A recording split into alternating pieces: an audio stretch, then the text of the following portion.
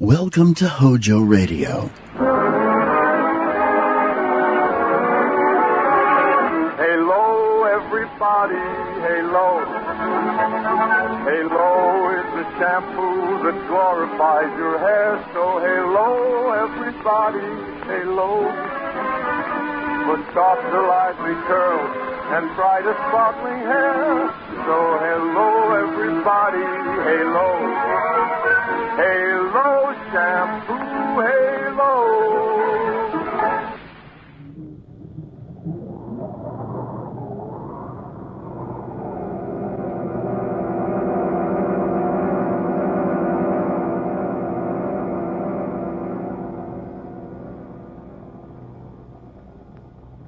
Dark fantasy.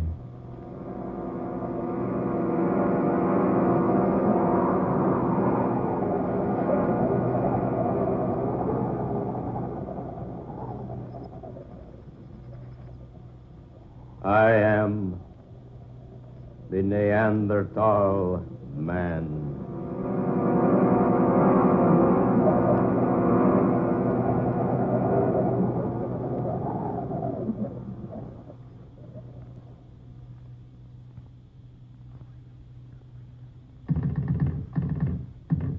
Operator? Are you there, operator? She's probably gone out for a spot of tea. Or a date with one of the music hall boys. You people be quiet. Isn't she pretty when she's excited, Hayes? Oh, quiet. Operator. Why would anyone be so anxious to call one's sister anyway? I can't for the life of me imagine. Will you two please go take a walk or something? Operator, are you there? You could write your sister a letter, you know, instead of trying to call her long distance. I'd probably get in touch with her sooner. Are you there, operator? Oh, I had her on the line just a moment ago. Now, if it were her young man she were calling, I'd know why she's so very anxious. I say, old man, it so happens I am the lady's young man. Oh. Well, I'll have nothing to do with either of you if you don't stop teasing me. My dear girl, you really want to get that call through to your sister? Oh, no, I'm just standing here jiggling this receiver for the exercise. Ajax says it's good for the arm muscles. Operator, will you please answer? Here, old girl, let me have a try. Reggie, go away. Don't bother me. Permit me, milady, to assist you. No, Reggie. One side now, one side. Reggie, this call's important. Just why I'm so anxious to help you. Now, look here, operator. We've been trying... Eh? What's that? Oh, operator. Yes, into a telephone transmitter, but if... I say now, look here, my girl, if you want... Give me that receiver. But, Mandy... Are you there, operator? Yes. I wish to place a call. We were disconnected. This is Amanda Loveland. Yes. At Lookout Point. That's right, the artist called me. I wish to speak to Miss Grace Loveland, number 12, Garrett Street, London. Yes, that's right. How soon can you get through to London, please? Very well. Will you call me back? Thank you. There, you see?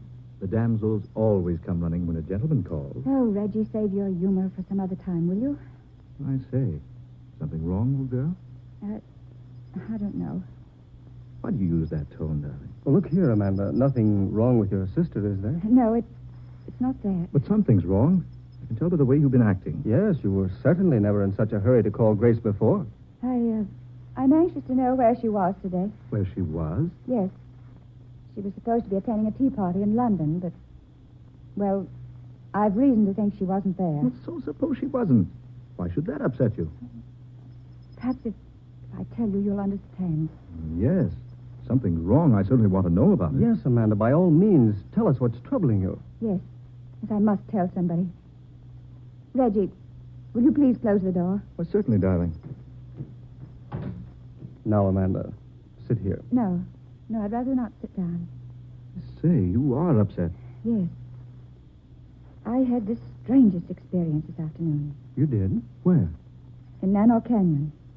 So that's where you were today. No wonder we couldn't find you. Reggie and I wanted you to go up to the falls with us. I went into the canyon to paint. Well, we gathered you were off somewhere working. I noticed your equipment wasn't around any place. You've been there, haven't you, in the canyon? Oh, not I. I've been planning to go there, though. Oh, I've been a couple of times. Why didn't you tell me you were going into Nanook? I've gone along. There's only one way into the canyon from this end, you know. Yes, near Flagstone Point. It's 12 miles to the other end. Well, I arrived at Flagstone Point about noon. So I climbed down the path and picked out a shady spot in the canyon to eat the lunch I'd taken along. Yes? After that, I looked around a while and then picked out a scene near the entrance to the canyon. To paint? Of course, to paint haze. Oh, sorry. Go ahead, dear. It was a perfect scene. The light was just right, so I spent most of the afternoon there until the light began to fade. Did you finish the sketching? Yes, filled in a great deal of the color. It was really going to be quite good. What do you mean, going to be? I'll never finish it Why, dear? because I never want to go back there again. Well, what on earth happened? Oh, why doesn't that operator get that call through to London? Amanda, tell us what happened in the canyon. Yes, for heaven's sake, the suspense. What happened was like a nightmare. Darling. Yes, like a nightmare. Just as I was getting ready to pack up my things, I heard a noise behind me. A low, rumbling noise. And when I looked around, I saw that a side of the canyon was caving in. My word, landslide? Yes, the whole side of the canyon was falling away, making a terrific noise about it. Left a sheer vertical cliff there, where it had been sloping before. Yes? Right where the only path down into the canyon had been. You mean you were trapped there in a canyon? I certainly was. With night coming on. And you know the stories they tell around here about Nanor Canyon. Yes, they say the place is simply oozing with ghosts at night. Oh. No, really, Reggie.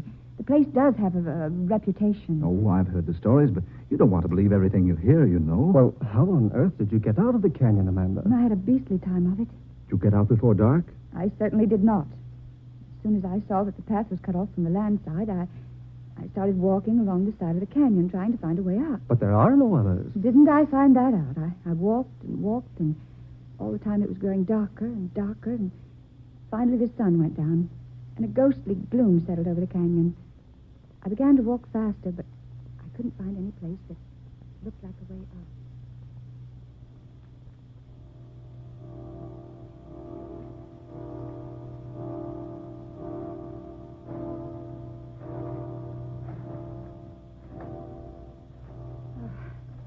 I've walked for miles.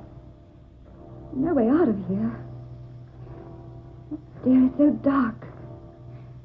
All I can do is keep walking. Ah! Oh, what's that? Oh, some night birds. Yes, that's all. Such a weird sound. I've never heard anything like it before.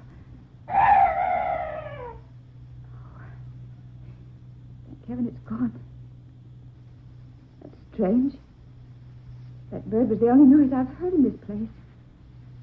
No other night noises at all.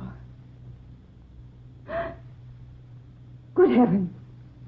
What's that up there? Light. Shining on a human figure. Am I losing my mind? It's Grace there in the light. Oh, no. Oh, no, it can't be. Grace! Grace! It is Grace standing there in that strange glow of light. Pointing. Gesturing as though trying to show me a path out of here. Yes. Yes, she is directing me out of the canyon. The light. I can see the way out. Grace? Grace, is that you? Is that you, Grace? Oh, no, don't go! Fading. The light's fading away. She's gone. There's still that strange light shining on the way out of this awful place.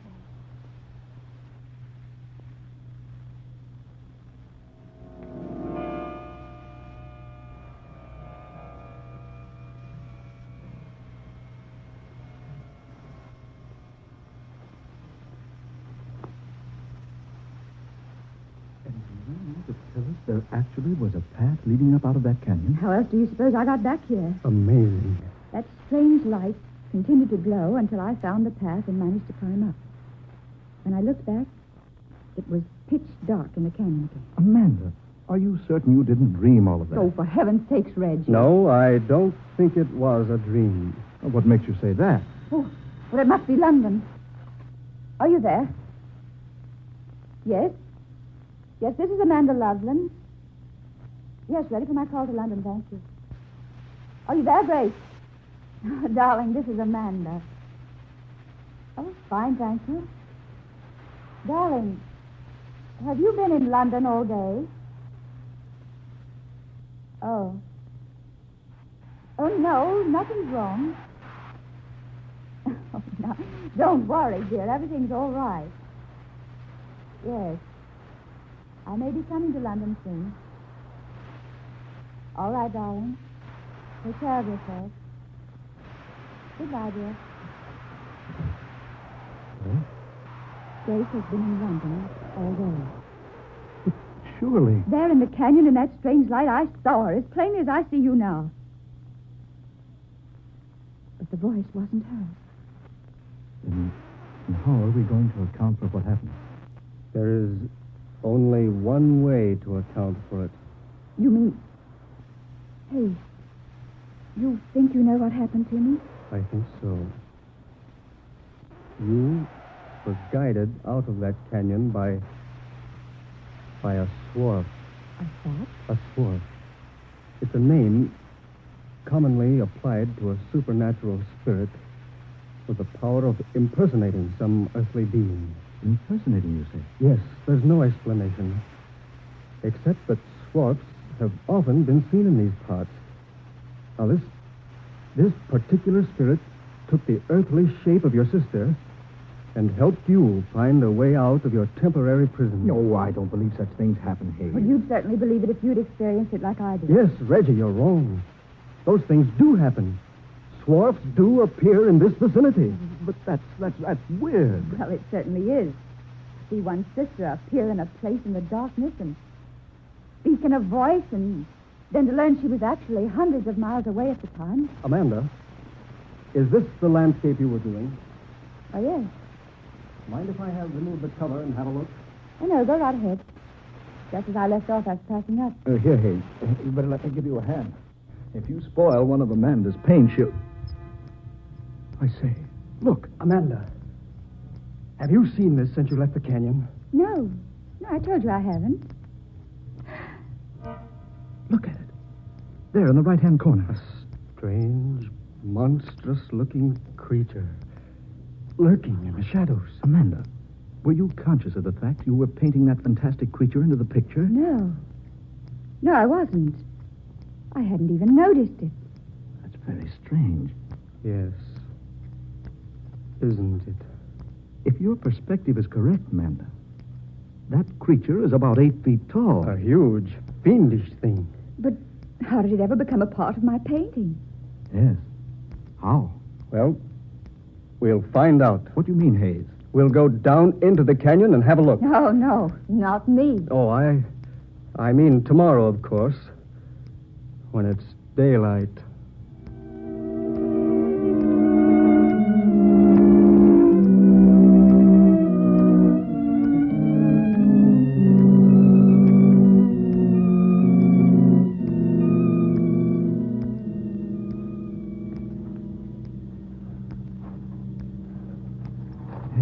How much farther, Amanda? We're practically there. What amazes me is that you couldn't find the way the swarf pointed out to you last night, Amanda. I'm sorry, Hayes. It doesn't seem to be there today. No, well, what's the difference? Didn't take us long to come in from the other end of the canyon on horseback. Yes, the only thing that annoys me is that we couldn't ride the animals all the way. No, well, the walking won't hurt you. Besides, we've only been afoot a few hundred yards. Oh, here we are. This is the spot I was painting. I set up my canvas over there on that little mound. Then, according to the sketch you made, that fearful creature was lurking about here. Reggie, look here. Bones. Human bones. Down there in that crevice. Oh, I say, those can't be human bones. No, they're much too large. I should say so. You're wrong, both of you. They are human bones. I've studied anatomy enough to recognize the clavicle, humerus and ulna of the human arm, and the femur and fibula of the leg there. Jove, Hayes is right. This was some gigantic prehistoric creature. Heaven knows how many years old. Could Could this skeleton have any connection with the ghostly figure in my painting? It could, yes. It's just possible that the spirit of this prehistoric man is himself a swarf. And can take on a human shape. The spirit, I mean. Precisely. He saw Amanda sitting there on that mound, painting. He assumed a shape she couldn't make out, but one which her professional brush caught in the sketching. Then he could have assumed the form of my sister. If our theory is correct, yes. That's fantastic. But how can we learn anything about this thing that was buried here in this crevice? There's one way I know of. We can consult Dr. Gustav. By Jove, you're right. Dr. Gustav's staying at the colony. Well, then let's go get him and bring him here. Yes, let's. Who knows? We may have discovered something entirely unknown to our civilization.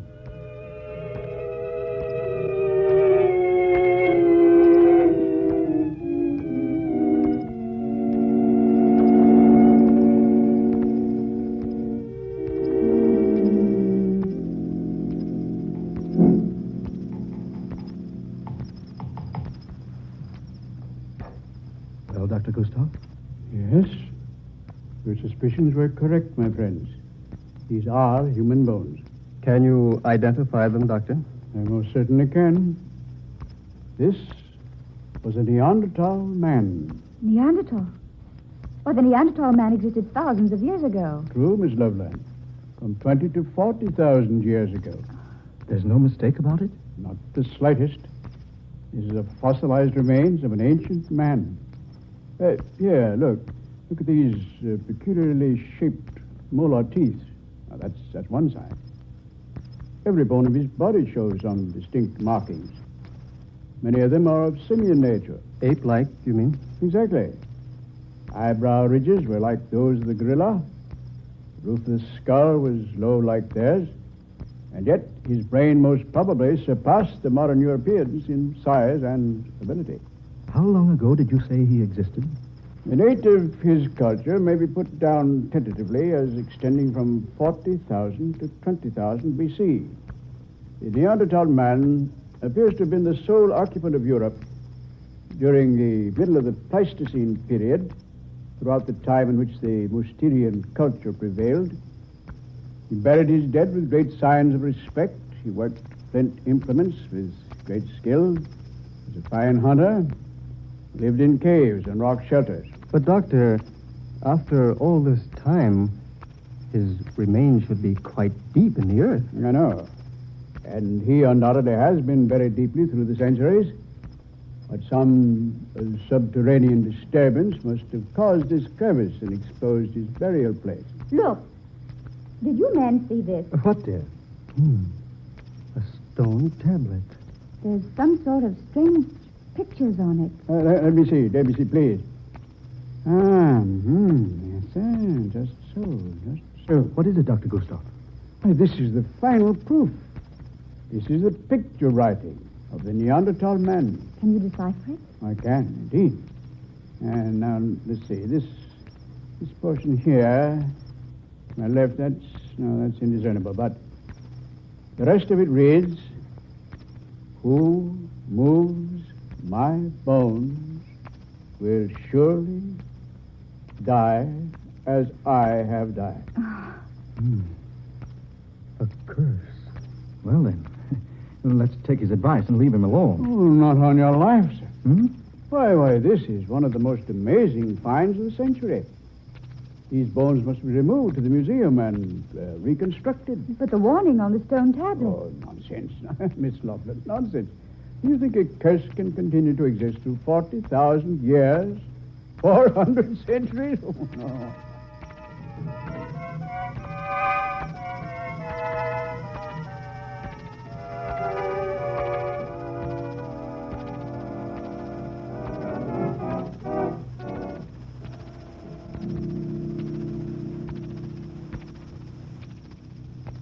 Well, Mandy, this is the museum. Ever been here before? Once, when I was a child.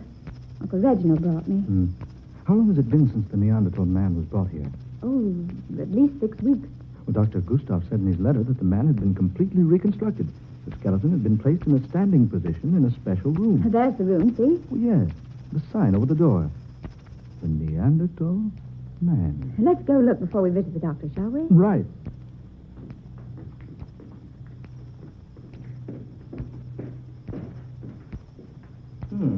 Yeah, here we are. The door was open. Why? But this room is empty. Yes. But there's a stone base over there. This thing might have been built up on it. That's strange. I beg your pardon. Yes, what is it? I am called Banff. Could you direct me to Dr. Gustav Steady? Oh, why, yes. It's at the end of the hall. See, his name is in black letters on that frosted door pane. Oh, yes. I thank you so very much. Pardon me for having disturbed you.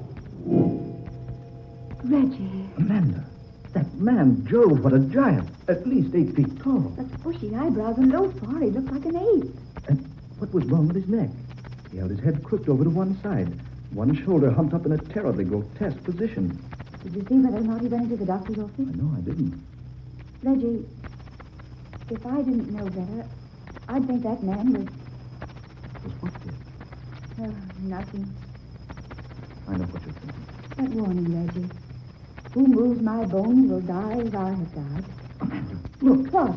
There in the room, on the stone base, the skeleton of a prehistoric man. But it wasn't there just a few moments ago. Good Lord, come on, into the doctor's office. Dr. Gustav! Dr. Gustav! Dr. Gustav!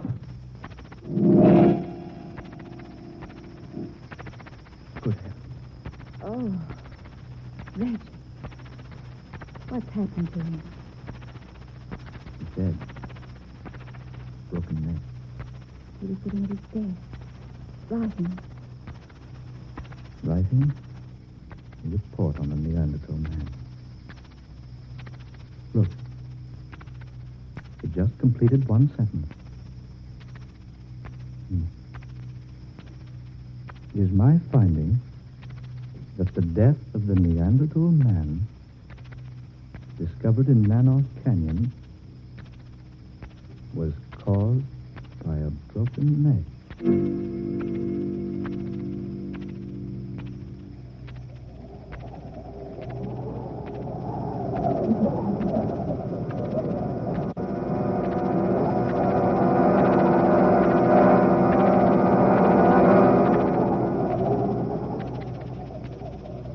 Dark fantasy.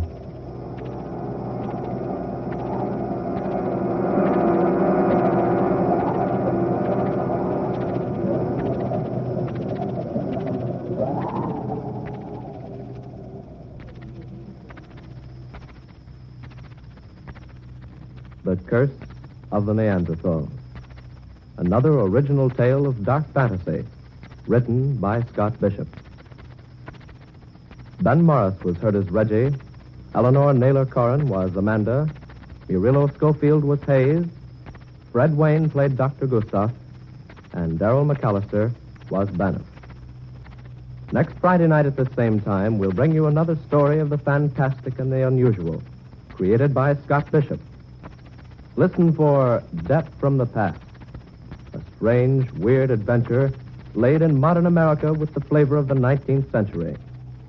The story of a businessman who was almost too honest and who found a method of paying a long-standing debt of honor, although 30 years in his grave.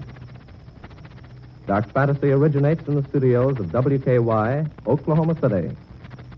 Tom Paxton speaking. This is the National Broadcasting Company.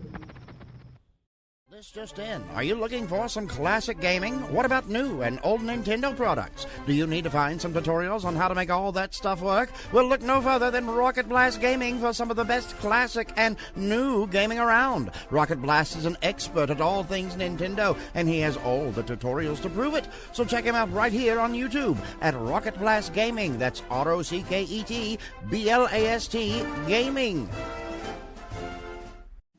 Hojo Radio. We're your old-time radio headquarters. Stay tuned. Escape.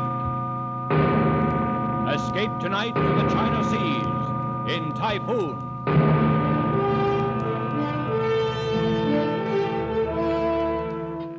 The Columbia Broadcasting System and its affiliated stations presents Escape, a new series of programs of which this, the fourth, is Typhoon by Joseph Conrad, produced and directed by William N. Robeson.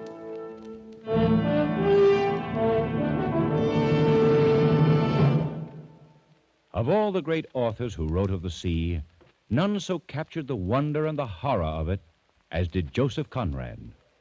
Tonight, we escape to the China Seas in his great story, Typhoon, told in the words of a certain Mr. Jukes, chief mate of the China coast steamer Nan Shan, a young man of very remarkable perceptions.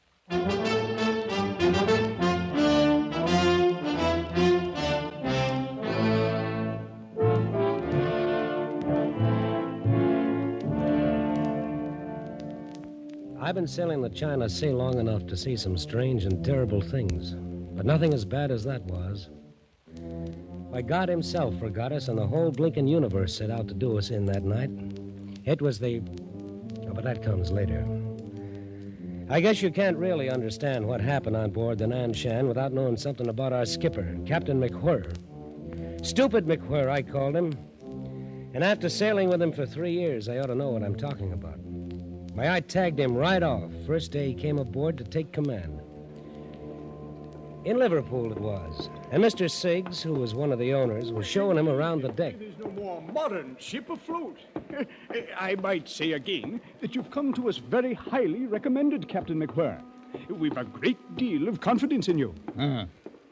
Thank you, Mr. Siggs. She's a brand new ship and a good ship. There's no reason why you shouldn't continue in command of her as long as you like. Well, that's fine. She'll be the smartest thing afloat in the China trade. Why, she's put together like a Swiss watch. Precision built from stem to stern. Wait, just a minute, Mr. Siggs. What is it? That lock. Lock? What lock? Here, on the cabin door. What about it?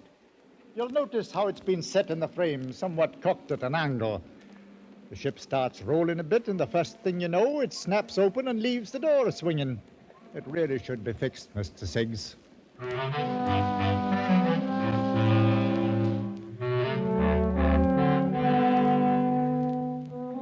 That's Captain McWhirr, the best berth he'd ever had. New command, a brand new ship. When instead of pinching himself to see if he's awake, he complains about a lock on the cabin door. Yes, see what I mean? Captain McWhirr, I see what you mean. I'll have it attended to right away. I think you'll do all right. Thank you, Mr. Siggs.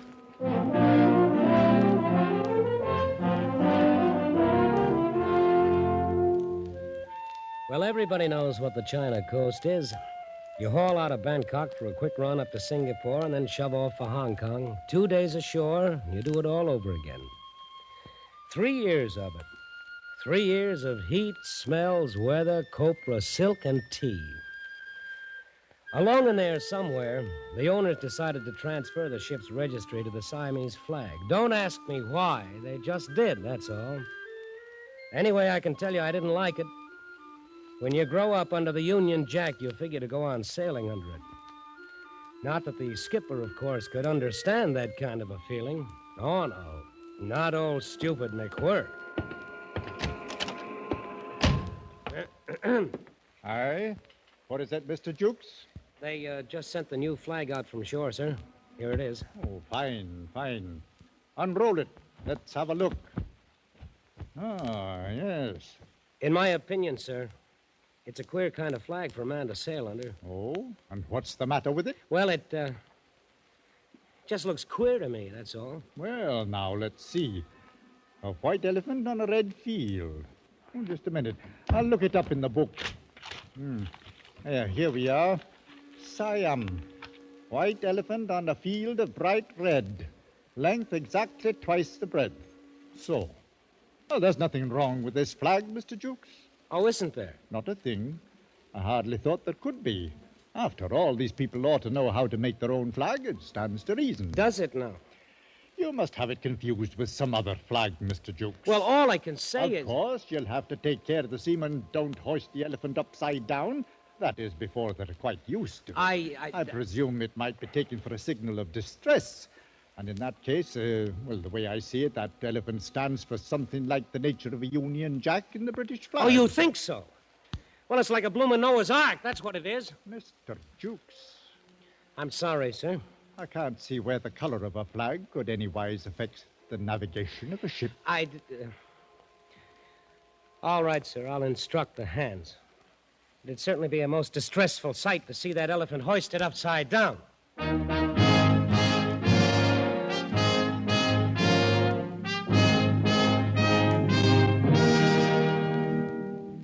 Well, that was Captain McWhirr. Couldn't get a thing through his head if you drew him a picture. And that's the skipper we had to sail under on the maddest, wildest trip that any coaster ever took.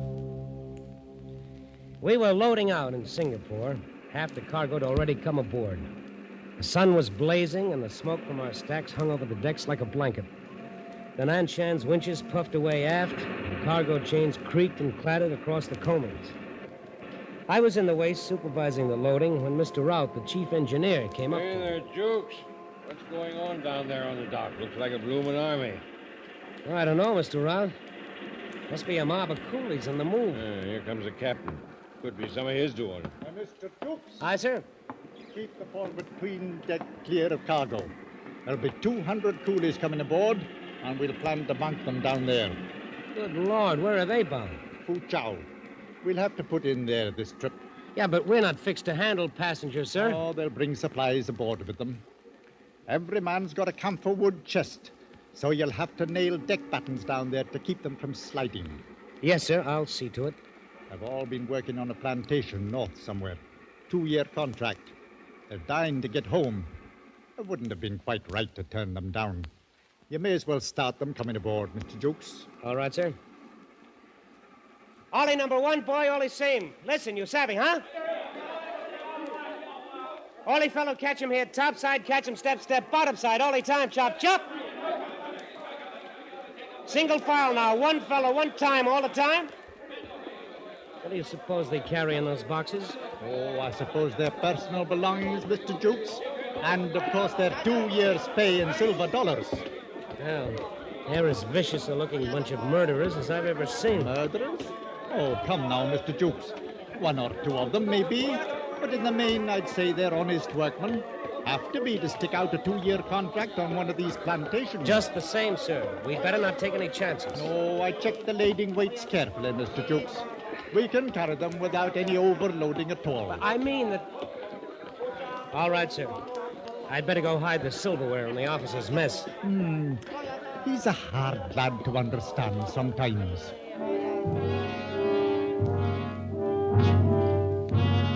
I could say I had a premonition right then, and I wouldn't be lying. Anyway, that's how it started.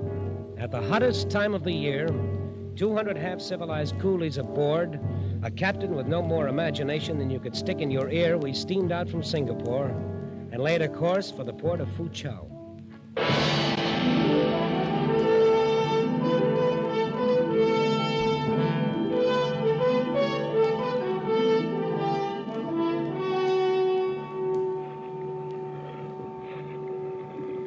Tell you, Jukes, I don't like it. I don't like it a bit. What don't you like about it, Mr. Rout? Well, the looks of things. Something ominous about it. Oh, there's a bit of a swell running all right. There's not a breath of wind. It's uncommonly hot, that's all. Gives a man the jumps. You're as bad as the second mate. He's been groaning around like the voice of doom all day. Well, I don't know. Mr. Jukes! Oh, that's the old man. I'll see you later. Keep your steam up, Mr. Rout. Are you calling me, Captain? I was, Mr. Jukes. What was all the long conversation with Mr. Rout? Oh, why, nothing much, sir. I didn't see any harm in talking a bit. I'm not on watch, you know. Oh, no, nothing wrong with it, nothing at all. I just wondered what you could find to talk about. Well, different things. I don't know. I've seen people on shore sit around a table and talk for 2 or 3 hours. I never could understand it. It's just conversation, that's all, about nothing in particular. Seems pretty silly. Well, You've noticed the barometer, no doubt? Yes, sir. It's dropping. Falling fast. Quite low now. Take a look. I'll say it's dropping. Bad time of the year for that sort of thing. Very bad. Anything you want me to do, sir? Oh, no. Must be some uncommonly dirty weather knocking about somewhere. Eh, Mr. Jukes? Yes, sir. Well, that's all. Just thought you ought to know about it, that's all. Carry on, sir, carry on.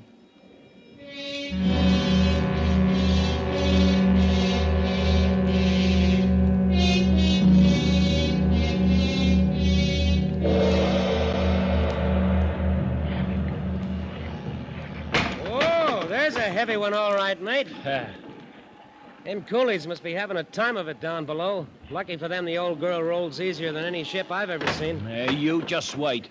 Oh, you think we may be in for it, huh? Oh, no. I don't think anything. You're not going to make a fool out of me that way, Mr. Jukes. I didn't say a word. What's the matter with you, Second? Why shouldn't you say what you think if you're a mind to? Oh, no, you don't catch me. Whoa, there's another one. That's pretty rough. Now, whatever is about, we're steaming right into it. Ha! You just try telling the old man that. And why shouldn't I? Matter of fact, I think I'll ask him about this cross swell. It's getting worse all the time. I've known skippers to break some right good men for saying a whole lot less. Captain McWhirr. Yes, Mr. Jukes. What is it? The swell is getting a good deal worse, sir. Yes, I noticed that in here. Anything wrong? Well, I was thinking about the passengers. Huh? What passengers? Why, the coolies, sir. Then if you mean coolies, say coolies, Mr. Jukes. A man ought to say what he means. What about the coolies? She's rolling her decks full of water, sir. I thought you might want to put her head at the swell for a bit, until this goes down, of course. So that's it, eh? Put her head at the swell, 4 points off the coast. Well, it's just for a while, sir. A swell as high as this can't last long. That stands to reason. Mr. Jukes, take a look at the barometer. Good Lord. Yes, exactly. It's a dead calm outside, isn't it? There's not a breath of air stirring, sir. Only that cross swell. I've been reading in the book here about storms. It's a funny thing. If a man believed everything written down here, he'd spend half his life running to get behind the weather. If I was to go by what this fellow says, I'd alter my course and come booming into Foochow from the north. 4 days late, 300 extra miles in distance, and a pretty bill for coal on top of it. I tell you, Mr. Jukes, if I knew every word in here was gospel true, I couldn't bring myself to do that. No, sir, I guess not.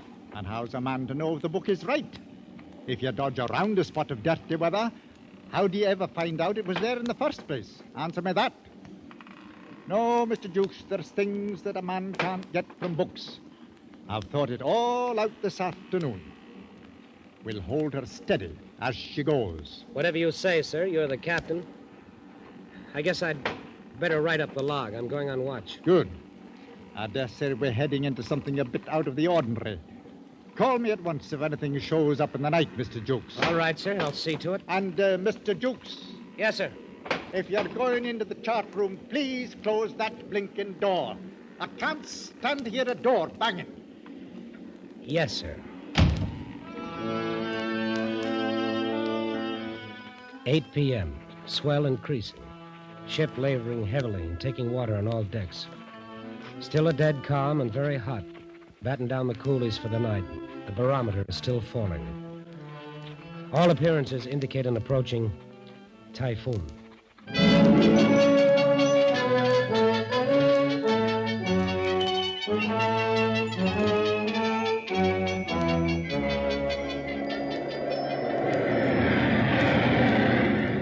All right, Hackett, hold her steady as she goes. That's all we can do. Aye, sir.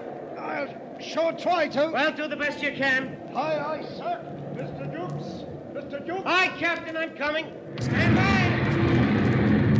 Over here, Mr. Jukes. Starboard bridge rail. Right, sir. Coming over. Mr. Jukes, why didn't you call me? Oh, there was no warning, sir. It is all of a sudden about 5 minutes ago. Blasted right out of a dead calm. The book was right in some parts, anyhow. How's it go in the wheelhouse? Hackett is... Look out, sir. Hang on. What about Hackett? He's on the wheel. Second is putting up shutters. The window glass will go if she starts breaking any higher. Oh, she'll break higher, Mr. Jukes. Much higher. It's a happy thought. You haven't altered the course? No, sir. Heading straight at the wind. Good. Nothing else we can do, Mr. Jukes. Understand? Yes, sir. Some things a man can't find in books. Just keep it at it, that's all.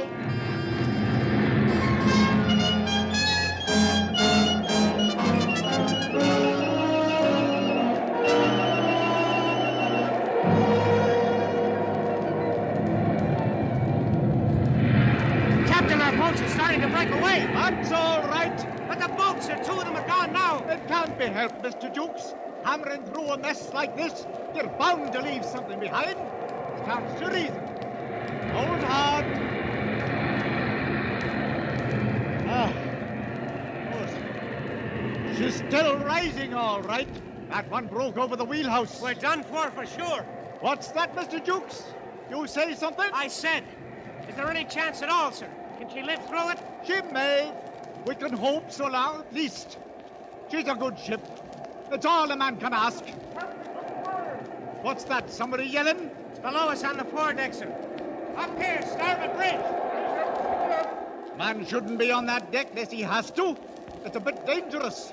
Are you there, sir? Over here. What's the trouble, bosun? In Chinese, sir. Wait, hang on. The Chinese. What about them? They've all fetched away, sir. One big lump. It's horrible. Yeah, now what do you mean, fetched away? Rolling around in a hold in one big lump. Screaming like bloomin' maniacs, sir. All adrift. Mr. Jukes? Yes, sir. I can't make head nor tail of this. I guess you'd better go below and see to it. Put things in order. Well, what shall I do, sir? I can't tell you up here. Find out what's wrong. Straighten it out, that's all. That's all? Take the bosun with you. I'm going to try for the wheelhouse. All right, sir. Come on, bosun. Aye, sir. Just straighten it out, that's all. Well, how's the wheel stand, Hackett? As steady as she goes, sir. You realize, of course, we've hit a typhoon? Aye, sir. Sorry I can't give you relief. Can you manage a while longer? I'll hold her to the course, sir, as long as there's a ship beneath her. That won't be long. Oh, anything wrong, second? Wrong. We're all as good as dead men, that's what's wrong. Oh, no, I wouldn't say that. She's still afloat. And we've got it lucky here on deck. Plenty of chance to see what's coming before it hits us. A man always feels better when he can see what's coming. But it's a different story down below there. Not having knowledge of what's going on. Not knowing if we're afloat or sinking. Now there's the lads that's got it tough. The ones down there in the engine room.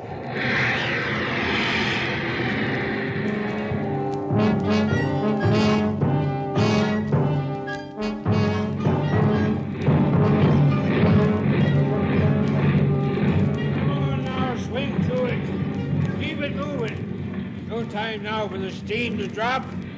Here, ride that throttle, Beale. Can't let her rip her shaft out when she breaks clear of those swells. Hello, Bridge. Hello, Bridge. Confounded, why don't they answer the speaking tube? Can't tell if they're dead or alive up there. Hello. Hello. Yes, Mr. Rout? Captain, how is it on deck? Bad enough. It depends mostly on you. Well, so far so good. We're holding a full head of steam. Good. We'll need it. Don't let me drive her under, sir. Have to take a chance. Can't see 20 feet up here. Got to keep moving enough to steer. I understand, sir. Count on us. Getting smashed about a good deal, but doing fairly well. As long as the wheelhouse stands. Wait, hold on. Hello. Hello. Is that the captain, Mr. Rout? I've got to talk to him right away. Wait a minute, Jukes. Something's happened up there. Hello. Hello, Bridge. You still there, Mr. Rout? Right. Anything wrong, sir? No, not now. The second mate's lost, though. Overboard? Oh, no. Lost his nerve. Awkward circumstance. Had to knock him out, too. Too bad. You hear that, Jukes? Yes, let me talk to him. Captain, Jukes here. The bosun and I just took a look at the 'tween deck. It's them bloomin' boxes, sir. They've all broke loose and smashed to bits. And the coolies are fighting like crazy men for them silver dollars that's rolling around. Fighting? We can't have fighting on board, Mr. Jukes. There are 200 of them, sir. They're all trying to kill each other. I can't have it, Mr. Jukes. Put a stop to it at once, do you hear? Put a stop to it? How? They're crazy mad. They'll kill anybody that came on that deck. You're second in command, Mr. Jukes. Use your authority. Make it clear to them. We simply can't have fighting. Make it clear to them. Oh, yes, sir. After that, you'd better gather up all the money. I can't have it lying about on the deck. Get the bosun to help you. Wait, here it comes. Gee, Harsafat. There's the one that does it. That must have swept the deck from stem to stern. Hello! Hello, Captain McGuire. You all right up there? Everything's all right, Mr. Rout. All the boats and half the starboard rail carried away. Nothing serious. There's nothing to worry about, Mr. Rout. Carry on. Nothing to worry about. Carry on. You're all right, Captain. As you say, sir. Carry on. Carry on? Hey, now. Where you going? Where you going, eh? Where do you think I'm going, you loudmouthed old windbag? Out on that deck to get myself murdered. Nothing serious, Jukes. Nothing to worry about. The whole bloomin' world's falling apart, and I'm out picking up silver dollars. Captain's orders. Come on, bosun. Don't miss any, old Jukes. Carry on, boy. Carry on.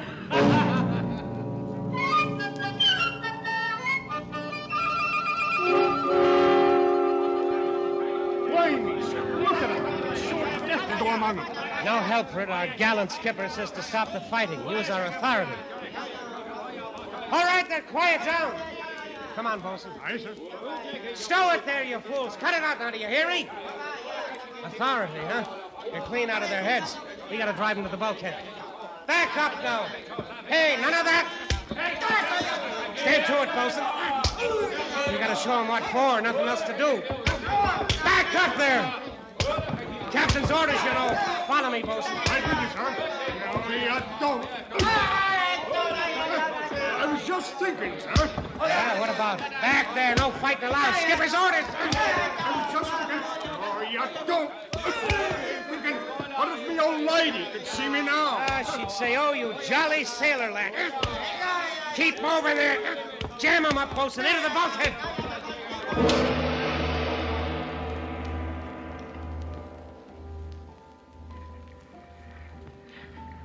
Captain. Where are you, Captain? Over here, Mr. Jukes. You got everything cleared up down below? Oh, yes. We took care of everything, sir. I thought you would. The wind fell all at once, stopped cold. It's been like this for 10 minutes now. If you think it was an easy job to bring that mob under control. The coolies? Oh, I dare say it wasn't. Had to do what's fair by them, though. Mr. Jukes, that barometer in there stands at the lowest point I've ever seen a glass in my life. You mean there'll be more of it? The worst yet, according to the book. It'll break sudden now, any minute. A puff or two of wind, and then it hits. She's taken a horrible beating, sir. She has indeed. And she's in for a worse one. We haven't much chance, have we, sir? She may come through it. She's a good ship. There's the first puff. It'll hit us hard when it comes. You left them pretty safe, did you? The coolies? We strung lifelines, gives them something to hold on to. Good. I'd like to give them all the chance we can, whatever happens. Oh, they'll be all right, sir. I broke out rifles. Paraded the crew, put them to guarding all the companionways leading off the 'tween deck. You armed the crew, Mr. Jukes? Oh, sure. We won't have any trouble with them now, sir. Mr. Jukes, please have those rifles returned to the magazines at once. What? There'll be work for every man aboard in a few minutes. I can't spare seamen to stand around and hold rifles when it isn't necessary. Isn't necessary? Don't you realize those savages will think we stole their money? But they'll tear us to bits if they ever get out of that deck. Oh, I think they'll understand we're dealing fair by them. Collect the rifles, Mr. Jukes. Captain, it's suicide. The best thing we can do is turn the whole mess over to the authorities in Fu Chao. If we ever get there. Well, I don't know. I figure that when anything happens on shipboard, it's up to me to settle it on shipboard. Part of the duties of commanding a vessel, Mr. Jukes. I've no doubt I'll be able to reach an understanding with these men later. Understanding? You ought to have seen him a while ago when me and the bosun was down there. Lost their heads a bit, I guess. No wonder at that when... Here she comes. Pick up those rifles, Mr. Jukes, and something else. Yes, Captain. If anything happens to me, you'll be in charge. Only advice, keep her facing it. Best way to get through, facing it. That's enough for any man. All right, Captain, I'll remember. And one thing more, Mr. Jukes. Yes, sir. Something that always helps at sea is to keep a cool head. Just keep a cool head, Mr. Jukes. Oh, No, keep a cool head. A stitch in time saves 9 a rolling stone. What in the name of heaven do you do with a man like that?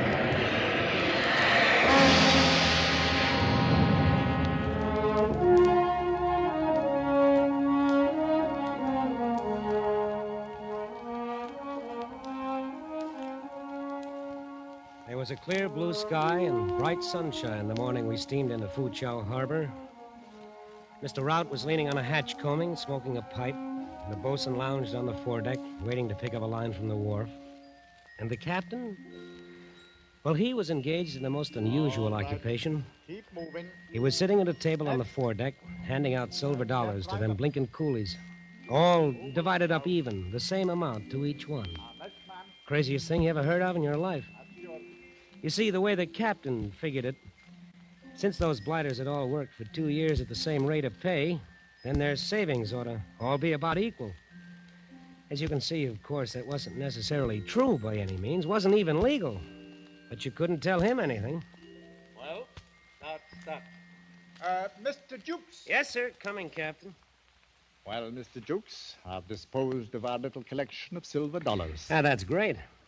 Only wait till those boys get ashore and file claims against us. Oh, no, they won't do that. As a matter of fact, they were quite pleased at having it arranged that way. Figured it might avoid a lot of arguments later. They sent a spokesman to thank me. Well, I'll be... Mr. Jukes, you may as well give all the hands 6 hours leave before we start working the cargo. Whatever you say, Captain. Oh, yes, and before the carpenter leaves, I wish you'd have him fix the lock on that port cabin door. What? That seems to have got broken somehow. During the storm, I suppose. I can't stand to hear a door banging, Mr. Jukes. Aye, sir. I don't suppose it matters that the ship is battered from stem to stern, half her topside carried away, and smashed till she looks like a bloomin' Tinson freighter. Mr. Jukes, I don't understand you. You don't understand me, sir? Do you understand that we've come through the worst typhoon on the China Seas in 20 years? We're the only ship that got through? It's true. I suppose we were a bit lucky. Lucky, sir? With 200 murdering cutthroats running loose aboard and the very heavens doing their worst? We had a job to do, and we did it. That's all, Mr. Jukes. That's the important thing. Yes, sir. That's all. That's all, he says. A job to do. A bit lucky. What can you do with a man as thick as that? But then, as I started to turn away, Captain McWhirr said something else that surprised me. With emotion wrung from the very bottom of his soul, he uttered words I never thought I'd hear coming from so stupid a man.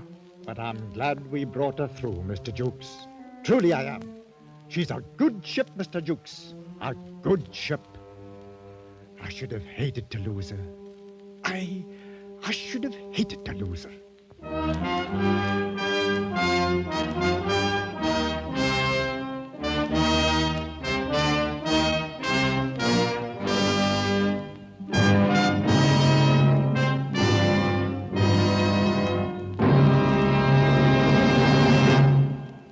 Typhoon by Joseph Conrad was adapted for radio by Les Crutchfield and produced and directed by William N. Robeson, with Frank Lovejoy as Jukes, Raymond Lawrence as Captain McWhirr, and Cy Kendall as Rout the engineer. The special musical score was conceived and conducted by Cy Fewer.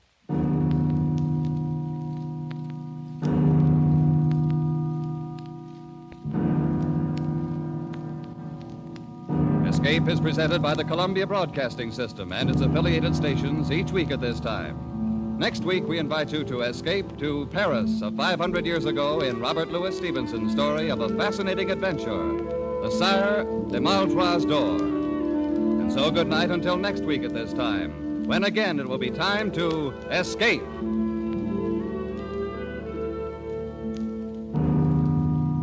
This is CBS, the Columbia Broadcasting System.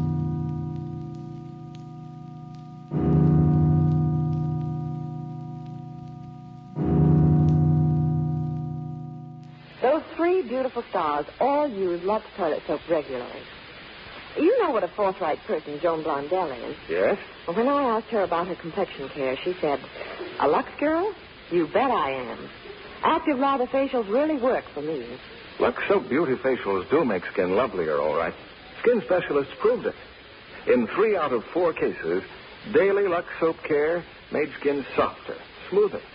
The fact that so many famous stars recommend Lux toilet soap shows how right it is for delicate skin. Now, there's a beauty counsel for lovely ladies everywhere. Why not make fragrant white Lux toilet soap your daily beauty soap? Remember, it's Hollywood's own complexion care. The choice of 9 out of 10 lovely stars. Stay tuned to Hojo Radio.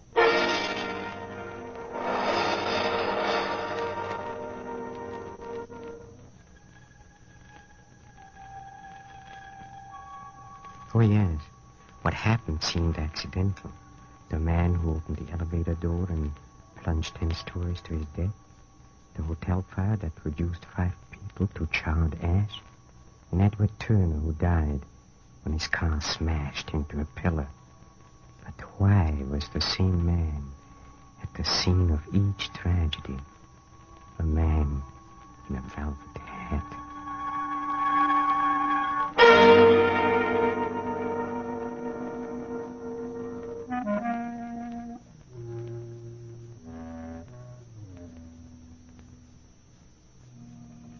Hello, creeps. This is Peter Lorre, opening the doors of the Mystery Playhouse. Would you like to hear the story of a mad killer who murdered with one hand while holding the Bible in the other? Sound intriguing, huh? Well, if it does, stay with us for the next 30 minutes as we bring you an exciting mystery tale by Jerome and Harold Prince. These talented brothers have evolved a strange and stirring story that should keep you on the edge of your seats throughout. So settle yourselves in them now as we raise the curtain on The Man in a Velvet Hat.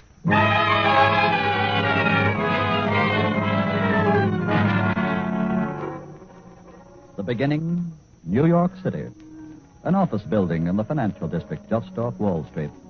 Sometime after closing hours, Tuesday night, December 15th. An office Christmas party for out-of-town salesmen. The party is being held on the 19th floor in room 1906.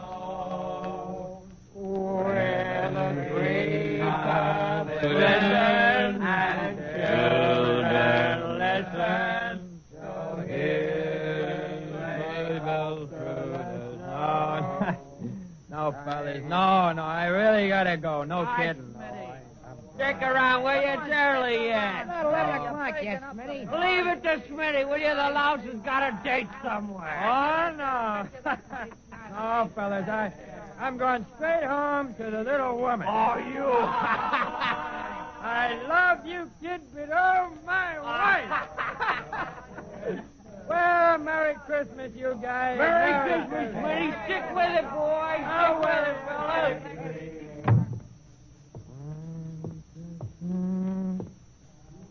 The lights off in this corridor. How do you like that? Where's that night bell for that elevator? Where's that elevator? Doorbell indicator. Well, here's the elevator right here. Just open the door and...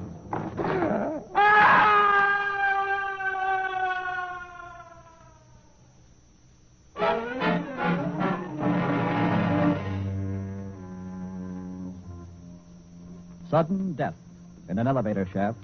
That was at 11 p.m. Tuesday, December 15th.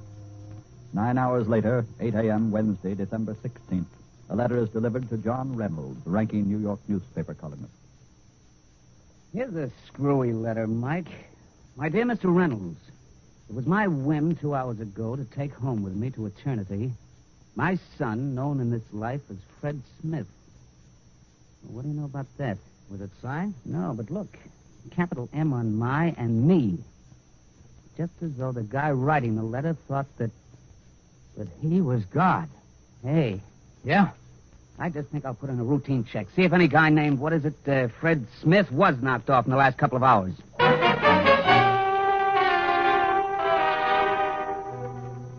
The following day, December 17th, at a downtown hotel. 3 alarmer! That's a lousy note. Hardly a week before Christmas. Poor devils. 5 dead, the chief figured. All from some dope who has to smoke cigarettes in bed in a flyer-trapped flea bag of a hotel.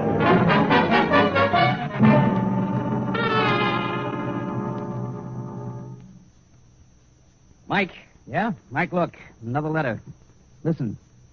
My dear Mr. Reynolds, 5 have been purified by flames and are at peace within my heart. Hey. Mike, have you any word of any big fires today? Why, yeah, there was a 3-alarmer in a hotel downtown, just east of Broadway.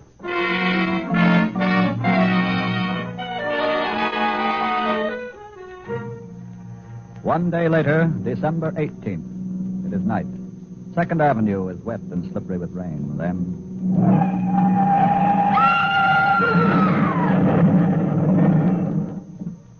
What happened? The car, see? Into the pillar.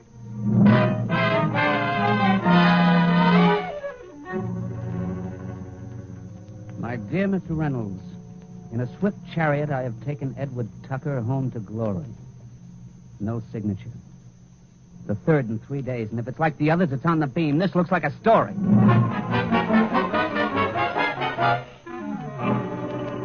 The following day, December 19th, John Reynolds sets out to investigate. I'm Reynolds of the New York Dispatch. Is this the building where Fred Smith was killed 4 days ago? That's right. Were you on the night elevator the night Smith fell down the shaft? Yep. Drunk as a coot he must have been. Listen to me. On the night that Smith was killed, did you take anybody up to that office Christmas party who didn't belong there? A stranger? No, sir. Are you sure? Sure, I'm sure. Now, look. See this $50 bill? $50? Gee. Go on, take it. It's yours. Gosh. Now come clean. Who was the stranger? Hmm? Oh, maybe you mean the tall guy who came in at a 11:15. That's the one. Well, I tell him the party's on the 19th floor. He doesn't answer, just nods. So I take him to the 19th and I let him out. What'd he look like? Ah, you got me, Mr. Reynolds. I didn't... You must have seen his hat. What kind of a hat did he wear? Hmm? Oh, yeah. Black. It was old and fuzzy. Fuzzy, like old velvet? If you say so, Mr. Reynolds. If I say so, no. Was it like velvet? Okay, Mr. Reynolds, okay. A velvet hat. Yeah, a man in a velvet hat.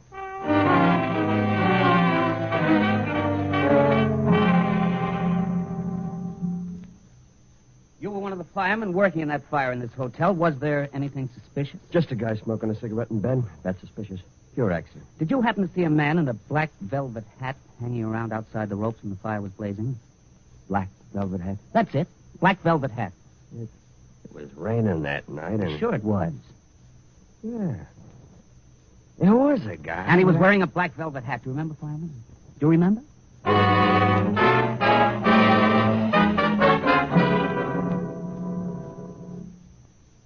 Madam, they tell me you were a witness to that auto crash down the street last night.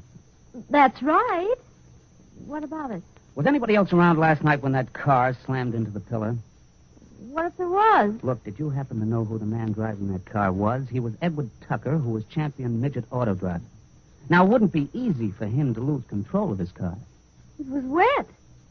It had been raining. Sure. Now tell me, were there any other witnesses around? A man? A man. He must have been wearing, Well, a raincoat and a hat. a hat.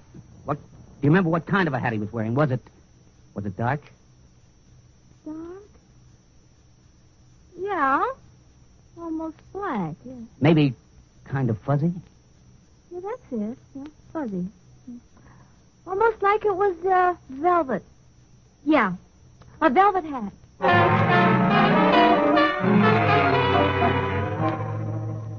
And in John Reynolds' column in the New York Dispatch the next morning, December 20th. 3 deaths. 3 accidental deaths. But were they accidental? In every case, an eyewitness tells us of seeing a man in a velvet hat, an apparent madman. A man whose paranoia assumes the form of God's substitution. A man who writes letters claiming the deaths were caused by him. Are the police aware of the reign of this madman? And is the madman lying, or has he done murder? But if murder has been done, and if this man is a murderer, he's a murderer such as the world has never known. Or perhaps such as the world has always known, but never seen. There's no motive for any of his crimes, no evidence of lust or of envy, of passion or of gain. Certainly, if this man is not a god, he has not only successfully adopted the posturing of one, but the psychic attributes as well. Where he walks, death walks. This man may be Death himself.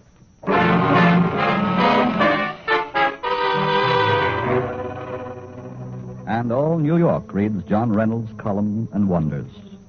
Then, in the next 3 days, come 3 more deaths, 3 more letters, and 3 more reports in John Reynolds' column telling of eyewitnesses seeing the man in the velvet hat at the scene of each crime. And now comes panic. The great city is hushed and frightened, waiting to see who is the next to die. Then on December 23rd, the climax. It was late afternoon at the office for the police commissioner. Chief Magruder confers with Detective Sergeant Martin. Well, I haven't much to report, Chief. This is the wackiest case I've seen. Never mind that. Get to the facts, Martin. What facts? So we're supposed to find a guy wearing a velvet hat, so we can't find anything. Where he lives, his name, nothing. Just doesn't seem to exist. Perhaps he doesn't exist. Well, yeah, well, tell it to New York City. Tell it to the newspapers. Hello? Now, look, Chief, don't you think it'd be better if we told the reporters that we've been getting the same letters that this columnist Reynolds has? Let them know we're at least hep to what's going on. Yeah, perhaps you're right. Chief Magruder. Chief Magruder. Take it easy, Miss Munn. But it's happened again. The man in the velvet hat. What? Where? How? When? Crowded movie theater. A woman screamed and shouted, "Look out, the man in the velvet hat." And there was a panic. Panic? Is anybody killed? 16. 16 dead. Maybe more. 16. Good Lord. Chief Magruder's office? Yes, sir. Just a minute. Look, Chief, I think I better go out. Chief Magruder, it's the mayor. The mayor? Martin, you stay here a minute. Yes, Mr. Mayor. How'd you hear about it so fast? Well, I suppose the newspapers will make a big... But I'm doing everything I can. Oh, Reynolds, eh? Well, why should he... Yes, Mr. Mayor. Yes, Mr. Mayor. Goodbye. What goes, Chief? Plenty. Whole town is upside down. Relatives are jamming the morgue, trying to identify the dead. The Citizens Committee is planning a mass meeting tomorrow to demand action. Every newspaper in town is roasting the city administration. What do we do, Chief? You do nothing till you hear from me. Miss Myers, my hat. Where you going? To the mayor's office. The mayor and I and that columnist Reynolds are going to have a little conference. Reynolds? Yeah. The mayor seems to think Reynolds knows more about this thing than the police department.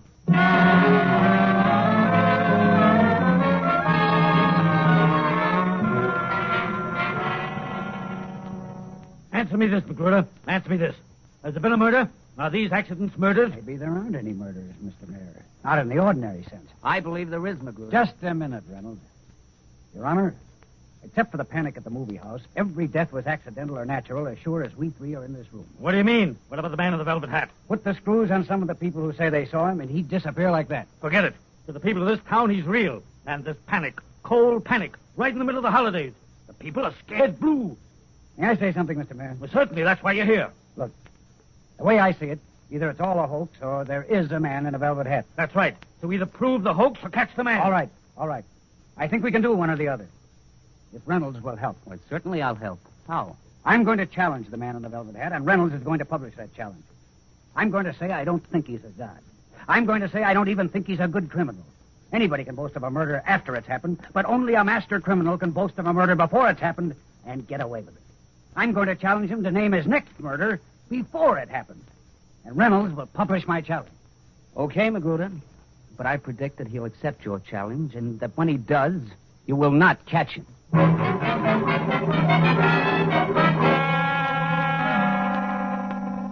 And in his newspaper column, December 24th, John Reynolds says, A challenge.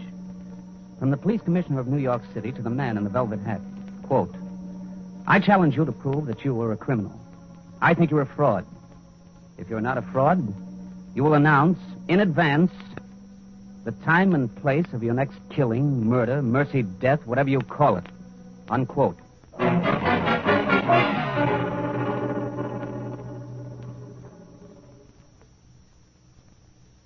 Hello, this is Reynolds of the Dispatch.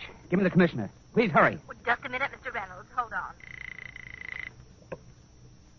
Yeah? Magruder, Reynolds. Yeah, Reynolds. I got an answer from the man in the velvet hat. You got... What's he say? He says at precisely 9 o'clock p.m. on Christmas Eve, a man will die poisoned in front of the Times building on Times Square. He says, quote, "After this, I will move again in silence, for only those without faith need signs." That's all. 9 o'clock Christmas Eve in front of the Times building by poison. That's what he says. Okay. Thanks.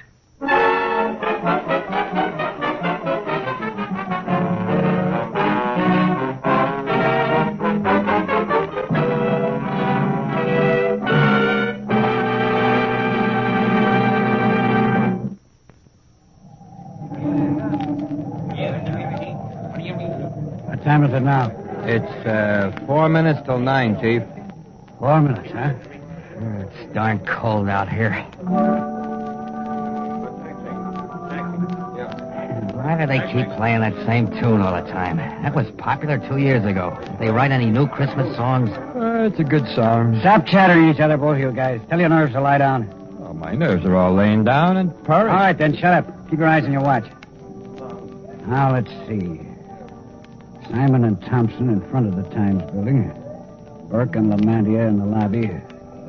Rowan over there across the street on 7th Avenue, and the whole homicide squad scattered all over the theatrical district. All right, I'd like to have doubled the number of guys standing around just in case. Now, it's your nerves need to lie down, Chief.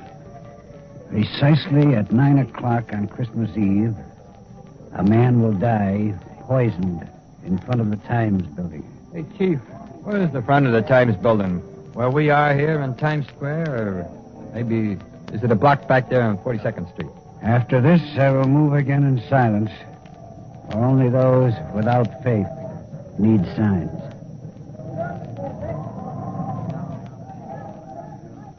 Martin. Yeah? You got a good reason why he didn't type out his last note on a typewriter like he usually does? Why does he have to write this one in that Bible lettering? Search me. Maybe he's God. Maybe he likes to write like the Bible. Yeah, and maybe I'll break you and send you out to Pound P on Staten Island. How much time, Martin? Less than 30 seconds if the guy is prompt and keeping his appointments. Hey, Chief, Huh? look at that guy. See? Which guy? Standing over there on the curb on 7th Avenue. Guy has no hat on. He's got no coat on him. Carrying his coat under his arm. On a night like this, he's qualifying for the booby hatch. Here he comes. Watch him. He's coming through those cars. Keep your eye on him. He's coming right at us. He stopped. Yeah. Hey, look at him. What's he doing? Swallowing poison, you fool. Grab him, quick. Stop that guy.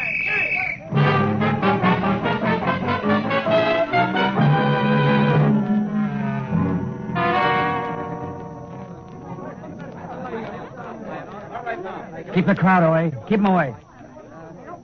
Get at the doornail, Chief. Yeah, isn't he, though? Here's his coat, Chief. It's a brown raincoat, inside out. Look at it. Something in his pocket, huh? Well, I'll be... It's a velvet hat. Hey, Chief. Yeah? Here. Simon picked it up. Said he dropped it on the sidewalk just before he drank a poison. Give me it. It's a letter. His last. Let those without faith disbelieve now.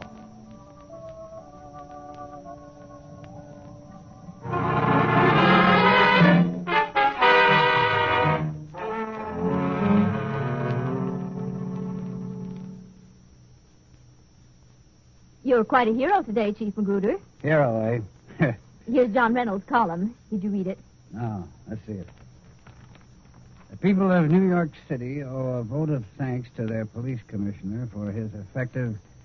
That's right. As for the man in the velvet hat, he was clearly a religious fanatic.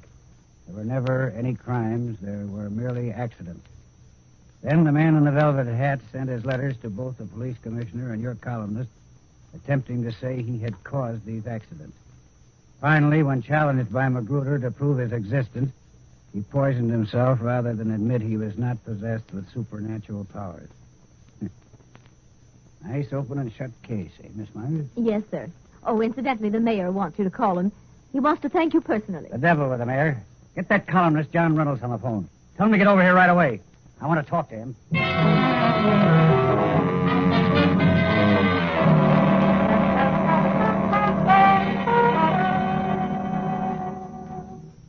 It was a queer case, Magruder, wasn't it? Not really knowing, Yeah.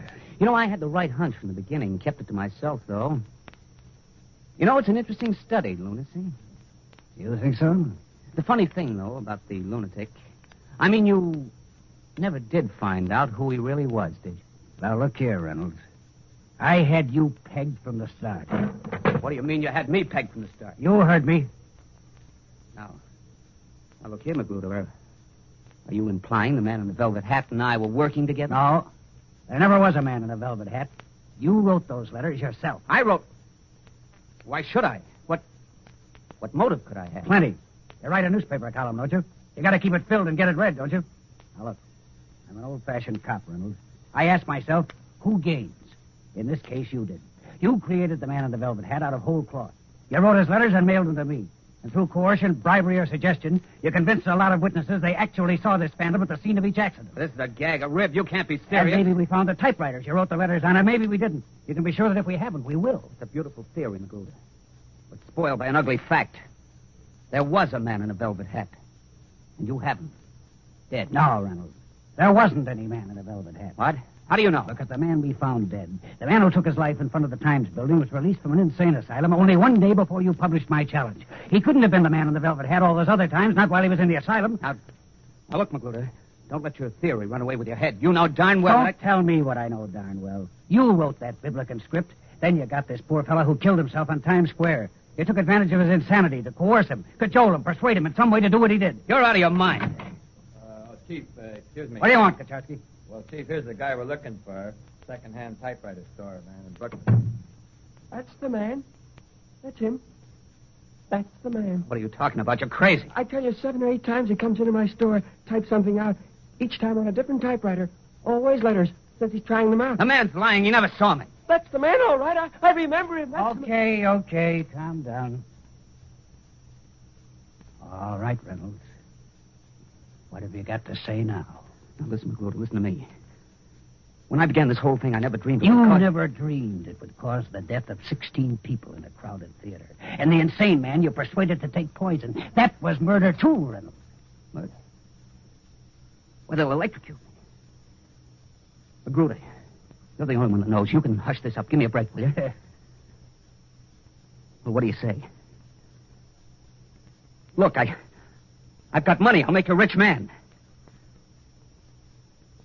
What do you say, Magruder? What do you say? I say you're gonna burn, Reynolds. You're gonna burn.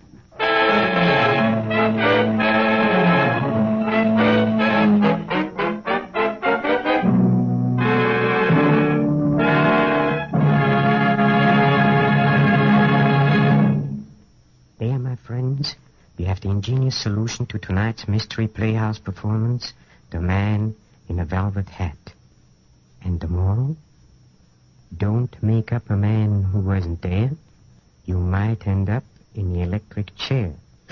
Pardon me, please. The creep who writes this stuff twisted my arm. Well, we've just got time to look in on the green room where our players are rehearsing the next bedtime story. Follow me, please. Come.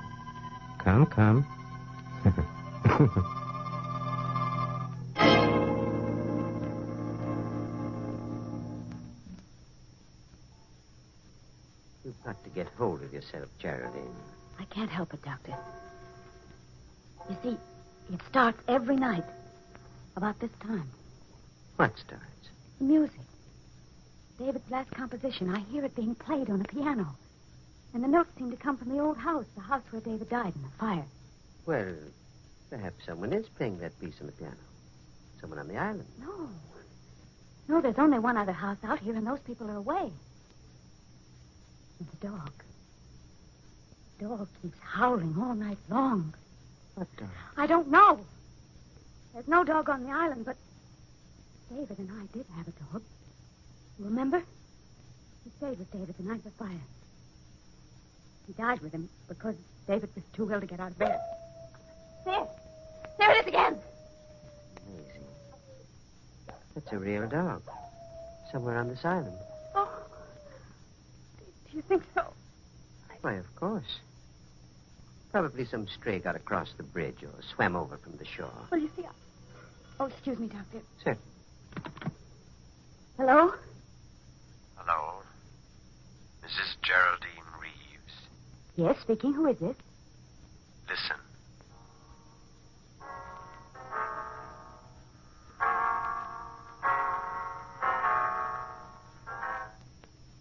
Good heavens! You have 4 hours to live, Mrs. Reeves. 4 hours to live. What? What did you say? Hello? Hello? What's the matter, Geraldine? The music. The same music. I heard it again. What? Over the phone. Someone's playing it on the piano. It must be some sort of a No, prank. no. A man spoke to me. He said I have 4 hours to live. 4 hours to... Here. Let me have that phone. No, it's no use. He's rung off. Well, we might be able to trace the call. Hello, operator. Operator. Somebody's trying to kill me. Hello, operator. Operator. What's wrong, Doctor? I'm afraid the wires have been cut. We'd better get into my car and drive into town right away. Yes, it isn't safe for me to stay here another minute.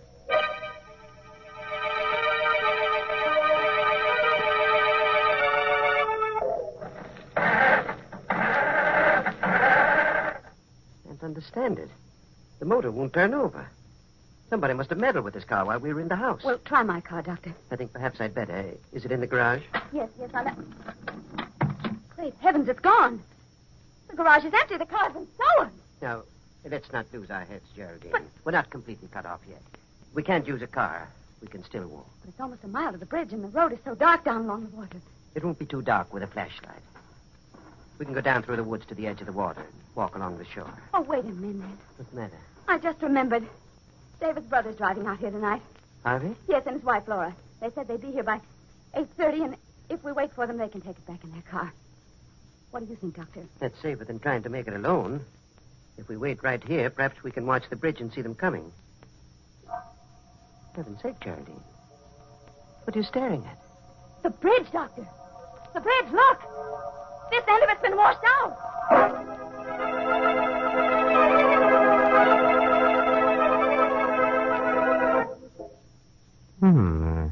Something peculiar going on here, don't you think? I think that woman has good reason to be worried, too. Sounds to me like the beginning of just the kind of story we like around here. Nice and creepy, huh? Well, you'll have to wait until next time for the whole thing. That old scaremaster of ceremonies, the gory goon of the inner sanctum, Raymond, will be on hand. So you'll be here too, huh? Won't you? When Raymond, the giggling ghoul, tells you the spine-tingling tale. Voice on a wire. This is Peter Lorre, closing the doors of the Mystery Playhouse. Good night. Sleep tight.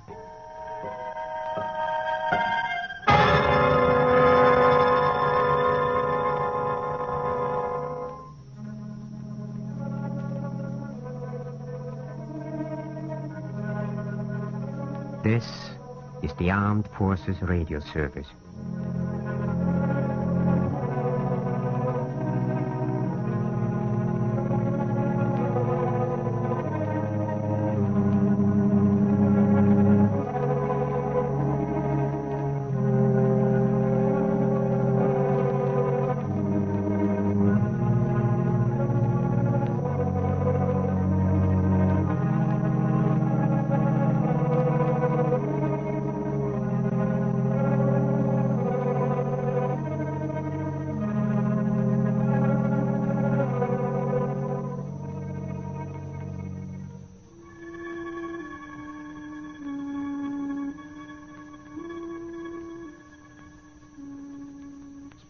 Mrs. Milan's very own. That is, when our young son Daniel hasn't picked it up and carried it off to his room. Oh, there you have it, Ray. Even a mere youngster can play it. Jimmy, you can hardly miss getting those 7-inch records onto the big center spindle correctly. And what's there to do after that? Nothing but press one button once and enjoy up to 50 minutes of music. And what music, Jimmy? Such rich tone. And there's the second great feature of the RCA Victor 45, quality. The third is its low cost. 45 automatic players begin at $12.95, and 45 records as low as 46 cents. Those 15 dance albums you mentioned, Ray, cost $12.45 less when purchased on 45. And that's only 50 cents short of the price of a completely automatic 45 attachment. With record savings like this, it's no wonder all America is swinging to 45. Best swing I've ever seen, Jimmy. None better, Ray. Friends, join the swing to 45 when you buy your next record. Hojo Radio, where the classics come alive.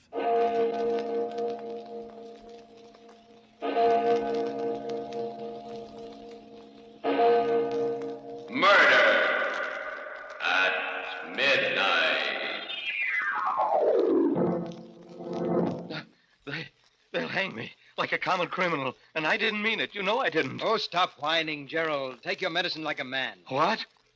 All right, Harvey. I'll stop. You're responsible for the whole thing. You know you are. And since they can only hang me once, even for 2 murders... Midnight, the witching hour when the night is darkest, our fears the strongest, and our strength at its lowest ebb. Midnight, when the graves gape open and death strikes. How? You'll learn the answer in just a minute in Death's Goblet.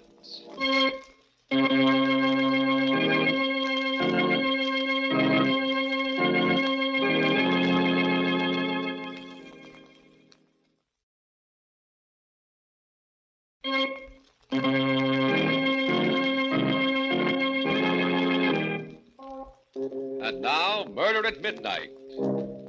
Tales of mystery and terror by radio's masters of the macabre. Our story by Sigmund Miller is Death's Goblet. It all began at one of Arthur Cunningham's parties. He always gave a party when he came back from one of his trips abroad. I went there with Gerald, my partner, and his wife, Susan. Beautiful Susan. Did I care for her?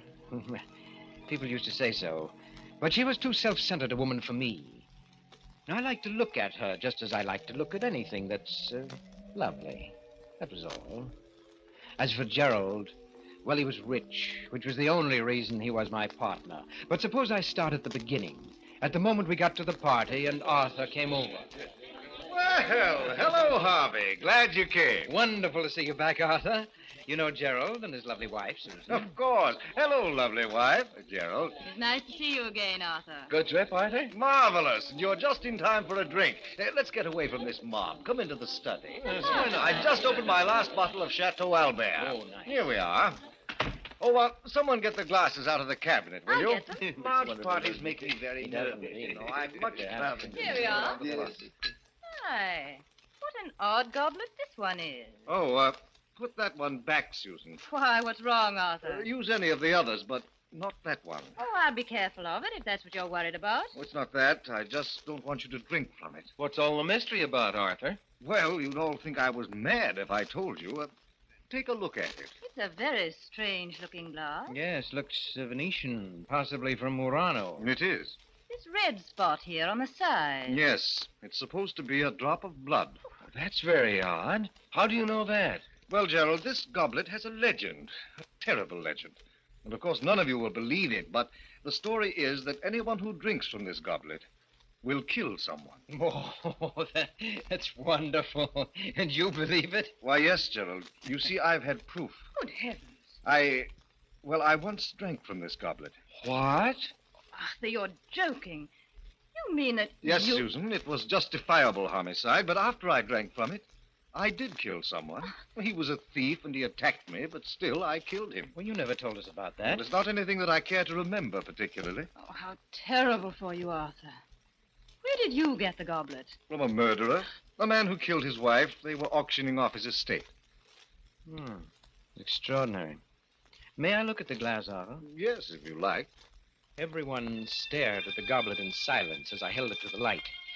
It had a delicate brown tint, reminding me of old blood, except that it sparkled and glittered.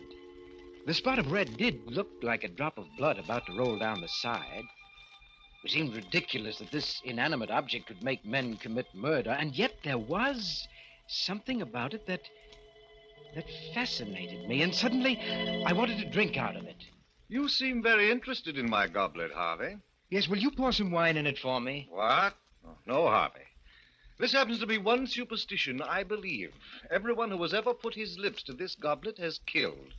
I don't know why it's so, but it is. Oh, it's silly, of course, but why tempt fate? Oh, nonsense, Gerald, nonsense. I'm going to drink out of it. You'll have to pour the wine yourself, Harvey. All right, I will. Well, here's, health and long life. No, Harvey, I won't let you. Oh, why, Susan, you shouldn't have done that. You've spilled some of Arthur's best burgundy and ruined a good tablecloth. It doesn't matter. I'm glad you did it, Susan. I won't let you or anyone else drink from that glass. It's strange to get so distressed about a ridiculous legend. I don't think murder is ridiculous. You know, I'd like to get rid of it. I was thinking of destroying it. Well, why don't you just fling it against the fireplace? No, I can't. Huh? I've tried several times, but somehow I couldn't. Arthur? Yes? How about giving it to me? I'd rather not. Oh, come on. You want to get rid of it, and I have a fine glass collection. I'd like to add to it. I'll keep it locked up. You'll be sorry, but if you want it that badly, Harvey, it's yours. Arthur, please don't give it to him. Susan, what's the matter with you? You watch over Harvey as if... As if what, Gerald? Oh, the whole business is absurd. Of course it is. Yes, and if I should drink out of it and commit a murder, that would be the most absurd thing of all.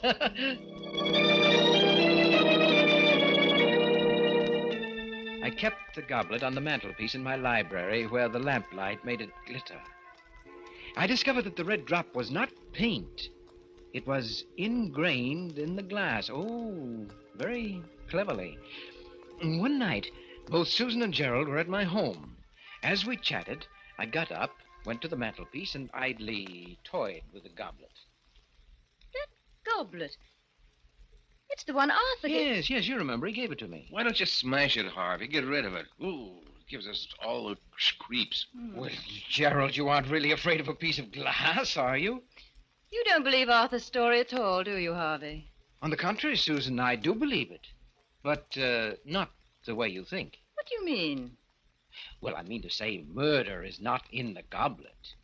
It's in me, in you, even in Gerald. Oh, what a silly thing to say, Harvey. Oh, yes. You don't need a magic goblet to commit a murder. All you have to do is let yourself go. Let go of the civilized controls that tie you up. Why, Gerald, if you had cause, you could murder me or even your lovely wife. Oh, I couldn't kill a fly. Oh, but you could if the fly gave you enough trouble. Now, supposing, just as an example, supposing that you discovered that Susan was really in love with me and only married you for your money. Harvey. Wouldn't that make you want to murder her, Gerald? Oh, you're crazy. That's not very funny, Harvey. Even you, Susan. What? Even though you have a lovely face and exquisite hands, even you could commit murder. Why, there must have been times when you hated Gerald, or only for a moment, of course. But in that moment,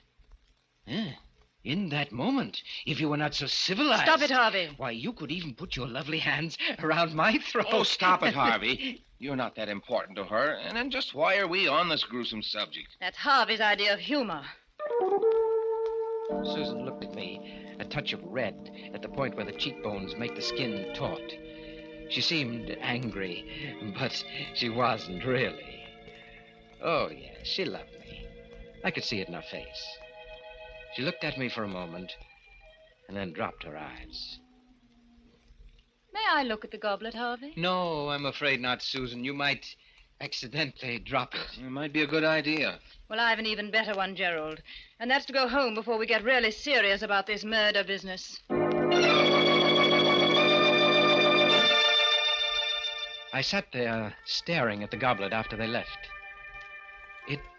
It fascinated me, glittering in the lamplight. And as I looked at it, it almost seemed as if the red spot of blood was moving, rolling down its side. Why shouldn't I drink from it? Why? And before I knew it, I'd taken it down and put it on the table. I got a bottle of Burgundy, opened it, and I poured slowly, filling the goblet just up to the red spot. and then I drank from it. Seemed to me that the wine had a different taste, although I had drunk this wine often and knew its taste well. It was delicious. I had another. It was heady, and it made me a little dizzy, although I felt fine and free. Yes, light and dizzy. But after a while, when the dizziness wouldn't go away, I decided to go for a drive, even though it was close to midnight. I drove fast. The speed and power of the car gave me a feeling of great exhilaration. I took the turns at full speed, enjoying the danger of the sharp curves. Then I came to a long, level stretch of road. I pressed down hard on the gas. The needle of the speedometer slowly moved upward. 60, 70, 80, 85. The road, like a black ribbon, rolled up in front of me, and then I suddenly saw him, but it was too late. I struck him with my right fender. He never made a sound. The car swerved a little from the impact. My heart in my throat. I stopped. Then I backed up. Backed up. Backed up. Backed up to where the body was lying sprawled grotesquely on the edge of the road. One look was enough. He was dead. But no one had seen the accident. I stepped on the gas and drove off.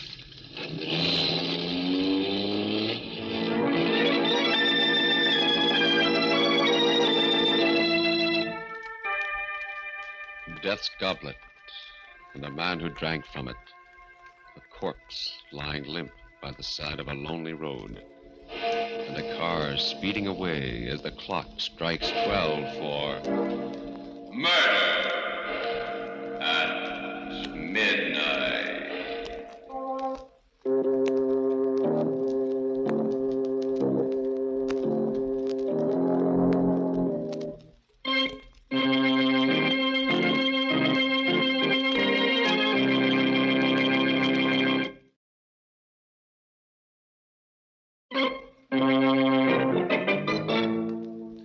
And now, back to Murder at Midnight.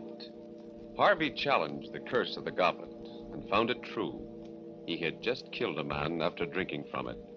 Let's listen to him as he continues the story of Death's Goblet.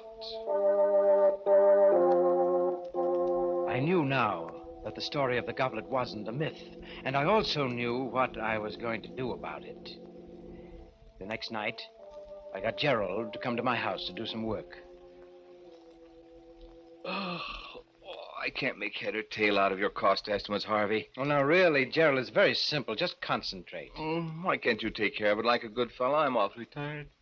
Well, all right, let's stop for a couple of minutes. Have a drink? Oh, what are you doing, Harvey? The goblet. Why, you don't really believe that story of Arthur's, do you? Well, you're much too intelligent for that. Well, you only pretended in front of Susan, didn't you?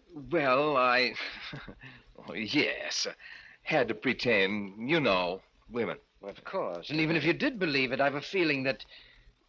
basically, you're pretty reckless, aren't you? I used to be pretty wild when I was a young fella. Owned a motorcycle once, and... Yes, I know, yes. Well, let's drink up. Find me a victim, will you, Gerald? Huh? Well, you know, according to the legend, I've got to murder someone. Maybe even you. Harvey the murderer. Yes. Very nice wine. How about another? Right. Well, here's to your lovely wife. And how about switching glasses? Huh? Well, you might as well get a kick out of it, too. Well, okay. Here goes. I watched the fool swagger as he drank down the wine. In an hour, when he was alone, he'd be shivering with fright at what he'd done.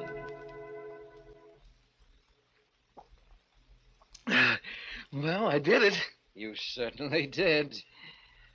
By the way, Gerald. Yes? I checked Arthur's story about this goblet. Yeah? And it seems that he's right.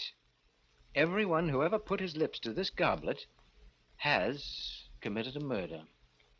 You mean... Well, of course, it's all coincidence, but then again, who knows?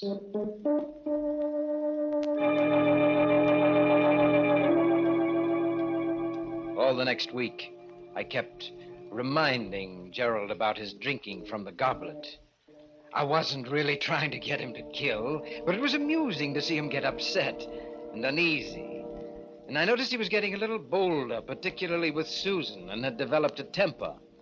And one night, just as I was about to retire... Hello, is that you, Harvey? Yes, Susan, how are you? Oh, I'm fine. I'm just a little worried about Gerald. He usually gets home at about 6, and it's 11 o'clock now. Do you know where he might be? Why, he's having dinner with his sister. His sister? Yes, a tall, dark girl. She was in the office today, and... Harvey, Gerald has no sisters. Oh, he hasn't? No. Oh, I guess I got him mixed up with someone else. Yes, it was Les Gordon who was meeting his sister. Yes, Gerald had some business to take care of over in Milford. You're not very good at covering up, Harvey. I'm coming right over. Please wait up for me. Good. Things were beginning to happen. It was becoming very interesting. Now we'd see. Harvey, I want you to tell me everything. I must know. Who is this girl? Take it easy, Susan. Come, sit down. Oh, never mind that. What about Gerald? I don't know anything about Gerald's private life. And besides, you're not the one to talk. What on earth do you mean? You know perfectly well what I mean. You don't really care for Gerald. Actually, you're in love with me. Harvey. Well, you are, aren't you? Maybe. Sometimes I think I am. Oh, but you're too cold-blooded. I'd never be sure I could trust you. As a matter of fact, you'd like to get rid of Gerald. Why do you say that? Well, I'm just putting your thoughts into words. You never really loved him, did you? Oh, but Harvey... And he's finally become unbearable, hasn't he? Oh, Harvey, if you only knew. Do you know that the last time Gerald was here, he drank out of that goblet of Arthur's? It's possible that he wants to get rid of you, too. Oh, stop it, you hear? Well, I'm just telling you what I think you ought to know. Oh, we'll see. I left word at home that Gerald was to meet me here. And if he does come, well, we'll see. We sat and waited, not talking much. Susan's face was pale and agitated. It was most exciting. Susan, with all her charm and embellishments, was really a fierce animal underneath. I could almost hear her rage seething. Are you expecting anyone? Just Gerald. Well, let him in. Oh, hello, Harvey. Susan, what's up? Why did you leave word to meet you here? It's almost midnight. Where have you been all the evening? At Milford? With whom? What's going on, anyway? What are you so excited about, Susan? What were you doing in Milford? Why, I went there on business. Oh, really? You've been behaving very strangely lately, Gerald. If you don't love me, why don't you say so like a man? What? This is all your fault, Harvey. You've been filling her head with poison. I had nothing to do with this. I told her that you went to Milford. All he did was to make me see clearly something I've felt for a long while. And I think this is the time to do something about it. So, are you out of your mind? Put that gun down. You remember it, don't you? You gave it to me. Said it might be useful in an emergency. Harvey, take that gun away from her. She's liable to shoot. She won't shoot. She's only trying to frighten you. Am I? Let's see. Oh, my shoulder. Give me that gun. Give it to me. Harvey, she's dead. Yes, Gerald. And you killed her. But it was an accident. She shot at me, and I was only trying to get the gun away from her. You know that's what happened. I only know that you drank from that goblet and that you killed her. What? But... Oh, you dirty, treacherous... You planned all this so that you could get rid of me, so that you could have Susan, you could have the firm for yourself. You'll have to do better than that to beat the gallows, Gerald. The gallows? Please, Harvey. We've been friends for a long time. You can't let me down. You wouldn't have pressed the trigger if you hadn't had murder in your heart, Gerald.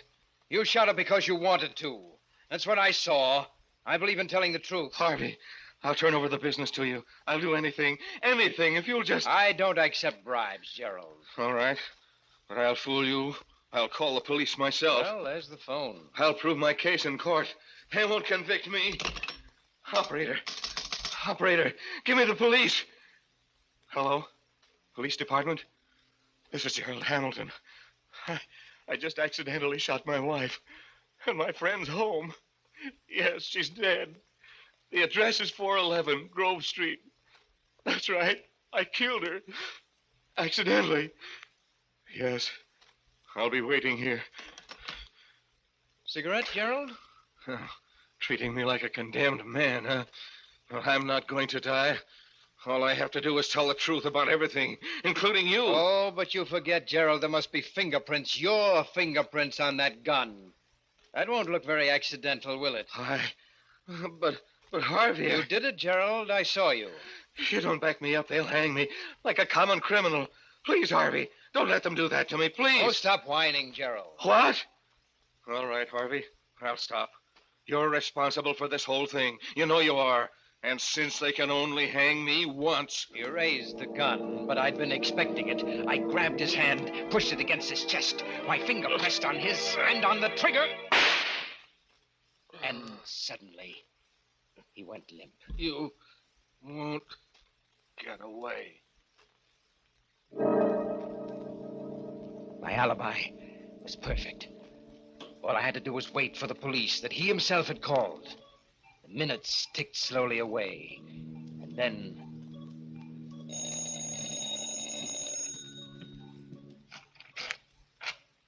Hello, Harvey. Arthur. Glad I found you in. Say, you look as if you'd been in a fight. Arthur, you'd better not come in. Why? What's the matter? No, you'd better not come in. Well, but why? Well, Gerald and Susan, they had a quarrel, and he killed her. What? And then he shot himself. What are you talking about, Harvey? Well, all right, come in. Look for yourself. Good Lord. Tried to kill me, too. But why? It doesn't sound like him, or like either of them. Well, I don't know why. Fit of insanity?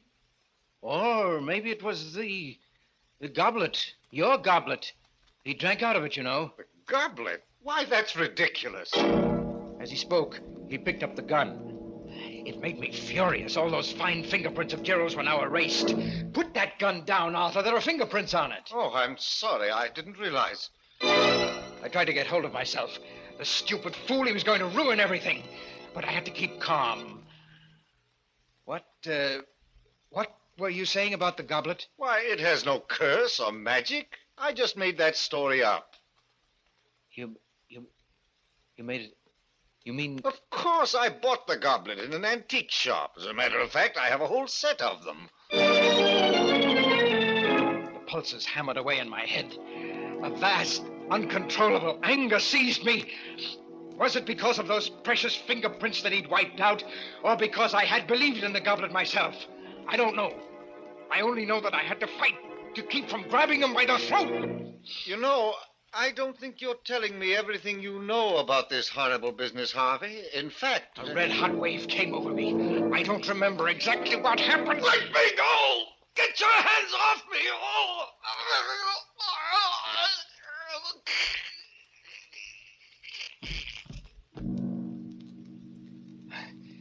Arthur's body is lying there, too, now. Next to Susan's and Gerald's. But the police will be here any minute, so I have to hurry. First, the goblet. There.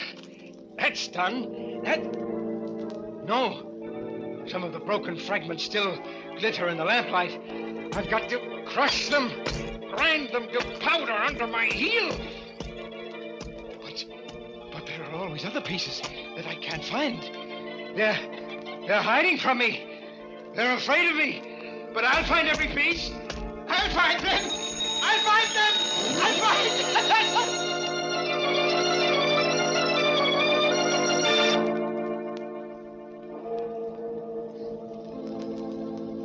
them. 3 bodies lying huddled on the floor, and a madman crushing the fragments of the broken goblet to powder as the police car drives up and the clock strikes 12 for murder at midnight.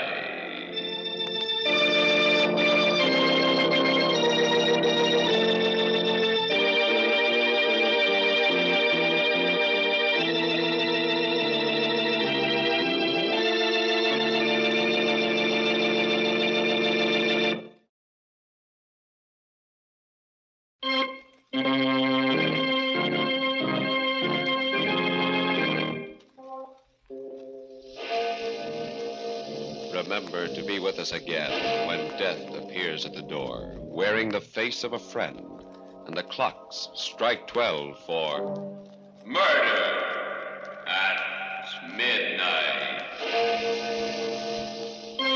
The part of Harvey was played by Eric Dressler. With music by Charles Paul, Murder at Midnight was directed by Anton M. Leader.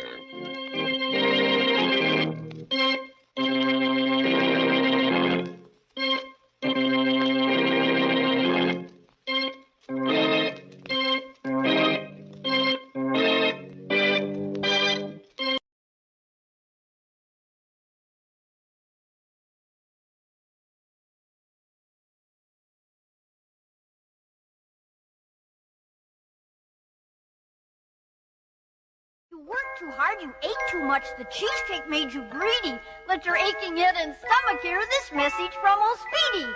Alka-Seltzer, plop, plop, fizz, fizz, oh, what a relief it is. Plop, plop, fizz, fizz, oh, what a relief it is. Ah, those Speedy Alka-Seltzer bubbles burst into action to relieve your upset stomach and aching head fast. It was only as directed. Oh, what a relief it is. What a relief. Keep it tuned right here to Hojo Radio for more classic old-time radio.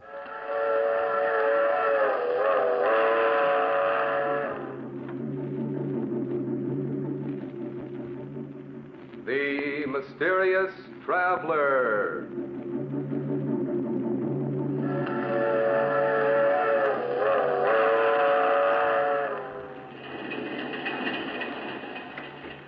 This is the Mysterious Traveler, inviting you to join him on another journey into the realm of the strange and terrifying. I hope you will enjoy the trip, that it will thrill you a little and chill you a little. So settle back, get a good grip on your nerves. Where are we going? We're going to journey to the grave and learn the secrets of the dead in a tale titled The Accusing Corpse.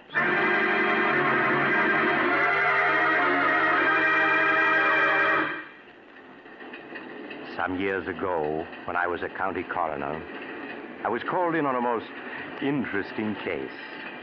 A case which had begun in the country home of Philip Drake, the wealthy stockbroker.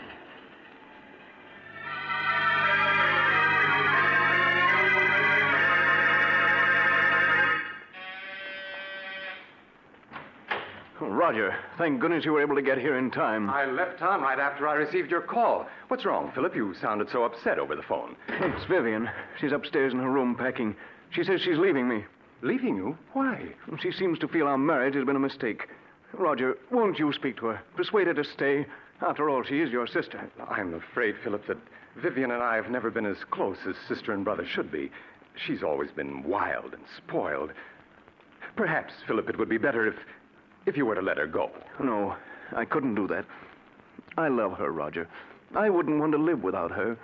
Won't you please try to persuade her to stay? All right, Philip. I'll do my best.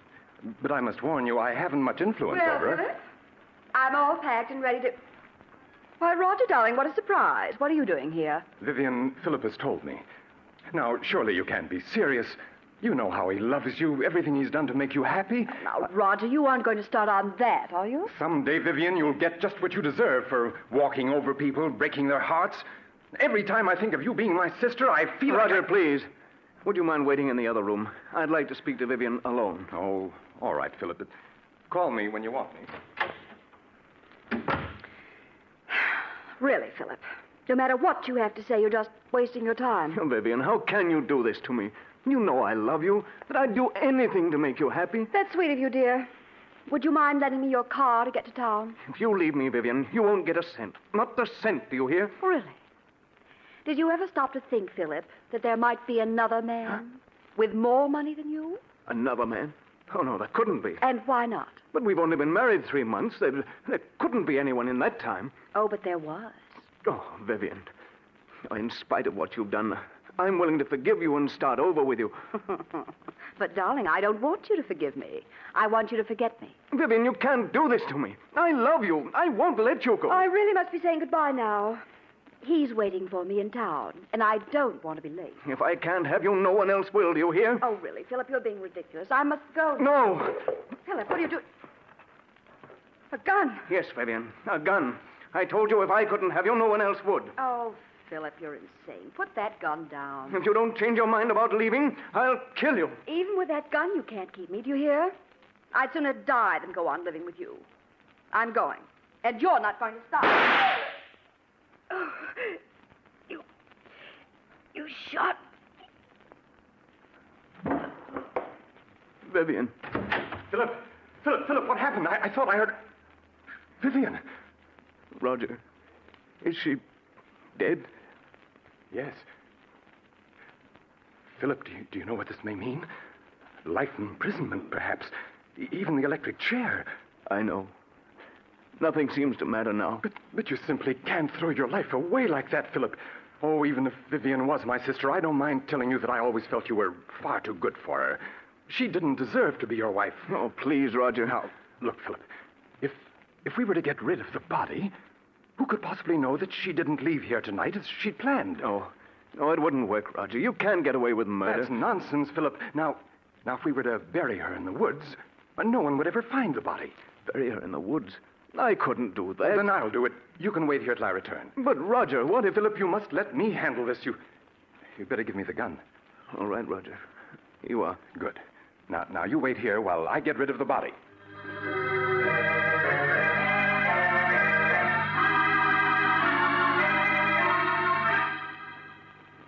Philip watched, spellbound, unable to say a word, as Roger picked up the body and left the room. As Roger, carrying his burden, passed the gardener's shed, he picked up a shovel. In a few moments, he reached the woods which began at the rear of the house and extended for miles. He carefully made his way through the forest underbrush until he was well out of sight of the house. Then he stopped and looked about. I think this is quite far enough. I think you can put me down now, Roger. I'm tired of being carried like a sack of potatoes. All right. Well, let me congratulate you on your performance as a corpse. Do you think he suspects anything? Of course he doesn't. He's positive that he shot and killed you. You've got the gun, haven't you? Well, certainly I've got it. You don't think I was going to let him discover that the bullets had been removed and blank cartridges substituted, do you? Oh, no. Not you, Roger. You always know what you're doing. I always try to, my dear sister. You don't think Philip will give you any trouble, do you? Outside of being in love with me, he isn't an utter fool. Don't worry, I can handle Philip. Now, here's the key to the apartment I rented in town. You'll find my car a quarter of a mile down the road. All right. I'll be waiting for you at the apartment. I'll be there in a few hours. Now let me see. Yes, this seems like a nice place to dig.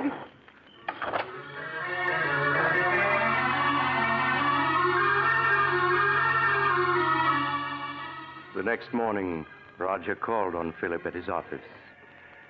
With a calculating glance, he noted that Philip's eyes were bloodshot, that his hand trembled as the two shook hands. How are you, Philip? I couldn't sleep at all last night. I kept thinking of Vivian. And what if her disappearance is noticed? People begin asking questions. Now, all you have to do is tell them that Vivian left you and you don't know where she is. Or things like that happen every day. You've been very helpful to me, Roger. If ever I get a chance to repay you for it, rest assured I will. That's very good of you, Philip. Truth of the matter is, you could do me a favor if you would. Of course. What is it? Well, I'm in the midst of a business deal, and I find myself a little short of capital. If you could lend me some money, I'd appreciate it. Certainly, Roger. How much do you need? 20,000. 20,000?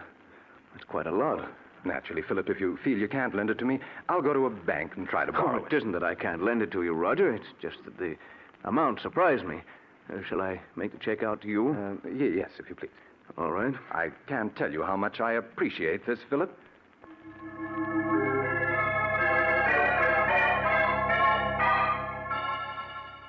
As Philip wrote out a check for $20,000, Roger smiled. Things were working out just as he had planned. An hour later, Roger entered an old brownstone house and went to apartment 2C. Roger, did you get it?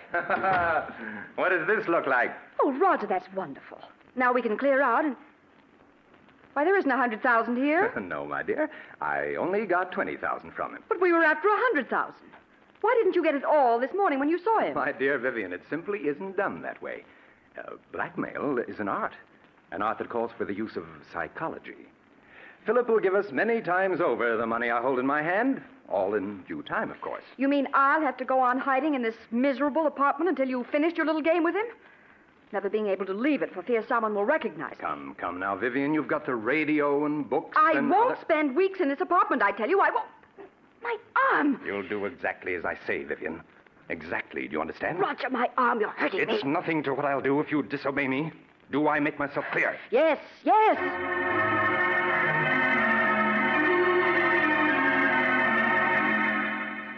A week passed. A week in which Roger patiently bided his time. For time, he knew, was working on his side against Philip. Then one morning he called on Philip at his office. Good morning, Philip.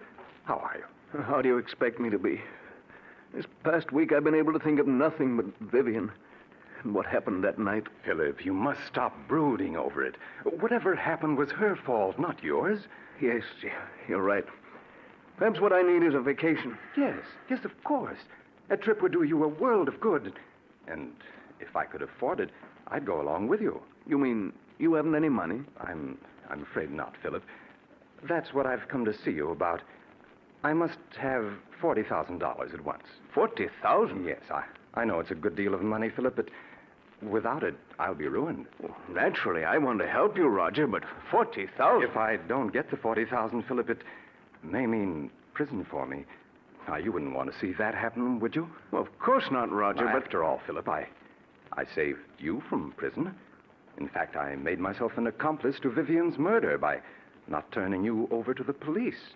Well, yes, I know, but... You could hardly expect me to remain loyal to you if you weren't willing to help me, could you? I see. It seems I haven't any choice. Very well, Roger. I'll write you out a check.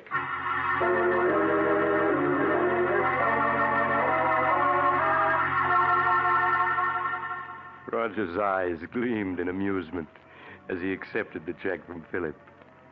There was no longer any doubt that Philip understood him perfectly. Things were working out exactly as he had planned. Later that day, Roger went back to the old brownstone house. There was a smile on his lips as he entered apartment 2C. Look at this. $40,000 in cash. Oh, Roger. Now, wasn't this worth staying in hiding for, Vivian? And there's plenty more where this came from. Who could that be? You better get behind that screen. No. All right, Roger. Yes? COD for Miss Brown. It amounts to $64. Oh, you must be mistaken. There's no Miss Brown here. This is the address she gave. It's in care of Mr. Roger Martinson. That your name? Why, yes, but I don't know any... Those packages are for me, Roger. How much did you say the COD was? $64, miss. Oh. Here you are. Thank you, miss. Here's your receipt. Goodbye. Goodbye.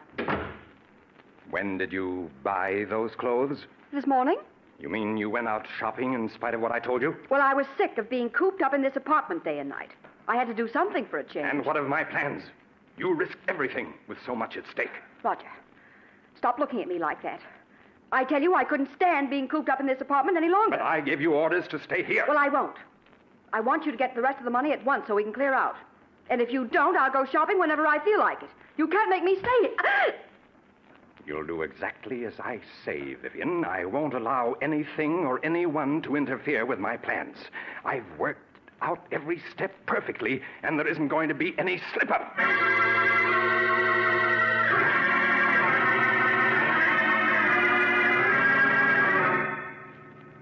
Another week passed, a week in which Roger made no effort to see Philip. Then early one evening, he got into his car and drove out of the city to Philip's home in the country. Oh, it's you, Roger. Come in. Good evening, Philip. Oh, where are the servants? This is their night off. Oh. You're not looking well at all, Philip. You shouldn't remain in this house by yourself. What difference does it make where I am? Wherever I go, the memory of that night follows. It's hard to believe that it was only 2 weeks ago tonight that I killed her. 2 weeks ago tonight? Why, so it was. Oh, by the way, Philip, do you think you might possibly lend me $60,000? 60,000? You can't be serious. Oh, but I am. But I lent you that much already. Yes, I know, but I must have more. No. I won't give you another cent. You blackmailed me enough. Blackmail is a harsh word, Philip. What else can you call it? Now, you're just as hard and grasping as Vivian was. Yes, but you must remember I'm alive and she isn't. I suppose you're glad she's dead. In life, she was worth nothing to you. In death, you're able to get $60,000 for her. In death? How do I know she is dead? Don't be foolish, Philip. You saw her lying on the floor in this very room. Yes, but how do I know she's dead? It was you who examined her and told me so. And you buried the body by yourself. Well, I just wanted to spare you, Philip. Just exactly where did you bury Vivian? As a matter of fact, how do I know the whole affair isn't staged for my special benefit, so that you can extort money from me? Oh, surely you don't believe that, Philip. Why, you shot her with your own gun. Yes, and you took the gun away from me immediately after the shooting.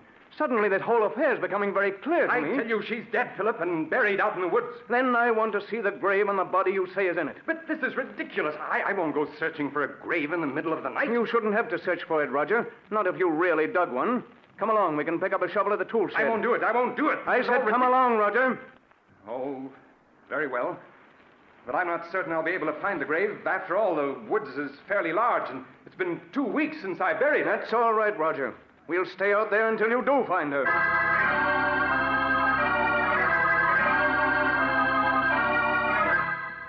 A few minutes later, Philip and Roger picked up the shovel at the tool shed and then continued on their way to the woods that began at the rear of the house. Neither of the men spoke as they entered the woods. Roger leading the way with a flashlight. Several times he stopped, trying to get his bearings, then plunged on again, hoping to find a familiar landmark. It became apparent that Roger was growing less and less sure of himself. Oh, the grave is someplace around here. I'm certain of it. Perhaps we ought to come back in the daytime. It might be easier to find it then. I know, Roger. You shouldn't have any trouble finding it now, if it exists. It does exist, I tell you. It's just that the woods are so confusing at night. Everything looks so different. Just keep on searching, Roger. Well, perhaps this is the spot. It looks something like it. Well, is it or isn't it? I don't know. It looks like the place where I buried her, and yet I'm not certain. There's only one way to make certain, and that's to start digging. Here's the shovel. But suppose this isn't the spot. Then we'll dig somewhere else. In fact, we'll dig up the entire woods if necessary. After all, you're certain she is buried in the woods, aren't you? Go ahead, Roger. Start digging. Oh, very well.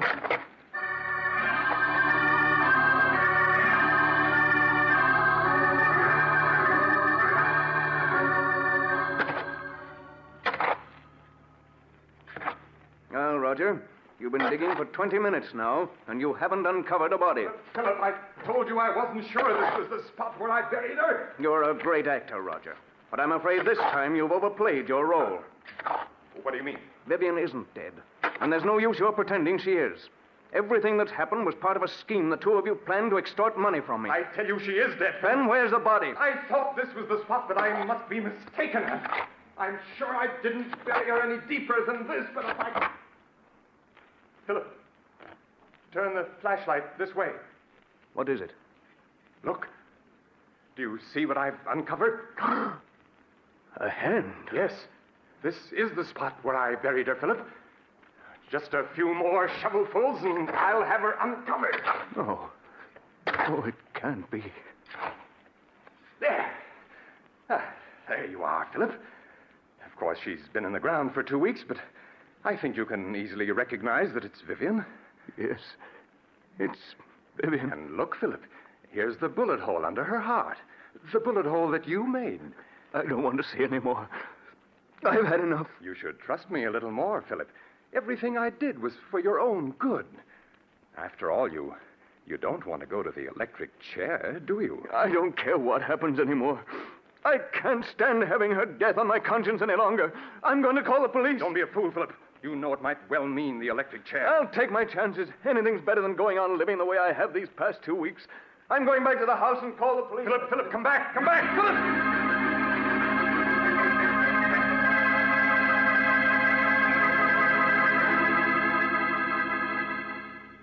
Operator. Philip, wait. Wait, don't do anything foolish. No, you cut me off. Take your hands off that phone, Roger. All I want you to do, Philip, is to listen to me for a few minutes. At the end of that time, you may do as you please. Now, that's fair enough, isn't it? Nothing you can say will make me change my mind about calling the police. Listen to me first. Then if you still want to call the police, you can. Now, please put the receiver down, Philip. Yeah, that's it. Well, what do you want to tell me? Well, do you mind if I mix myself a drink first? It's been a rather difficult evening. Very well. Oh, what about one for you, Philip? You look as though you could stand a drink. No, thank you. Oh, nonsense.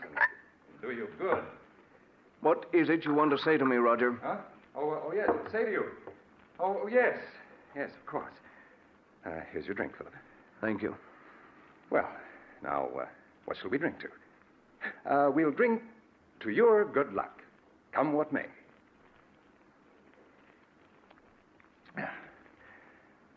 There.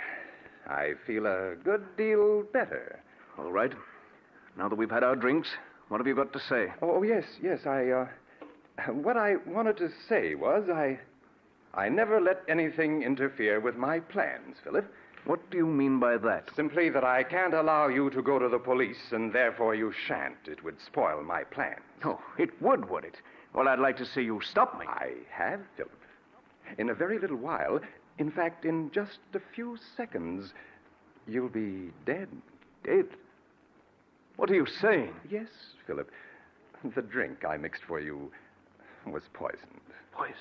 Aren't you finding that it's becoming difficult to breathe? Oh, no. You couldn't have. My throat. It burns. Yes, I know, Philip, but it'll all be over in a matter of seconds. Now, I see it all. You might... Yes, Philip. Just a week ago tonight, she died according to plan. Uncle, please, Joe. I'm afraid, Philip, that you haven't the strength left to reach the telephone. I will.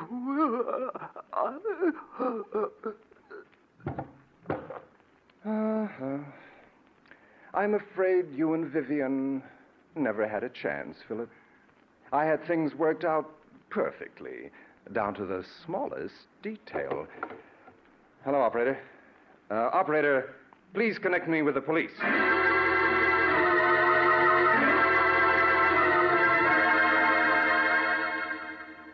It was at this point that I was called into the case. Inspector Carlton called me an hour after Roger Martinson had phoned the police. When I arrived at the Drake mansion, I examined the body of Vivian Drake, then that of her husband, Philip. When I had finished my examination, I entered the library, where Inspector Carlton was questioning Roger Martinson. Hello, Doc. Oh, Doc, this is Roger Martinson. Mr. Martinson, this is Dr. Smith, the county coroner. How do you do? Hello. I'll be with you in a few minutes, Doc. Just stick around. Now, Mr. Martinson, you were telling me how you came to this house 2 weeks ago tonight to see your sister and found that she was gone. Yes. Yes, my brother-in-law, Philip, told me that she'd gone on a vacation. Now, I thought it strange at the time that she should have gone away without saying goodbye to me, as we were always very close. But days passed, and and I didn't hear from her. Tell me, was it like your sister to go away and not write? No, it wasn't, and that's what worried me so. These past 2 weeks, Philip kept putting me off when I inquired about Vivian's whereabouts. Well, tonight I couldn't stand it any longer. And I came to this house to have it out with him. What did your brother-in-law say when he saw you? Well, he was quite agitated at my unexpected arrival. When I couldn't get any satisfaction out of him regarding Vivian, I threatened to go to the police. Then he broke down and confessed that he murdered Vivian. When did he murder her? He told me that he'd done it 2 weeks ago tonight. Why, that was the very night I'd come here to see Vivian, and he told me that she'd left for a vacation. I see. Go on. Well, naturally, when he told me he'd murdered her, I was aghast.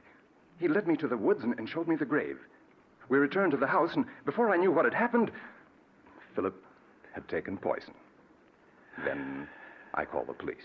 Well, it seems like a plain case of murder and suicide. Outside of a few questions at the inquest, I don't think we'll trouble you anymore, Mr. Martinson. That's quite all right, Inspector. I shall be at your service anytime. Just a moment, Mr. Martinson. Yes? I was very much interested in hearing what you had to say to the inspector regarding the murder of your sister.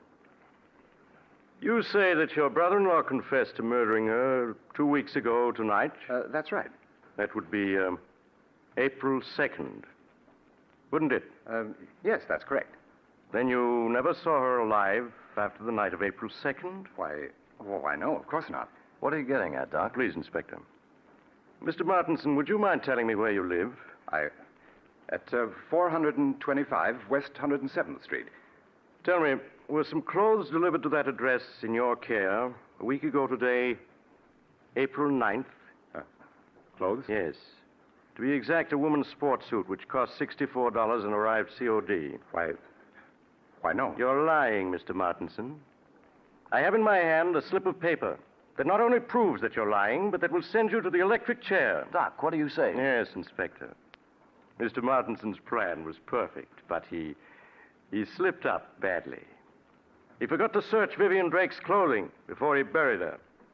When I examined her body just now, I found in one of her pockets this receipted bill bearing the date April 9th. That proves beyond a doubt that she wasn't murdered by her husband on April 2nd, as Mr. Martinson here claims. No. Yes, Mr. Martinson, the corpse has accused you from the grave of murder and has given us proof of your guilt. No, it can't be. I had everything planned perfectly. Perfectly, do you hear? Down to the last detail. I couldn't have failed. I couldn't have...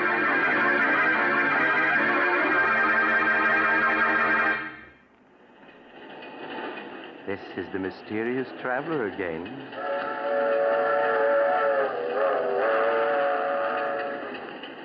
Have you enjoyed our little trip to the grave? Poor Roger. What a pity. After all that planning and hard work, to be tripped up by a sail slip found on a corpse. Just goes to prove that you have to be more careful when you're burying people you've murdered. Now, I recall another case where a woman drugged her husband and... Oh, you're getting off at the next stop. I'm sorry. I hope you'll join me again soon. But if you do, please remember this.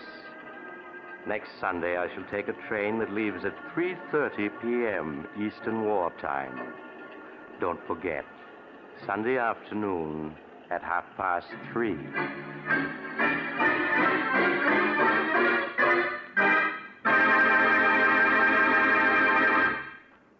You've just heard Chapter 20 of The Mysterious Traveler, a series of dramas of the strange and unusual brought to you each week by station WOR. In tonight's program, The Accusing Corpse, Don Randolph played Roger. Also featured were Maurice Tarplin and Philip Clark. The Mysterious Traveler, written by Bob Arthur and David Cogan, is directed by Jock McGregor. Original music was played by Doc Whipple.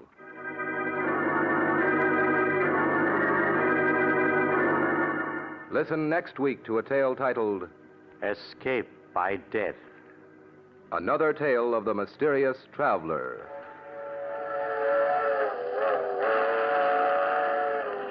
The Mysterious Traveler is presented by WOR Mutual every Sunday over most of these stations. But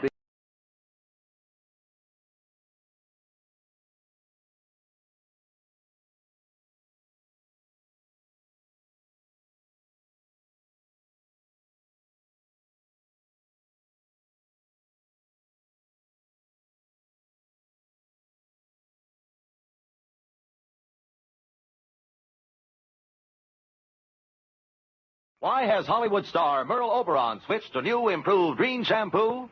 Because compared to Dulling soap shampoos, this wonderful new Dreen reveals up to 33% more sheen.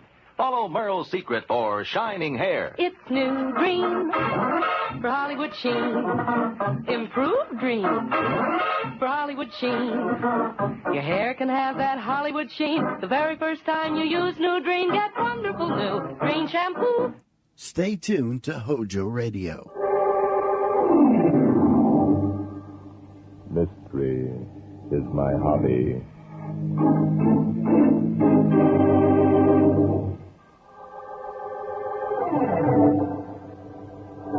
Today's story took place here in New York only last week. K.O. Brown, lightweight boxing champion, was defending his title against a virtually unknown contender named Lefty Ross. The inspector and I were lucky enough to get ringside seats.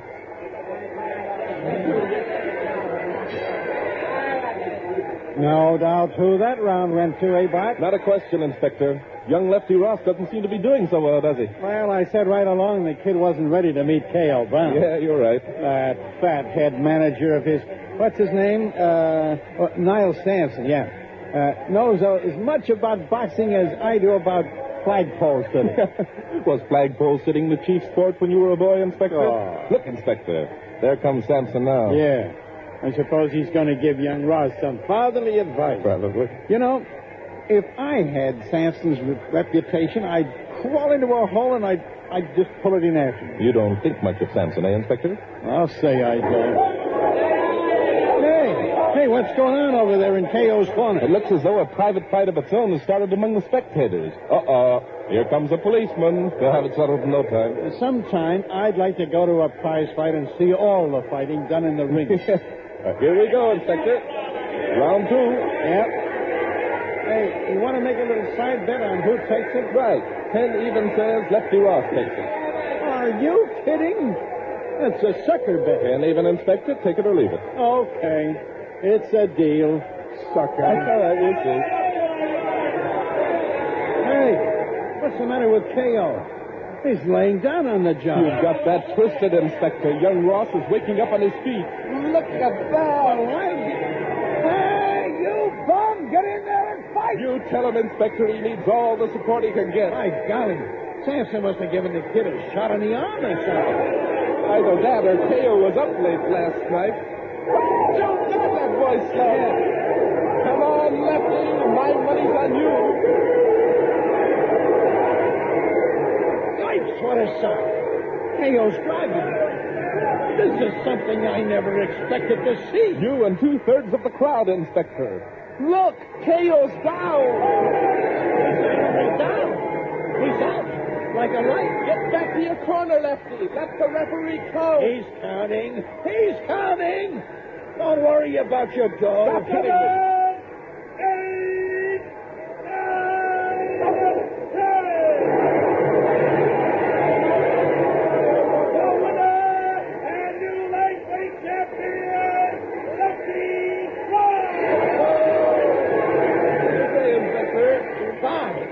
If I hadn't seen it, I wouldn't believe it. Wait a minute. There goes Lefty back to his dressing room. Say, they're certainly putting him out of the ring in a hurry. Well, there isn't going to be any hurry about K.O. leaving. No. He hasn't moved since Lefty hung that right hook on his jaw. Come on, Bart. Let's get out of here. I still can't Wait believe a minute, Inspector. Oh, all right. Here's your dough. Never mind the dough. Look up there. Where? Oh. So you want me to look at my boy, eh? You got to rub it in, Inspector, eh? K.O. is more than knocked unconscious. Come on, man. Good gosh, you're right. Follow me, Bart. Hey, make way there, will you? Pardon me, One side, you guys. There we are, Bart. Climb up under the rope. Right. That's Doc Stanley bending over K.O. now. Yeah. By the expression on his face, I'd say things weren't so good. Hello. How's the story, Doc? Hello, Mr. Drake. This is bad. K.O.'s jaw is broken. He's dead.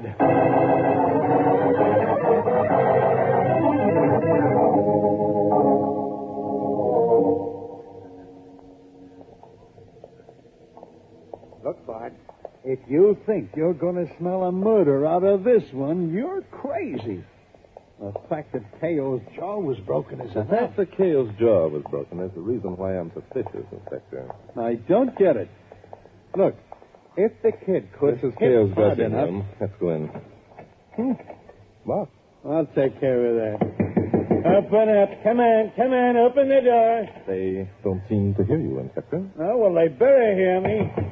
Hey, open this door in the name of the law. Who is that? Well, how do you like that? Who is it, they want to know? The police! Open this door! It's about time. Oh, the devil... There's Lefty on the rubbing table, Inspector. Let's go over to him. Yeah. There's Sampson with him. One side, Bob. Hello, gentlemen. What's on your mind? Plenty. What's the matter with the kid? Well, what do you think? A couple of rounds of being slugged by a pug like K.O. onto a kid like Lefty here, no good. You mean that Lefty's out? He was out on his feet when we took him from the ring. By the look of those red welts on his body, he took more of a beating than I thought. Oh, take it easy, kid. Take it easy. You'll be all right. Is that the reason you hurried him out of the ring, Sampson? Sure. Don't do no good to let them things get wrong. Oh, I figured right, eh? The kid wasn't ready to meet K.O. But you shoved him in just the same. He got in a lucky punch and... Take it easy, Flatfoot. You stick to your snooper and I'll stick to my prize fighting. Oh, yeah? Yeah, what the devil reason you got busting in here anyway? Plenty. Now, listen. Inspector, please. Sampson, would you mind stepping over here in the corner a minute? Bring along those gloves, Inspector. Yeah. All right, Sampson, let's go. Say, what kind of a gag is this? Look, I got to tend to the kid. It'll be just as well if the kid doesn't hear what we have to say for the moment. Okay. What's on your mind? Doc Stanley just finished examining K.O. He's dead. Dead? What do you mean he's dead? He stopped breathing. What do you think we mean? Now, wait a minute. What's it got to do with me? What do you needle me for? K.O. died as a result of a beating he took from your boy, Sampson. His jaw was broken. What do you mean beating he took from my boy? That's a laugh. It was K.O.'s fight right from the first gong until Lefty got in that lucky punch. Yes, it was. That's what made us think that something might be wrong. Inspector, have you examined those gloves? Yeah, they're okay. Nothing wrong there. Say, look, what is this? What are you examining the gloves for? If you think I had anything to do with this, you're crazy. Lefty couldn't hit anyone hard enough to kill him. Anybody'd know that. That's just the point, Sampson. Lefty couldn't hit K.O. hard enough to kill him. And he couldn't hit hard enough to break K.O.'s jaw. That's why I think that K.O. was murdered.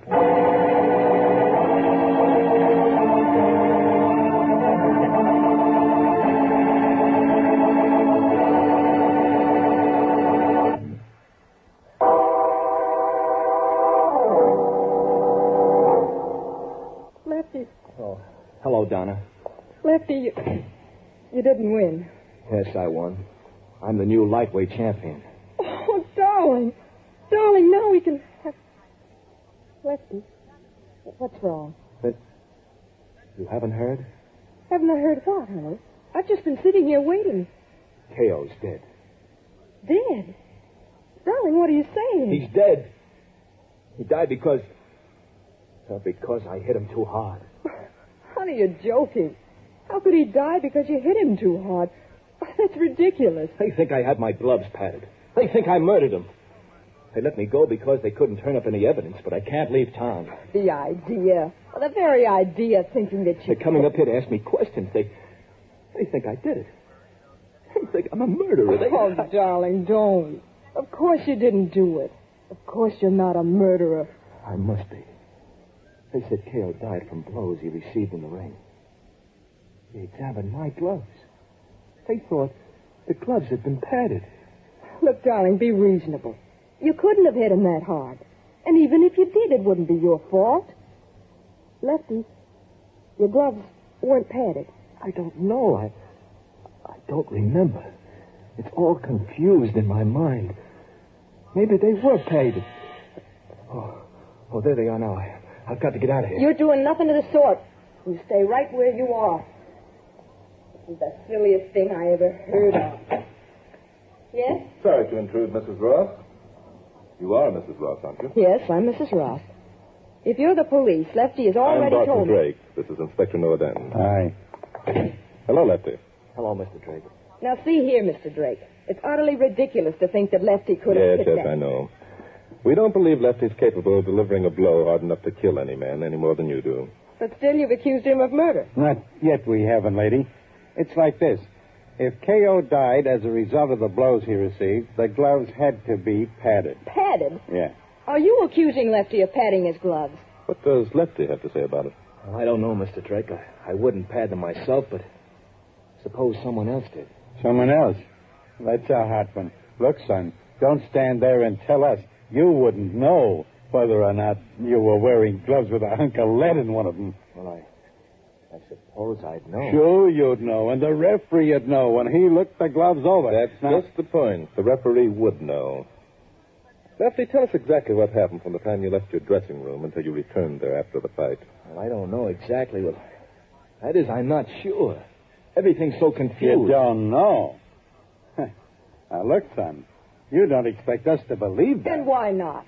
Lefty was excited. It was his first big fight. Naturally, he's confused about what happened. You remember the fight, don't you, Lefty? Yes, I remember that. I remember taking a beating in the first round. I remember the roar of the crowd and Sampson yelling at me, calling me a coward, telling me to get in there and fight. Then the gong rang, and I remember thinking it would have to be now or never. So you got in there and slugged, eh? Yeah, that's right. Lefty, K.O. must have worked me over pretty badly. I guess I was out on my feet when they took me from the ring. I got in one lucky punch, and that was all. Well, I got to admit it was a beautiful sock.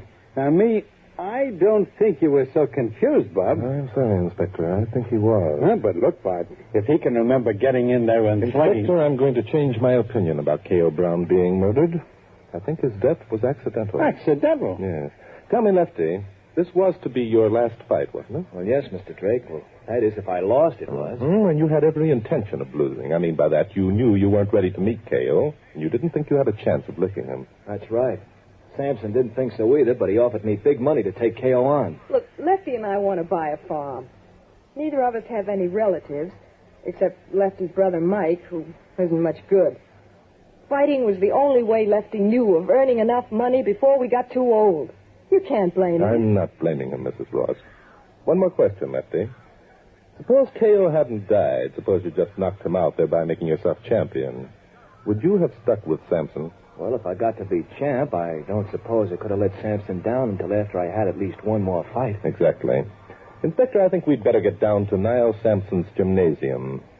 We're going to work a little bluff on Mr. Sampson that should definitely pay off.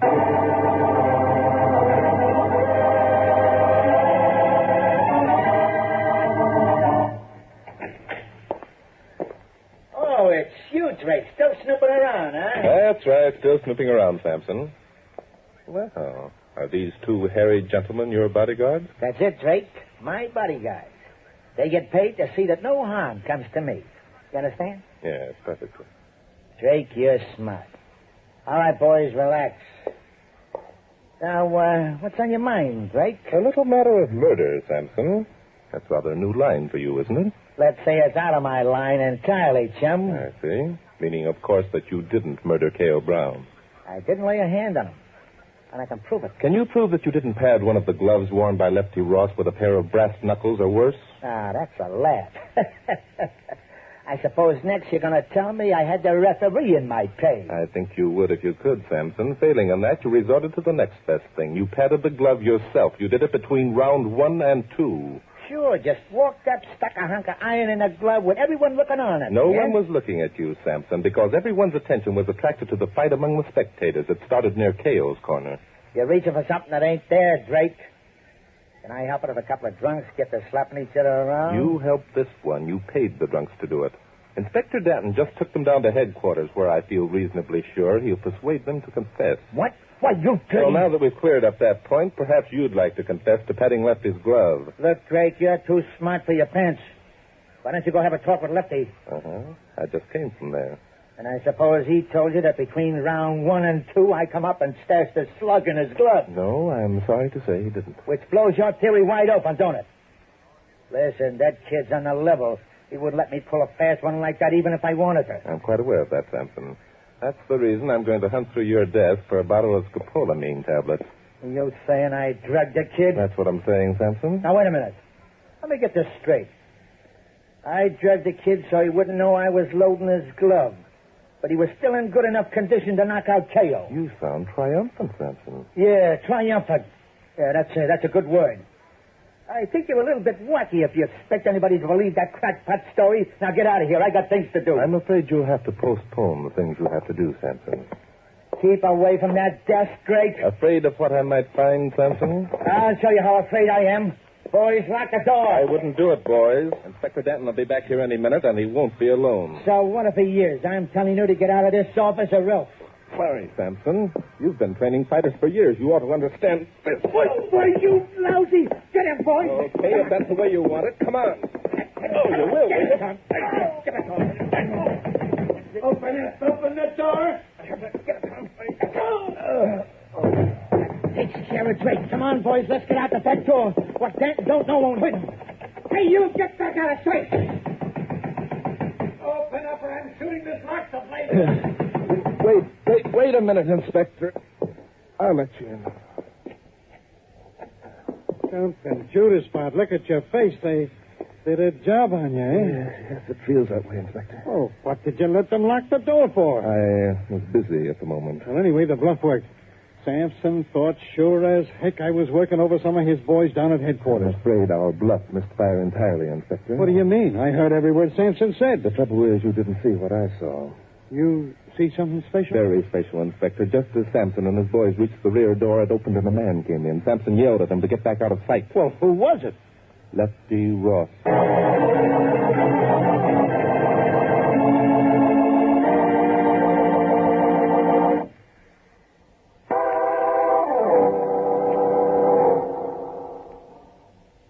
Bart, those mugs had done something to your thinking apparatus. That couldn't have been Lefty Ross you saw. Well, possibly you're right about Lefty, Inspector, but there's nothing wrong with my thinking apparatus. Who are you calling? Every minute we waste here gives Sampson more time to get away, you know. Sampson won't go far, Inspector. As soon as he realizes that running away will amount to confession, he'll be back.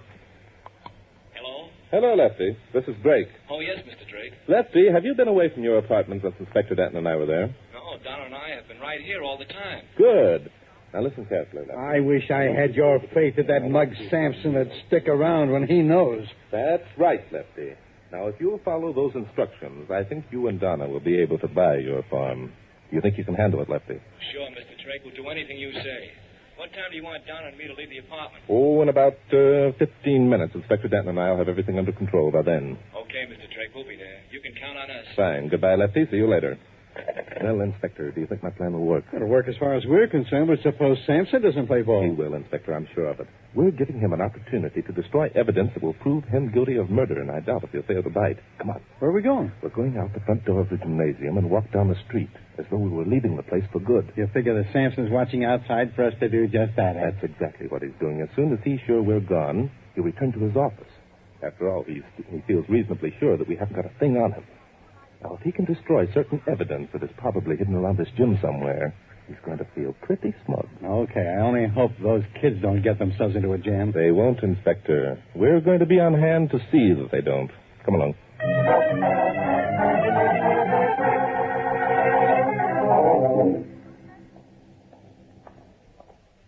Lefty, what if Mr. Drake's plan doesn't work? Oh, it'll work, Donna. Drake knows what he's doing. It's the only chance I had of escaping a murder charge. Oh, this is Sampson's office here. Aren't you going to knock? No, let's surprise him. Hey, what the... Oh, it's your kid.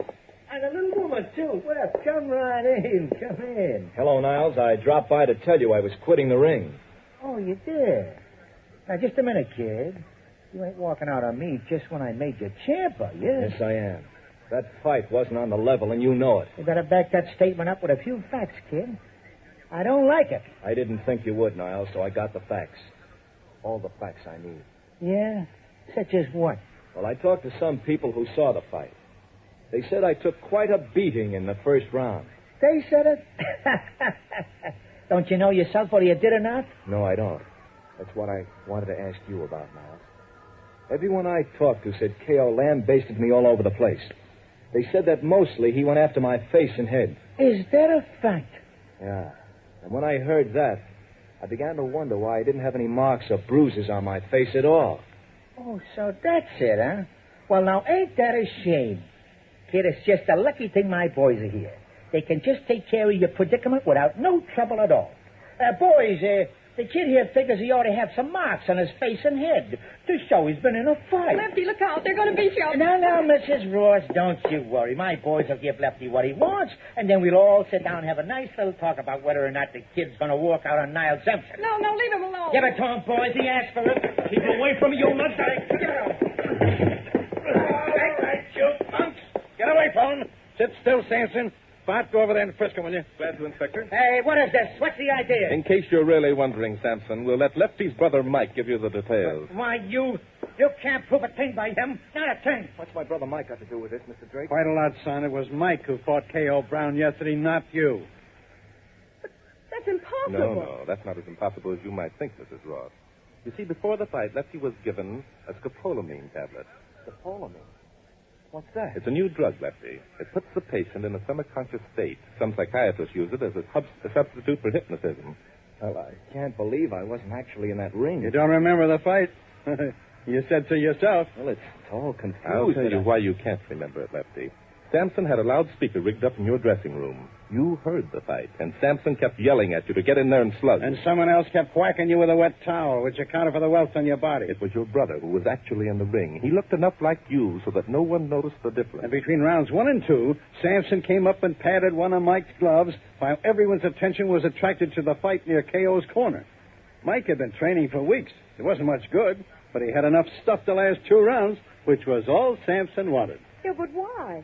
Why did Sampson go to all that trouble? The answer to that is obvious, Mrs. Ross. Lefty was going to quit the ring, but Sampson knew if he won the championship, he'd feel morally obligated to stick for at least one more bout. And maybe Sampson could work the same gag again. Okay, boys, you got me.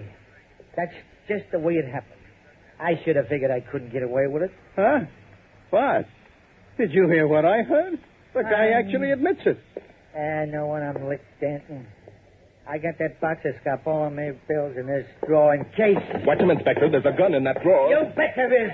Take care of Drake, boys. The boys better take care of themselves and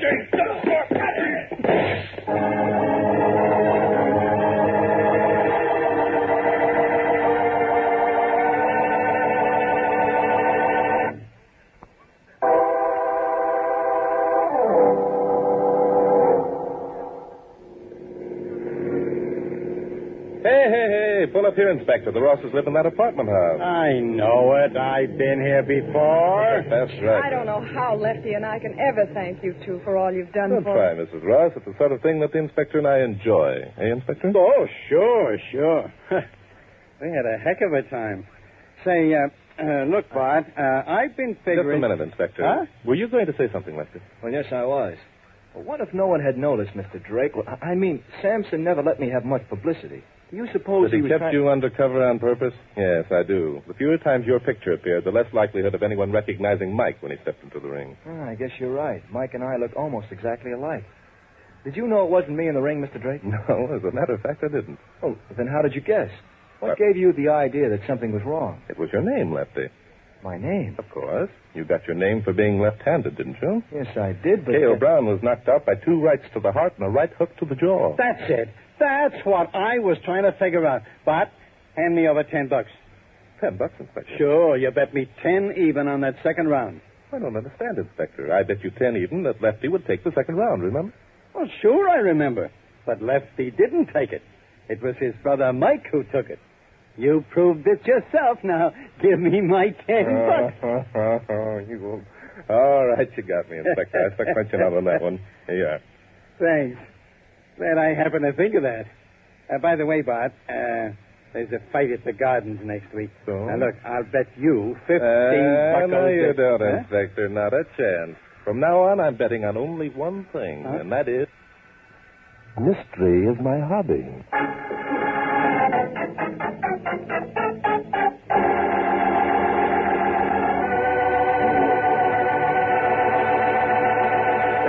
You undoubtedly have a headache or pain remedy that you swear by.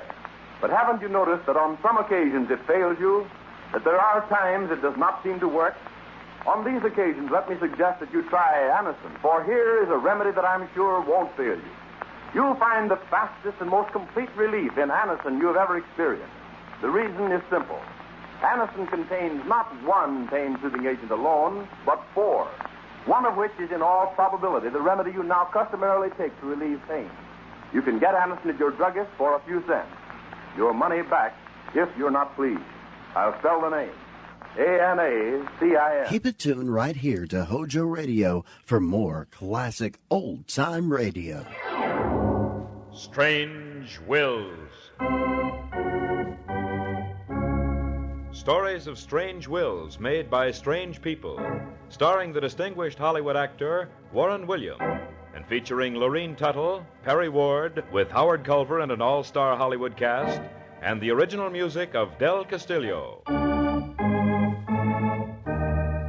I devise and bequeath to my heirs the 7 deadly sins: hate, jealousy, anger, revenge, envy, greed, and lust.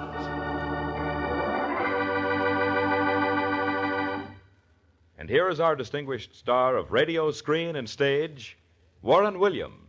Strange wills are stories of strange and unusual testaments, many of which, when read between the lines, bring to light stories of dramatic intensity that defy our imagination. Names, places, and time have all been changed, so that no reflection can fall on any person or persons, living or dead. The masterpieces of fiction pale in comparison to the stark drama found in man's last official act on earth, his last will and testament. You'll see what I mean in just a moment, but first, let's listen to a few words from your announcer.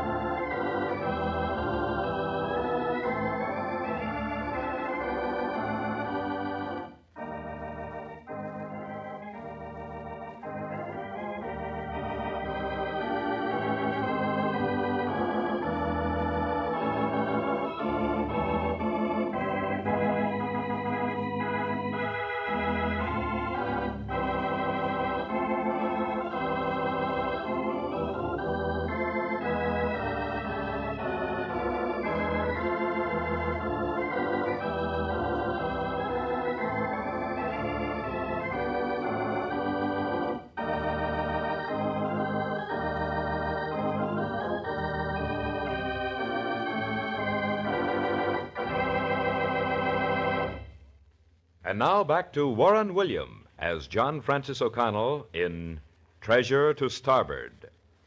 This is a story of sunken treasure, of blood-red rubies, sparkling diamonds, and lustrous pearls. But these were but a part of this priceless treasure trove. There were golden statues of pagan gods encrusted with precious stones. There were amethysts, opals, and gold. Gold. Gold.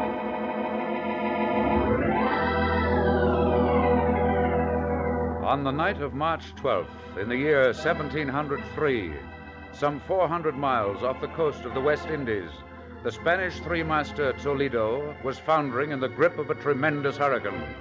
In his cabin, Captain Fernandez was hurriedly drafting his last will and testament. He and his crew knew that death rode the gigantic waves and that hope of survival was an improbability. I consign my body to the elements, and my soul to the loving and tender arms of the Holy Mother, and to some valiant adventurer whose heart beats with the loss of a Midas, I give the treasure on board my ship. Our position is longitude oeste. We're about to abandon the ship, Captain. Hurry, hurry! No, Jose, I shall stay. Go, all of you, and may heaven protect you.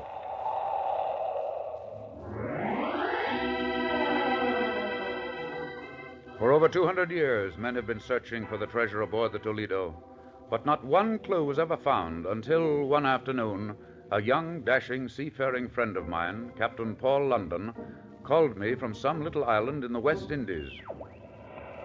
I can't tell you more than that, John. I'm afraid of eavesdroppers. But I know I'm on the right track.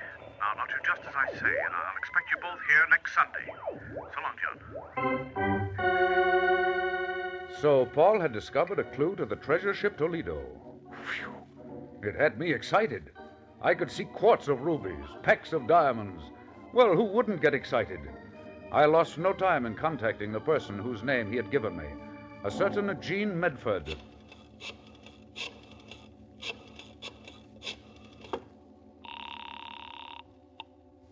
Hello? I'd like to speak to Mr. Jean Medford, please. Well, the name is right, but the sex is wrong, mister. Oh, what do you mean? I happen to be a female, a girl one, and a rather pretty one, too. Oh, I'm sorry, Miss Medford. I had no idea when I talked with Paul. Paul? Paul, you haven't talked with Paul London, have you? Less than 10 minutes ago. He called me from some little town called Rosarita. Oh, and just what has the traveling Mr. London got up his sleeve today? And by the way, I'd like to know who I'm talking to. Of course, I'm sorry. I am John Francis O'Connell, attorney at law, and a personal friend of our mutual friend. Oh, well, that's better. Now then, Mr. O'Connell, what does the great Paul want this time? It's quite a large order, my lady. He wants you to prepare and pack a great deal of special equipment. Now, let's see. Where's the list he gave me? Oh, here it is. Your filtered ultraviolet light machine, a quantity of hydrothiacyanic acid. Well, all the materials and gadgets one uses in the examination of questioned documents. And after I've done all that, then what do I do, please? Then, my dear Miss Medford, I am to take you to the airport and fly you bodily to the lair of Paul London. Why, that's ridiculous. I simply won't be let off by the nose on any wild goose chase of his. No, I refuse. I won't go. Paul is on the trail of a buried treasure, Miss Medford, and I can guarantee you that if you're a good girl and come peacefully, that perhaps before this is over, you can wear rubies on your nightgown and dissolve real pearls in your bath. Rubies on my nightgown and pearls in my bath. When do we start? Tomorrow night. I'll pick you up about 5, and then we're off to high adventure.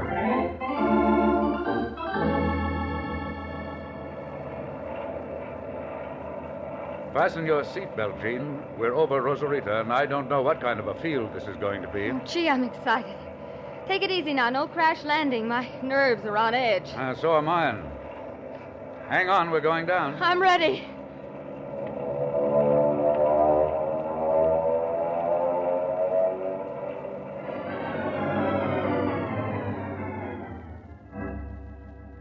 Well, I found this little nautical museum here quite by accident, and I ran across something that made my hair stand on end. In one of the exhibits, I found 2 pieces of evidence that sent me to the telephone and my call to John. Well, for heaven's sake, don't keep us in suspense any longer, Paul. What's in this exhibit that makes you think you know where the Toledo lies? Wait, John. Talk in a whisper.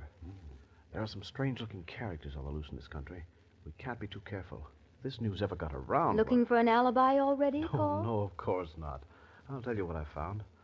I found the water-soaked log of the Toledo. Every word has been washed out by seawater except the ship's name carved on the cover. Ah, I'm beginning to see the light, and Jean here with all her paraphernalia. That's right. Modern science will let us read that log. And if the captain of the Toledo lived up to the code of the sea... We will find the position of his ship when she went down. Well, so far, so good. Huh. But how does Paul intend to get the log? You'll leave that to my gentle but persuasive administrations. The main thing is this. I'm going to get possession of the log of the Toledo for 1 night only. Gene, I want you to set up your apparatus here in this hotel room and wait until I return. Well, how about me, Skipper? Need any help? No, John, I think I can handle this alone. Remember now, I'll be back in 2 hours. Have everything ready. And supposing the handsome male lead shouldn't come back? Well, in that event, simply fold your tent like the Arabs. And silently steal away. Right.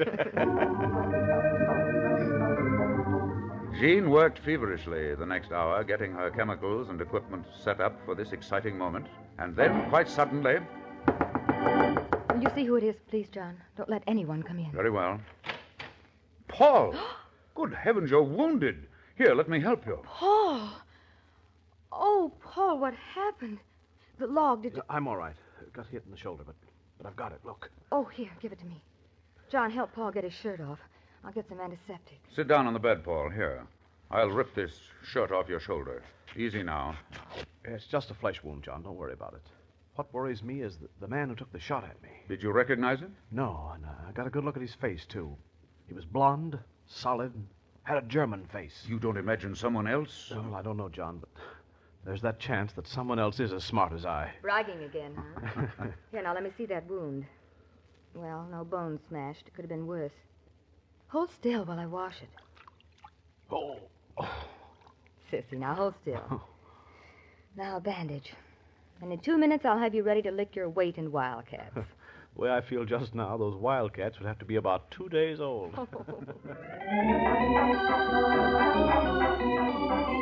Jean worked far into the night, and without success. Her ultraviolet light proved valueless. Photographs taken of the pages with infrared brought only blank negatives. All of us were frantic. Towards dawn, Jean looked up from her work. Gentlemen, I think I'm a flop. I can't bring out a single word that's ever been written on this paper. It's hopeless, I guess. Oh, Paul. I feel terrible about letting you down. Never mind, Jean. Don't feel too badly. Wait a minute. Here. There's one more chance. John, get me a handful of soot out of the fireplace. Put it in this dish for me. One handful of soot coming up. Thank you. Now, John, come over to the table with me. Paul, you lie there and rest. Okay, Duchess. I'm going to plug in this special ray lamp. It throws a pinhole light. It must be parallel to the page in the log. If there's one single solitary indentation left, it'll bring it out. Now then, Mr. Barrister, out with the lights. I'll take a page at random for our experiment. Hand me this soot, please. One order of soot. Over, easy. You can't see this, Paul, but I'm blowing a pinch of soot over the page. Just a very fine coating. It'll work its way into any depression on the page. Now I'm letting the pinhole of light traverse across the page. Look, Jean. I see a part of a letter forming. It makes a distinct shadow under the light. It's working. It's working. Take it easy. It's too early to crow. Say, if you think I'm going to lie here on the bed while you two solve the mystery of the log of the Toledo, you're both nuts. It is working. Look. There's an S. A-Y. Oh, good. Now I'm going over to the back of the book and work forward. We've got to find the final entry. More soot, please. Lots more. Page after page. Page after page. Our faces were drawn and haggard. And then... Here it is. I've raised some more shadows. Oh, Paul, John. We found the last page of the log. The next few minutes will tell the story. It looks like a number. It is. It's a 6 and a 2 after it. 62. That must be longitude. Yes, of course, longitude 62 degrees. Here comes the rest. What is it, Jean? It looks like a 1. I can't be sure. And the next number is... Oh. You will remain seated, please. Carlos, turn on the light. Si, mi comandante. If you would avoid personal danger, you will not attempt to interfere. You see, I am armed. Good. Now then, permit me to introduce myself. I am Herr Gustav Richter, late U-boat commander in the German Navy. Well, were we supposed to say Heil Hitler? The war is over, the big one. But unless you leave this island immediately, a new one will start. Because as you might know, we are both after the same thing. Now then, Carlos, you will take the book from the young lady's hands. Si, senor. Fraulein, the last number you are trying so hard to read. Maybe it's best if you don't find it. It will save us all a lot of trouble. Aquí, comandante, the book. Herr Richter, there are international rules of law governing... Quiet. There are also local laws providing against breaking into and stealing public documents. I warn you most seriously. The treasure of the Toledo will be mine, and mine alone. If you should be foolish enough to interfere, I don't have to tell you what will happen. Thank you, and good night. Well, of all the crazy... Take it easy, Paul. He looks like he might be serious. Evidently, you weren't the only one who found the clue to the lost Toledo. I can see those rubies on my nightgown walking right out of the window. And those pearls in my bath. I knew it sounded too good. Not yet, Jean. I think that Herr Gustav Richter, late commander of the German Navy, is going to have some rough sailing ahead before he finds the sunken treasure. And by everything that's holy, we three are going to give it to him.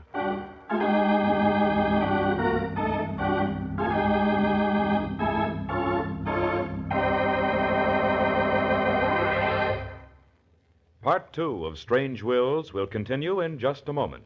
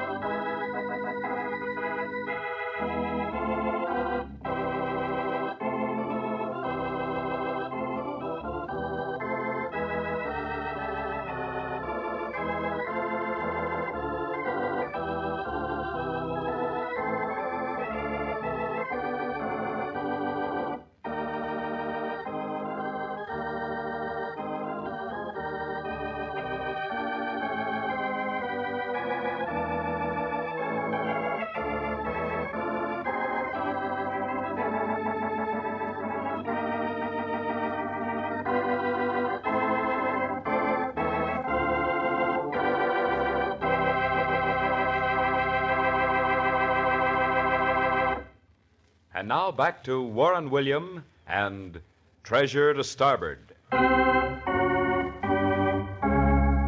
For the next 3 days, the cables between our island home and New York were kept exceptionally busy. Before the end of the week, huge quantities of deep-sea diving gear were being flown into Rosarita. We tried to trace our German friend, but he couldn't be found. I felt certain that we'd meet Herr Richter again, but I hoped we'd be more than ready for him. About 2 weeks later, when the last of our equipment was delivered, we called a meeting of our augmented crew, who were hired to man our ship.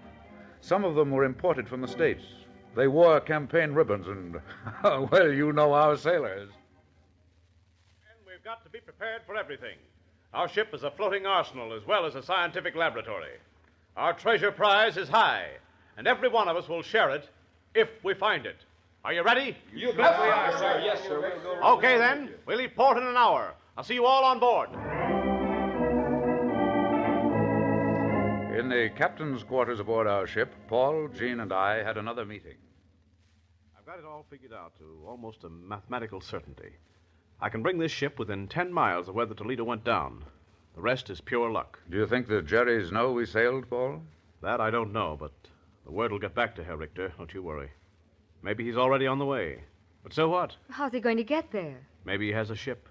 Maybe he can use his sub. I don't know that. But getting there and staying there are going to be two different things. He'll find out.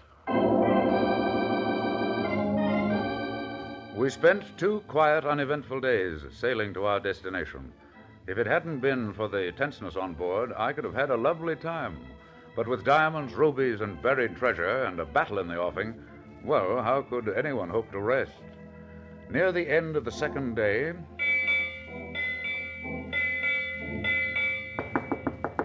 Come in. Just picked up this message, sir. It's from the SS Juniper, bound for Boston. Thank you. SS Juniper reports sighting a strange submarine at 14 o'clock. Craft heading northeast by east. Refused to reply to radiogram. May possibly be an escaped Nazi sub. Be alert. Huh. Well, there's our answer. Herr Richter's on the way. We better be ready tomorrow when we meet him on the floor of the ocean.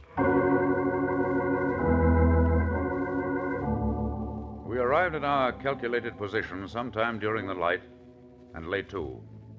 No sooner had we dropped our anchors than the crew took to the boats and began sounding operations to determine the depth of the water around us. They reported just at dawn. Average depth from 30 to 90 fathoms, sir. We found a sharp decline about a quarter mile east. We were unable to reach bottom at that point, but our charts show this to be a part of the Great Fissure, one of the deepest points in the entire Atlantic. Thanks, Pete. Tell the first mate that I'll go down as soon as I've had breakfast. Tell him to have the gear ready. Aye, aye, sir. After breakfast, Paul donned his gear and went over the side. Jean and I stood by the air pump and wondered what would happen below. Was the sub lying there? Would they locate the rotting hull of the Toledo? Would they find the treasure before us? These were anxious moments. Paul kept in constant touch through our sea phone. Paul? Paul, can you hear me? Still going down. Getting darker. Cutting on my pressure light. Now on bottom. Oh, John, so far so good. Yes, Jean, so far so good. The wreck ahead, not our ship, has 2 stacks, circling to avoid fouling airline. Reach the edge of the outer fissure, we'll follow it. Water beyond fissure very black, very deep. Try not to slip. Oh, Paul, darling, don't talk like that or I'll make you come right up. I'll be careful, sweetheart. Just past the shark. He sends his regards to Johnny Weissmuller. We'll see that he doesn't send you along for a greeting card. I see a wreck on the edge of the great fissure. An old one, covered with sand. Send down sand gun on rope. It's coming right down, darling. Quick, he wants a sand gun sent down to him. It's on the way, Paul. Be careful now. Going to blow a little sand away to see if I can discover the identity of the ship. John, come here, please. Listen. Listen to the phone.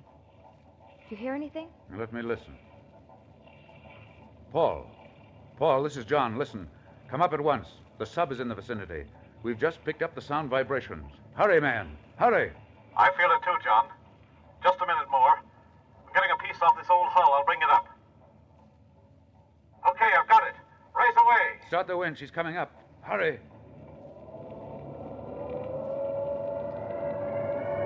3 minutes of maddening delay, and then I saw his helmet break water. As busy hands unbolted his helmet, he gave us a little net, which he held in his hand. We took it eagerly, and there it was, a piece of old, decayed wood. But on it was a small brass plate, some old, rusted fitting that had seen the ocean bottom for many a year. I gave it to Jean, and she hurried to the laboratory to take off the corrosion. Naturally, I hurried with her. It's coming off. I can almost make it out, John. Let me see, there's an L, an O, T. Here it is, Toledo. The Toledo. We found it. We found it. Oh, John, I'm so happy. Let's hurry and tell Paul. After Paul came out of the decompression chamber, he told us his story. She's lying at the very edge of the fissure. We must be very careful, or it's possible that it may disappear entirely. There are tons of sand to be blown out, and then we'll know the answer. But what about the sub, Paul? Good heavens, you don't mean to start blowing out sand with a mad German sitting alongside of you? We have to take that chance. I think we're better equipped, and if we work fast, we can be out of here in 2 days, even before he finds out where the Toledo is lying. Right now, we have to float a buoy over the spot and pull out of here. Maybe we can throw them off the track. We'll come back later and then go to work. Under the cover of darkness, we crept back to our position. Paul and 2 divers went over the side to begin the hazardous task of uncovering the ship. We agreed on complete silence unless an emergency arose. I'll never forget how long that night lasted. Along about midnight, our worst fears were realized. Jean, the sub is on the prowl. Listen. We've got to let him know. We've got to warn him. Yes, tell him. Paul? Can you hear me? Paul? Can't stop the talk now. We're inside ship. They've uncovered iron chests. Hold on. He won't listen, John. He won't. Wait a minute. John. I can't hear the sub. It stopped. Probably gone out of range. Treasure to starboard. Treasure to starboard. We found the treasure of the Toledo. Did you hear, John? They found it. They found the treasure of the Toledo. Paul? Answer me, Paul. Oh, John, something's gone wrong. The line is dead. Paul, answer. Are you all right? Paul?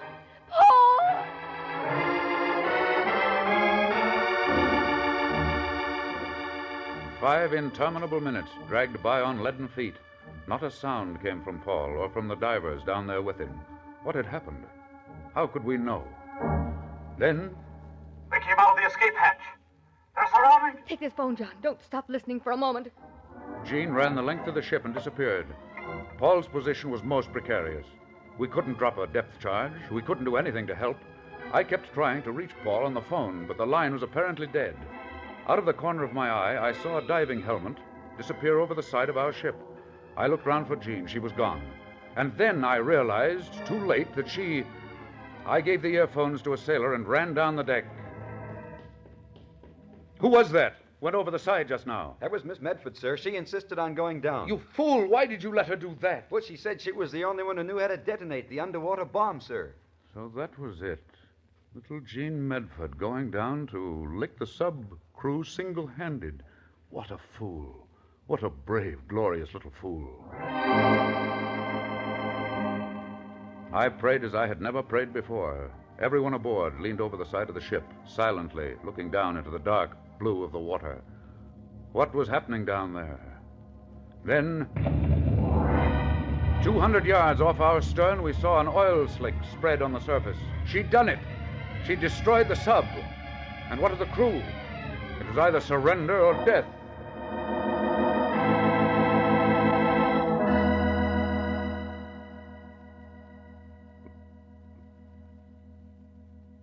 Later, Paul told us the story. We saw them coming at us just after we'd uncovered the treasure. They had special equipment, compressed air helmets without airlines attached. They held long steel pikes in their hands. In the glow of our lights, we could see the outline of the sub. I thought sure it was curtains, till I saw someone sneak up to the sub and drop something down the escape hatch. The explosion knocked us all flat. Then I looked around. I saw the sub roll on its side, and the Toledo, well, she'd entirely disappeared. The blast had sent it tumbling down the fissure. The treasure went with it. And the Germans? For all I know, they're still walking back to land.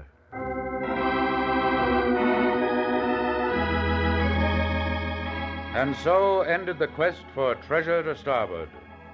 Jean didn't get her rubies and pearls after all, but she's still very well satisfied, because shortly after we return to the States...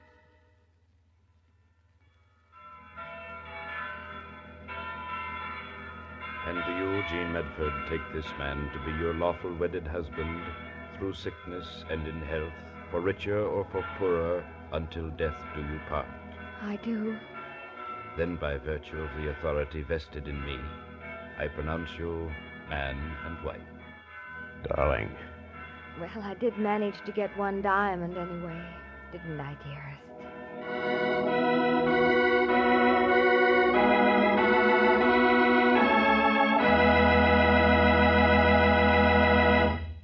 Warren William will be back in just a moment to tell you more about Treasure to Starboard. But first, here is a word from your announcer.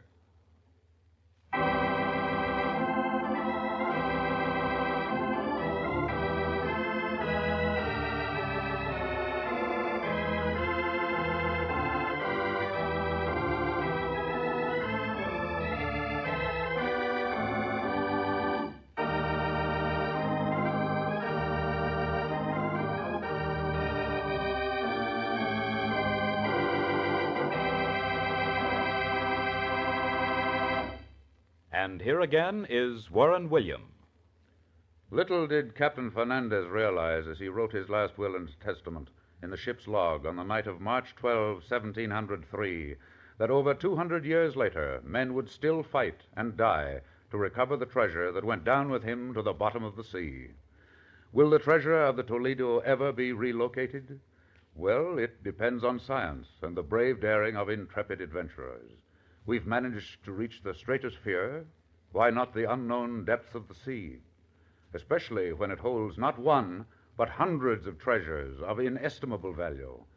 Who will risk their lives to recover them? Will you? Next week, I'm going to tell you the story about a professor who believed that heredity is stronger than environment. Unfortunately, he put his nefarious belief to an actual test that involved the life of an innocent child. In order to prove his point to a doubting scientific world, the professor married a woman in whose veins coursed criminal blood for many generations. From this unholy union, a child was born to be reared as a lady. But from the very first, strange signs of bad blood cropped up in the child. What happened to her? Well, listen next week to the story we call One Shining Hour. This is Warren William inviting you to listen again next week. Strange Wills is written by Ken Krapine and directed by Albert Ulrich. This is a Teleways feature produced in Hollywood. But first, here's a mighty swell suggestion. Kellogg's Pep! Say, gang, you'll want to spread the news around to all your friends that you're collecting those slick new comic buttons that now come in packages of Kellogg's Pep. Because that's the only way they'll know you can trade duplicates with them. And you wouldn't want to miss out on that fun. You want to be sure you round out your collection of all 18 different buttons. Yep, that's 18 different comic strip characters, like Smitty and K.O. and Herbie and Superman, of course. And the best part is, you don't have to send in a single penny for these sharp, new comic buttons, not even a box top. Fact is, you can't buy them anywhere. But you can ask Mom to get you a package of that super delicious whole wheat flake cereal, Kellogg's Pep. Inside each package, there's a thrilling prize, one of these bright new comic buttons or a military insignia or warplane button. Remember, that's P-E-P, Pep, made by Kellogg's of Battle Creek. Stay tuned to Hojo Radio. This is Orson Welles, speaking from London.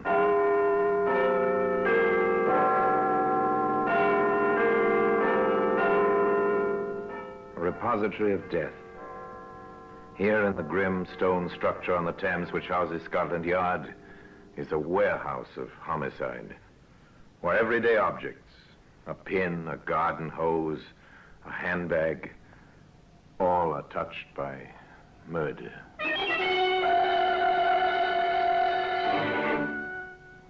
Here's a car tire. There were 3 others, all attached to a sedan. They were removed. Great Scott, Inspector. Those vandals, they've stripped the car of everything. Even the 4 tires, sir. There's nothing left. Except evidence.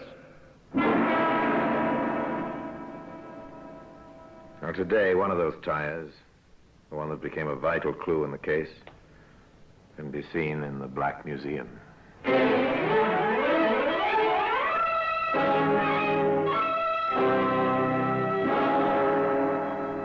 From the annals of the Criminal Investigation Department of the London Police, we bring you the dramatic stories of the crimes recorded by the objects in Scotland Yard's Gallery of Death, the Black Museum.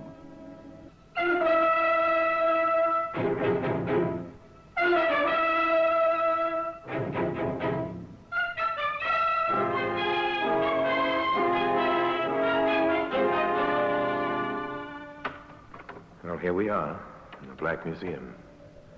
Scotland Yard's Museum of Murder. Yes, here lies death. On the shelves, around the walls, death in many disguises. Here's a length of electric wiring. The protective insulation has been stripped away. The man touched it. He died. The jury found it was murder. Here's a card. Invitation to a party. The invitation was accepted. Death was the end of that. Here's the tire. It's an ordinary car tire. Once it belonged to a sedan that stood in a garage at South End. On a certain night, some years ago, 2 men entered the garage quietly, after first forcing the lock.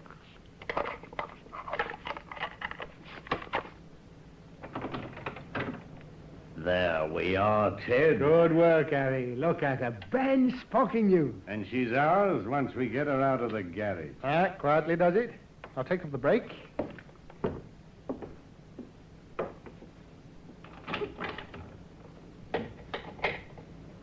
Right. We'll push her out in the street and down the road a bit. Okay, I'm ready. The object of this stealthy midnight visit was a new car. The 2 men pushed the automobile down the slope of the road, jumping in when the car began to gather speed. All right, Harry. Get in. Oh, nice going. Get her started, Ted. Right.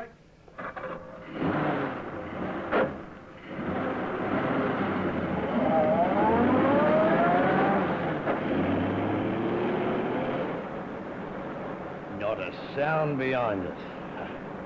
We got away with it. It was easy. By morning, we'll have everything we want off this car. Tires, spare parts, the seat. And then we'll ditch what's left, eh? We'll make our fortune this way, Harry, my boy. Sounds easy money. It is. Come on, I'll show you what this car can do. Flat out.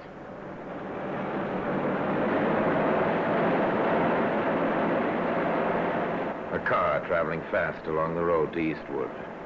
Its twin lights cutting beams in the darkness of the night. And a policeman cycling homeward. Hello?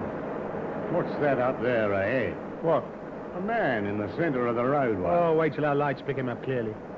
It's a cop. Oh? And he's got his hand up, signaling us to stop. Ted, you don't think... What, the word's got out this car's been pinched? Not a chance. And what's this copper doing? Oh, might want to lift home, you never know. There's his bike at the side of the road. Ted, I don't like Take it. it easy, will you? We'll bluff our way out. If he makes trouble, I can handle him. Well, go easy on using that gun. Leave it to me. Good evening, Constable. Anything the matter? I'll have to ask you not to speed like that along this road, sir. Were we speeding? Well, I think you know you were, sir, you know. There's been a number of serious accidents around here lately. Oh, dear. Now, may I see your license? My license? Yes, sir. You know, funny thing, I'm afraid I don't have it on me, Constable. Then I'll have to request some other means of identification, sir. Well, you know, I haven't anything on me at all. Well, where are you going, sir, and where have you come from? Well, we're just driving. Is the car yours? No, Constable. The car belongs to me. Oh, I see, sir. Then, would you tell me its number? It's on the front of the car if you want to see it. I know the number, but do you? Well, no, not offhand. As I thought, sir. This is a stolen car. Stolen? You'd both better get out. Now, come on. I'll have to take down some particulars. Yeah, what makes you think you can order us around, eh? Get out, I said. Come on. I want your names. And put that gun away. Say your prayers, copper. Give me that gun. Don't let him take it, Ted. Yeah.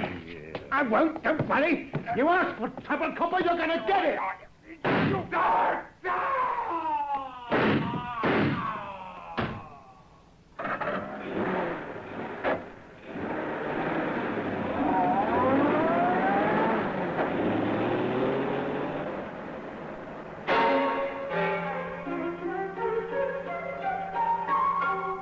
A car drives away. A man lies dead on the roadway. A murder has been committed. Murder of a policeman.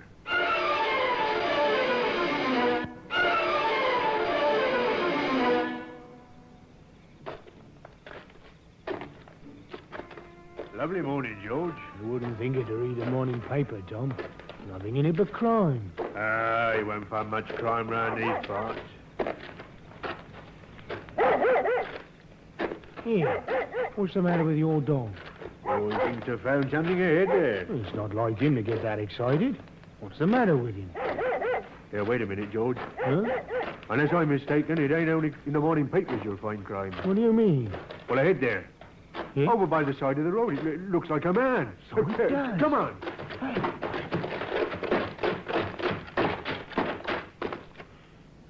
Why, it's Charlie Acker. He's dead.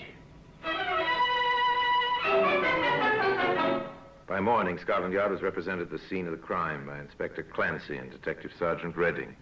He was shot 3 times, Redding. Nasty business, sir. Oh, here's a notebook lying on the ground beside him. Yes, and he was holding a pencil in his right hand. Well, that seems fairly straightforward, sir. He was about to take down some particulars from a person or persons whom he'd met. The evidence suggests that, Sergeant. But wait a minute, Inspector. His torch is here in his pocket. Is it? And there's no street lighting nearby. How could he have been writing? By the light of a vehicle, presumably. Of course, sir. Either the headlights or the interior lighting of a car or a truck. More likely the interior lighting, don't you think, Inspector? Well, we'll work on that assumption first. Which means it was a car. Yeah, there are some tracks here. You can see the skid marks. Now, they might be caused by a car starting fairly fast. I want those tracks photographed. The photographs were duly sent to certain experts at Scotland Yard, and a report came back to Inspector Clancy. Report from the yard, sir. Yes, Sergeant Redding? Those tracks were made by an Evans car. An Evans, eh? Get a full list of all stolen cars within a 50-mile radius. We'll see if there was an Evans amongst them. There were 2. One was found. Inspector Clancy interviewed the owner of the other. Yes, it was taken the night before last, Inspector. Some bounder picked the lock of my garage and got away with the car. I'll get a full description from you, sir. Certainly, but I say, Scotland Yard doesn't usually go chasing stolen cars, does it? Not usually, eh, Colonel Fentress? Oh, there's something else behind it, is there? Excuse me a moment. Hello, Fentress speaking. Yes, just a moment. It's for you, Inspector. Thank you, sir. Hello? Yes, Redding? At Raleigh. I see. Yes, I'll come down right away. Something happened, Inspector? An Evans car's been found, sir, abandoned in a ditch outside Raleigh. A new Evans. Index mark TW6120. But that's mine, by Jove. Then you'd better come along, sir. They found the car, the police going over it for fingerprints. Curious crowd gathered around it. It was a vastly different car from the one Colonel Fentress had locked in his garage 2 nights earlier. Great Scott, Inspector, those vandals, they've stripped the car of everything. Even the 4 tires. There's nothing left. Except evidence. What do you mean, Inspector? This was the car concerned in the murder of Constable Hacker on Eastwood Road. My car? Concerned in that killing? Come with me, Colonel. I'll show you the evidence to prove it. That car is the first link in a long chain at the end of which is the murderer. And a further link is the missing 4 tires, one of which became the vital clue in the case. That tire can be seen today in the Black Museum.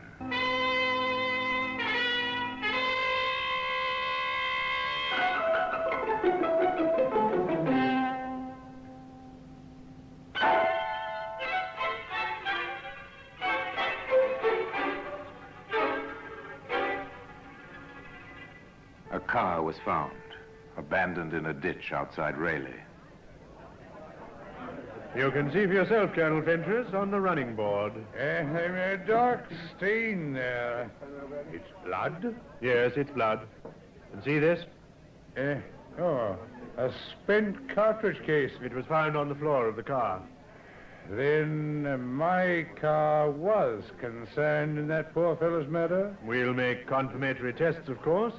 The blood stain will be checked against the constable's grouping, and the cartridge case will go to ballistics. Well, these routine checks must be carried out. But Colonel Fentress knew, and Inspector Clancy knew, that the driver of the stolen car had taken part in the policeman's murder. And knowing this, the inspector was able to reconstruct the crime.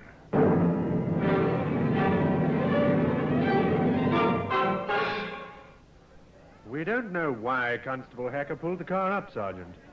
He was cycling home. Perhaps the Evans car was speeding. Well, whatever the reason, he called on it to halt. And in the process of questioning, he came to realize the car was stolen. He'd have brought out his notebook and pencil to take down some particulars, sir. And for doing that, he was killed. The picture of the crime was clear, but now, how to find the driver of the car? Nothing was known about him. There were no eyewitnesses. One man had seen the driver, and he was dead. Where would they begin searching? We'll begin right here at the car, Sergeant. It's funny about those tires, sir. Very funny. But not only the tires are missing. No, the toolkit's been taken, and the jack, and most of the spare parts. The windscreen wiper's been removed, so have the headlamps and a car radio Colonel Fentress had installed. Vandalism, sir? Well, if it was vandalism, it was well planned, Sergeant. Yeah. Now, there are lorry tracks over there. The stuff was loaded on and driven away. Car stealing, sir, for spare parts and tires. A very profitable pastime. Now, what was taken out of this car would probably be worth £200-300 on the second-hand market. Black market, sir, for the tires. I wonder who handles second-hand parts and tires around this district. Come on. Where to, Inspector? The nearest garage.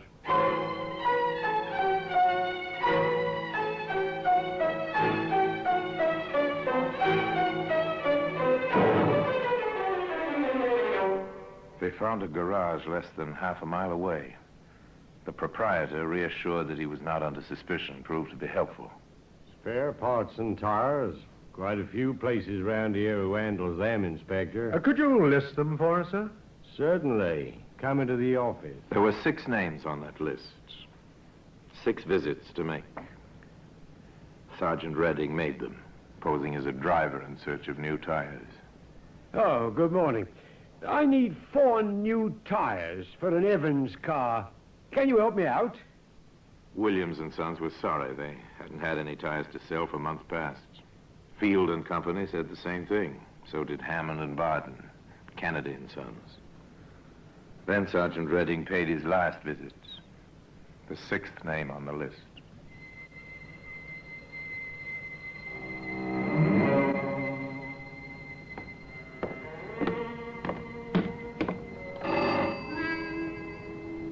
A small motor workshop on the road out of Eastwood. A car was being overhauled by a mechanic. A lorry stood on a vacant block of land beside the workshop. A sign at the front of the building said, Randolph and Burns, motor engineers and spare parts. Yes, sir? I need 4 new tires for an Evans car. Can you help me out? An Evans?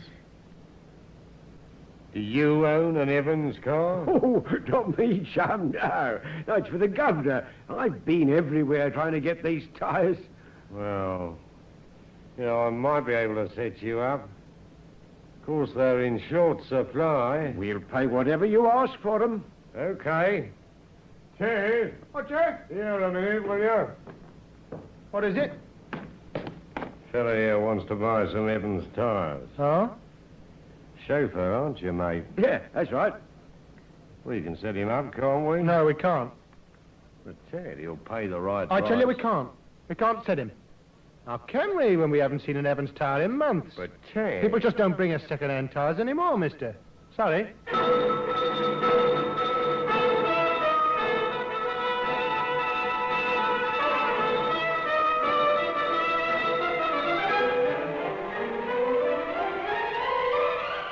The sergeant went back to where Inspector Clancy was waiting for his report.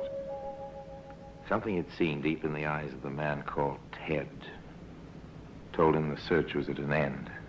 I don't know what spoiled it, Inspector.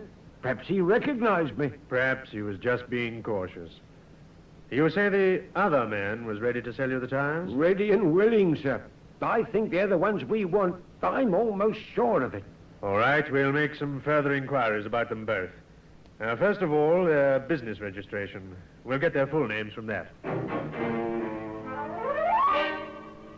The Business Records Office holds many secrets. The directors of England's leading companies, the balance of power in mighty industrial concerns. It also lists the many thousands of small businesses, companies, partnerships, sole traders, their trade and management personnel. Here we are, Sergeant. Randolph and Burns, motor engineers, Eastwood. Partners Edward Burns. That'll be your friend Ted. And Harold Randolph.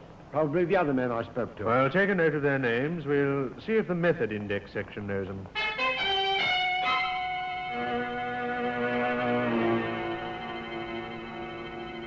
The method index section at Scotland Yard. That's a vast room of records. The walls are lined solidly with filing cabinets. Here are the details of all the crimes, from murder to petty theft. Here are the names and the aliases of all the criminals ever convicted in any English court. Filed and cross-filed for easy checking. Those 2 men you asked me to check, Inspector Clancy. Find anything on them, Severs? There's no record for Harold Randolph. What about the other one? Burns, yes, we know him. Ted Burns, motor mechanic, 4 convictions. The first, from my hometown, funnily enough, Oxford City Police Court. The charge? Stealing a motor car. And what were the other 3 charges, Severs? All connected with motor theft, sir. One was for removing spare parts from parked vehicles. Another time he was convicted for selling a stolen car. That's all I want. Thank you, good, Severs. Inspector Clancy and Sergeant Redding drove back to Eastwood. On the road there, about 50 yards from the motor workshop, they waited. They saw 2 mechanics leave at 5:30 on their way home. Then, a few minutes later... There he is, Inspector. That's Harry Randolph. And he's alone.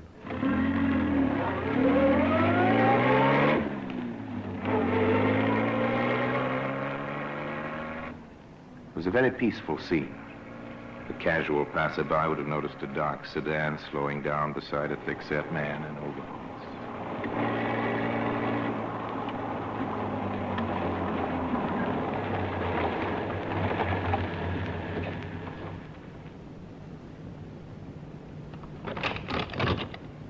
Mr. Randolph? Yeah? Oh, it's you. Still after them tires, eh? In a manner of speaking, sir. This is Inspector Clancy from Scotland Yard. Scotland Yard? Get in, Mr. Randolph. No, not me, Inspector. Now, you've got nothing against me. On the contrary, we have a great deal against you. Get in.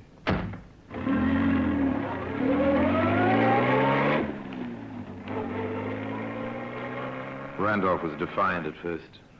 But when the advantages of turning King's evidence were pointed out to him, he became almost verbose. It wasn't me who thought of the scheme. I was talked into it by him. The scheme being to steal cars, sell their spare parts and tires, and abandon them? Yeah. Ted said we couldn't get enough parts and tires to stay in business otherwise. He talked me into helping him to pinch the Evans. Well, go on. Well, everything was sweet, and then on the way back to Eastwood, the cop signals us to stop. Tells us we were speeding. He'd have got our names and all. So you shot him dead? I didn't do it. Ted shot him. The gun's hidden in the desk down at our works. His fingerprints will be on it. I told him not to shoot. He wouldn't listen. We took the lorry down and got everything we could from the car and brought it back. And where is that stuff now? Well, some of it we sold, and 3 of the tires went off late today. I would have sold a lot to the copper here, but Ted was wise to him. He can smell coppers. 3 were sold. Then 1 tire is left on the premises? Yeah. But listen, won't you?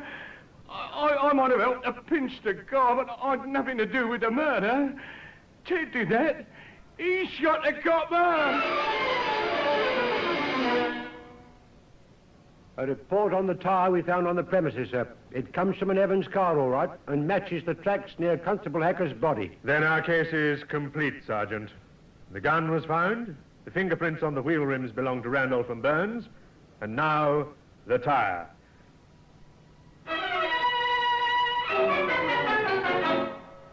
All right, Randolph, you've one more chance to help us. Where's Burns?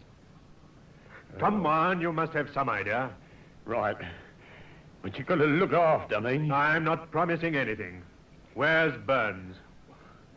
He's trying to get away overseas. I think he was heading for Liverpool. He was always talking about a pal of his who was a ship's mate. Can you remember the name of the ship? I think it was called the Briar Rose.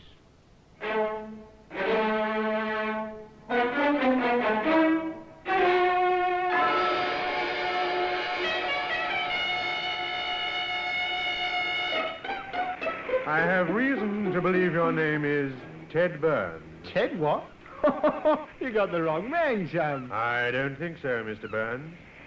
I have here a warrant for your arrest on a charge of murder. Hey, you got nothing on me? You got no evidence? Oh, yes, we have, Mr. Burns. All the evidence we need. And today, that tire occupies a place in the Black Museum.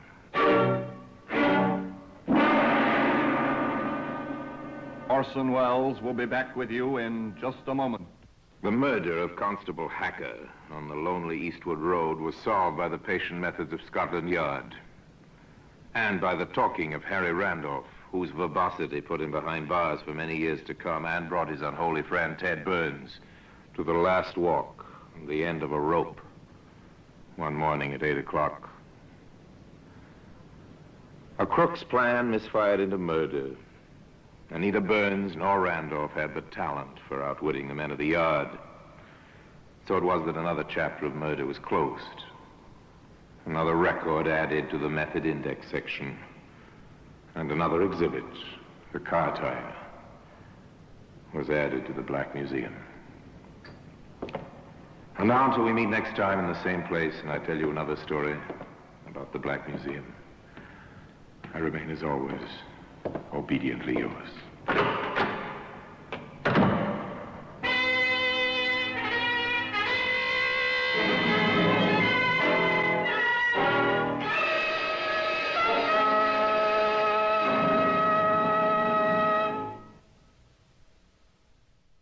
This just in. Are you looking for some classic gaming? What about new and old Nintendo products? Do you need to find some tutorials on how to make all that stuff work? Well, look no further than Rocket Blast Gaming for some of the best classic and new gaming around. Rocket Blast is an expert at all things Nintendo, and he has all the tutorials to prove it. So check him out right here on YouTube at Rocket Blast Gaming. That's ROCKET BLAST Gaming. Keep it tuned right here to Hojo Radio for more classic old-time radio.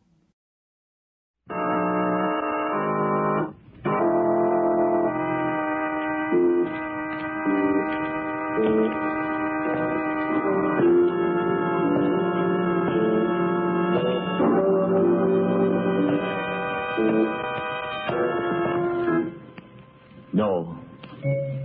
No, stay where you are. Do not break the stillness of this moment. For this is a time of mystery. A time when imagination is free and moves forward swiftly, silently. This is the haunting hour.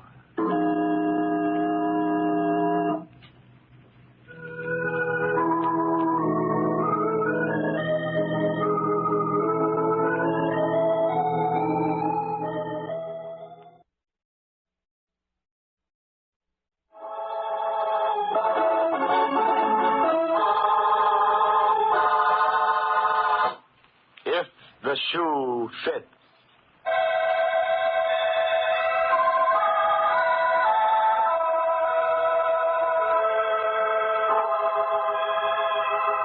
It is early Sunday morning in the home of Mr. and Mrs. Destos.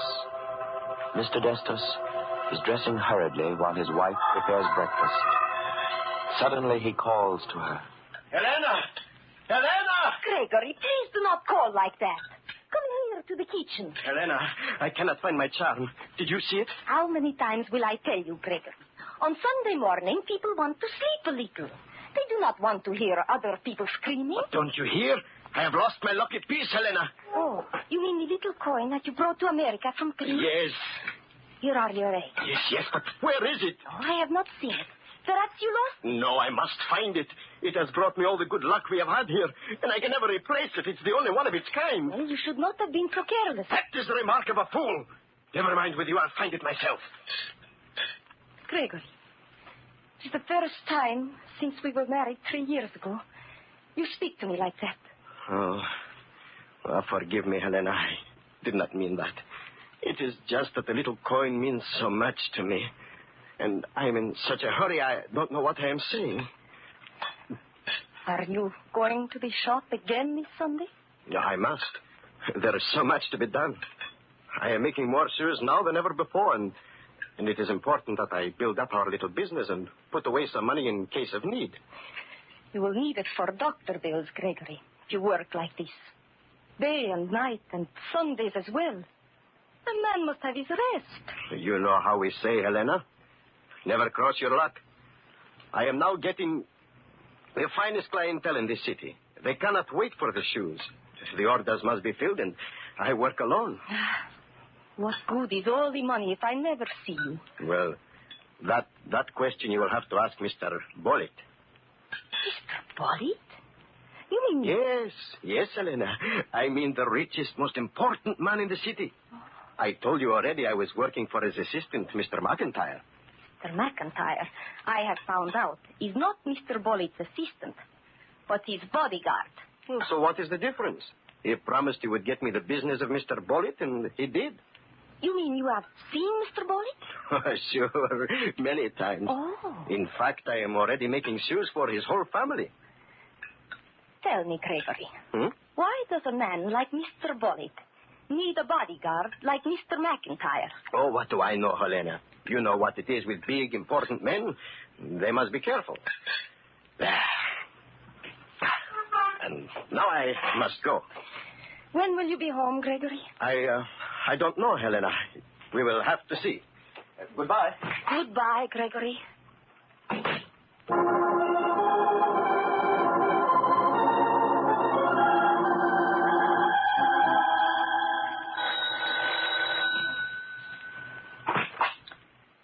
Mr. Destus live here? Yes. Is he home? Could I ask, please, your name? I'm Mr. Bollet. Oh, Mr. Bollet. Oh, come in, please. Come in, McIntyre. Right. Where's your husband, Mrs. Destus? He is not home. You're lying.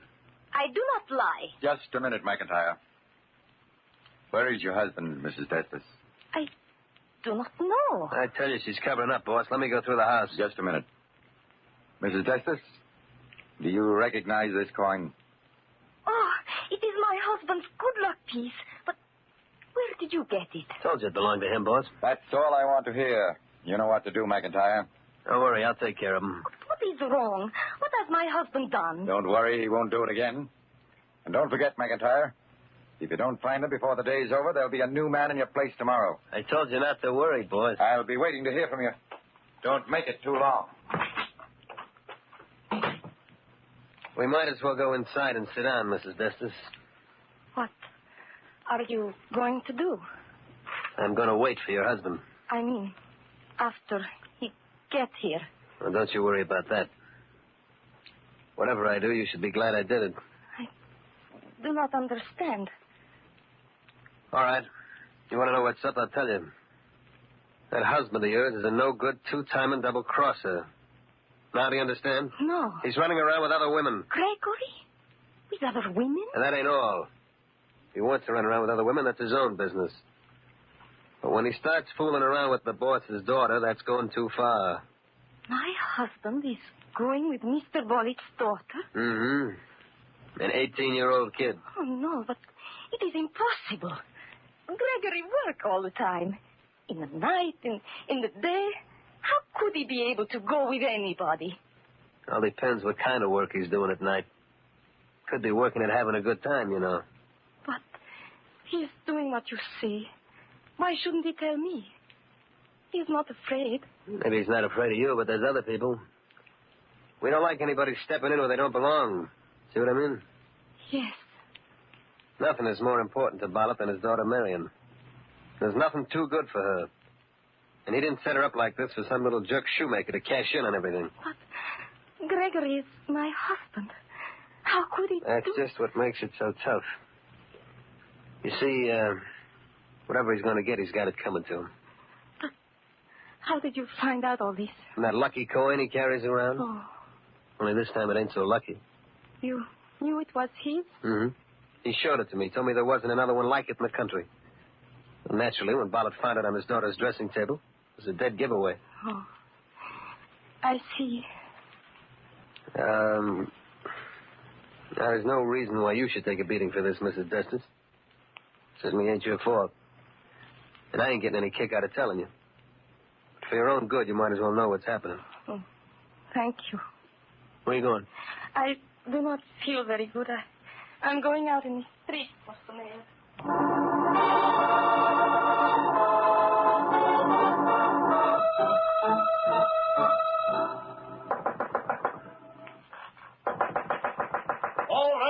All right, I'm coming. Now, have you no patience to... Helena, is something wrong? Close the door. Yes, but you... Now, what is it, Helena? You are so pale. Mr. Bollitt is looking for you. He came to our house. Oh? What did he want? He came with his assistant, Mr. McIntyre. They have found out that you are going out with Mr. Bollitt's daughter. Me? I am going out with... Please, Gregory. There is no need to try and hide it from me any longer. I know. Oh, you are fooling. First, I thought they were fooling. Then they showed me the lucky coin you had lost. Mr. Bollitt's daughter had it. Oh, what you are saying, Helena, is so strange. It does not matter. I have come to warn you. Beyond that, I have no further duty. You had better not come home. Mr. McIntyre is waiting there for you. Mr. McIntyre? Oh, but then I should go to the police. They cannot do such things in America. What would you tell the police? Do you think they would like to hear our married man is going with a single girl? Helena, you do not believe that, do you? Mr. Bollitt is not so much a fool as I. I thought you were working. But, Helena, no, there is nothing for me outside of my work. And you... I swear, Helena, I have never even seen the girl. I do not even know what she looks like. Only this morning you told me you were making shoes for all of Mr. Bollitt's family. Yes, that is true. But for the daughter, I have been getting the measurements from an old pair of shoes. Oh. Sure, that is why Mr. Bullitt has been so pleased with my work. He says there is nobody but me who makes custom shoes to fit so perfect by just looking at an old pair. Perhaps it is true. Would you believe them before me, Helena? I do not know. It is something we do not see that is behind this. But that does not matter now. It matters only that you believe me. Oh, we have gone through so much together, Helena. How could you think that I would do such a thing to you? But there is the coin. How did the girl happen to have it? That is what I must find out. And I must get it back. No, Gregory. You cannot do that. You must forget about it. But why? It is mine and it has brought me luck. No, you have not seen the face of Mr. McIntyre. I have seen that kind of face before. I know what he has in his mind. It is not good. But what am I to do, Helena? I cannot go away and leave you. You must, Gregory. You cannot even come home. You must leave right away. Then, when you find a place, you will write to me. And I will follow. How do I know what they will do to you if I leave? Oh, I will be all right. Then, if you say so, I will go, Helena. Listen, here is all the money I have with me. You will go right from here to the railroad station. I did not think that here in America we would have to... Goodbye, my Helena. Oh, hurry. There is not much... Mr. McIntyre. Do not say anything. Just going out for a little walk, huh, Mrs. Destus? Let me write to him. What do you want, Mr. McIntyre? I'll tell you later. Get your hat and coat. No, you cannot take him. No? Maybe this will convince you that I can. You're going to kill him. No, Helena. Helena, you must not try to do anything. You cannot fight a revolver. Now you're being smart, Destus. Let's go. Get into that car outside. Goodbye, Helena. Don't worry. Gregory. Oh, my Gregory.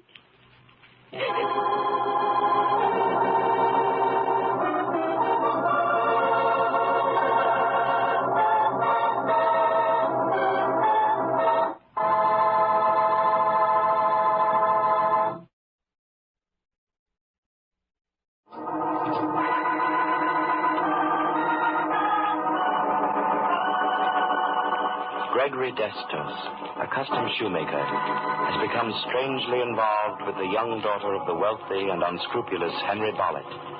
And though Destos has denied any knowledge of the affair to his wife, he is forced at the point of the revolver to go off in the custody of Bollitt's so-called bodyguard, McIntyre, who has been assigned to take care of Destos.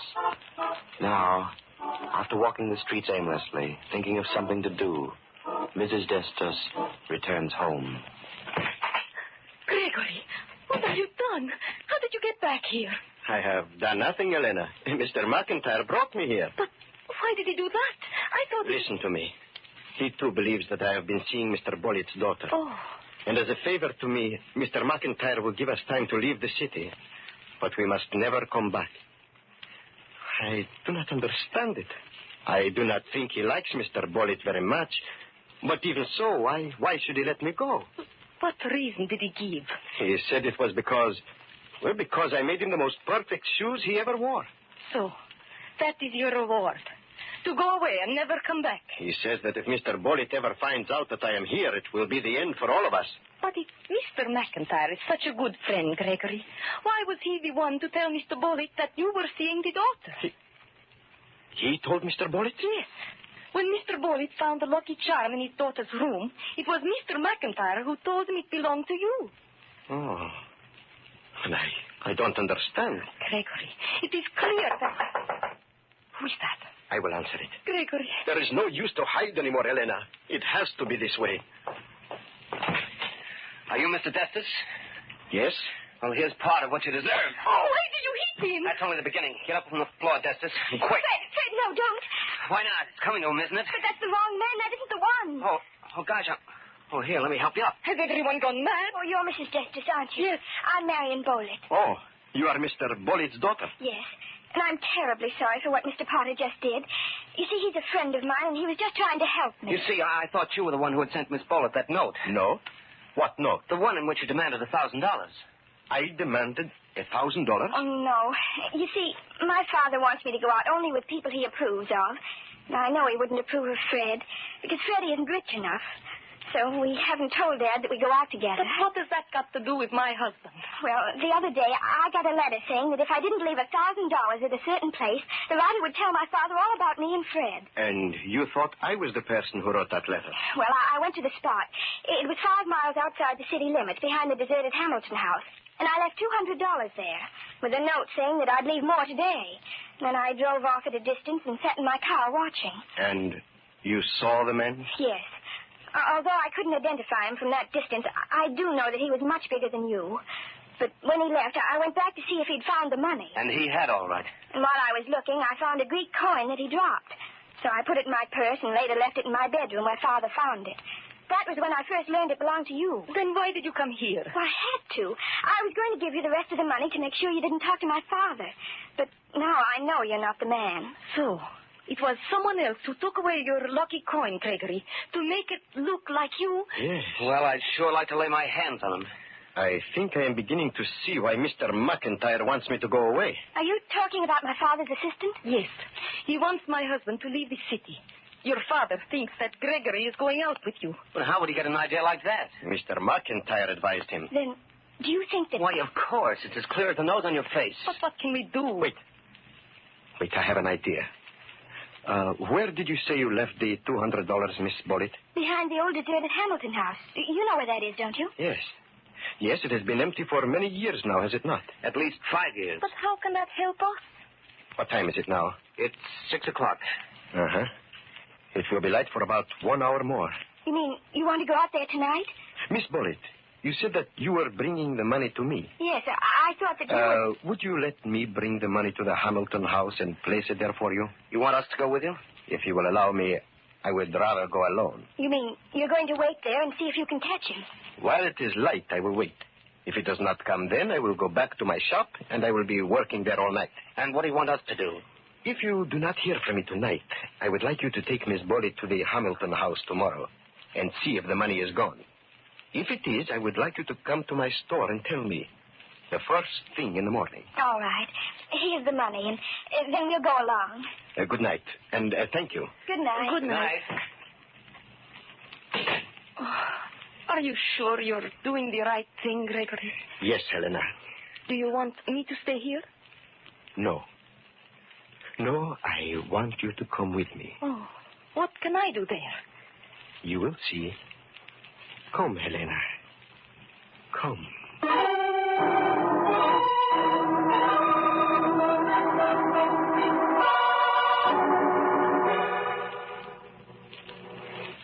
It is darkening quickly, Gregory. Yes, I must work quickly. Here. Here is the place where Miss Bullitt must have put the money last time. Now, we put this in the same place. Yes, so. And now, you stay here, Helena. Here? Are we going to wait for him to come?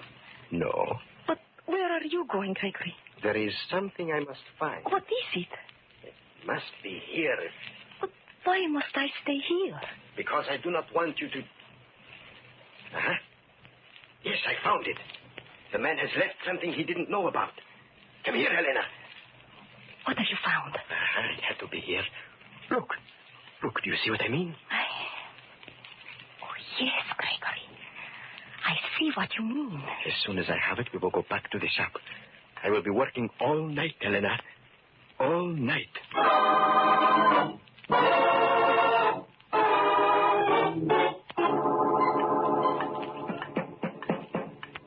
It's 8:30 in the morning, Gregory. Yes. At this time every morning, the shop is already open. Huh? Oh, yes. Yes, Helena, you better unlock the door. Unlock it? But if Mr. McIntyre comes here and finds you, what then? I think now we are ready for Mr. McIntyre, Helena. I hope so. Who is that? Oh, it's Miss Bullitt and the young man. Good. Let them in.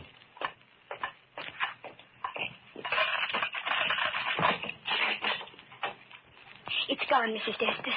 We looked all over. It was gone. My husband has been working all night. Well, this is a fine time to be fixing shoes, Destus. I am just finishing. But what are we going to do now? Now that we know the rest of the money is gone. I expect that in a few minutes your father will be here. How do you know that? After what has already happened, he must be following you. But you know that we don't want to be seen together. Why didn't you say this before? Because Mr. Bullet is interested in me, not you. Well, Marion, I think it's best that we get out of here. All right, Freddie. If you think we... All right, Destus. Took me a long time to catch up with you, but I finally did. I am not running away, Mr. McIntyre. Marion, how can you come to this man's place at this hour of the morning? Why shouldn't I? Mr. Destus is trying to help me track down a criminal who's been blackmailing me. Blackmailing you? Yes, and trying to incriminate Mr. Destus at the same time by leaving his possessions where I could find them. You talking about that Greek coin? You mean he didn't give it to you? No, he didn't. I found it. Wait a minute. You mean somebody's been blackmailing you and trying to throw the blame on Destus? Yes, Mr. Bullet. And now I think I am able to find out who the man is. How can a shoemaker suddenly become a detective? I know very little besides making shoes, Mr. McIntyre. I make them to live. But now I have made one to save my life. What are you talking about? I went to the place where your daughter left the blackmail money.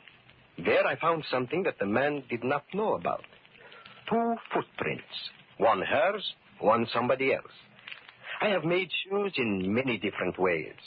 But until today, never from a footprint. You mean the shoe you've been working on all night is measured from that footprint? Measured so carefully, Miss Bullet, that it could not be worn by anybody else. You see, the print had a special high arch, and the pressure was greatest on the left side of the heel.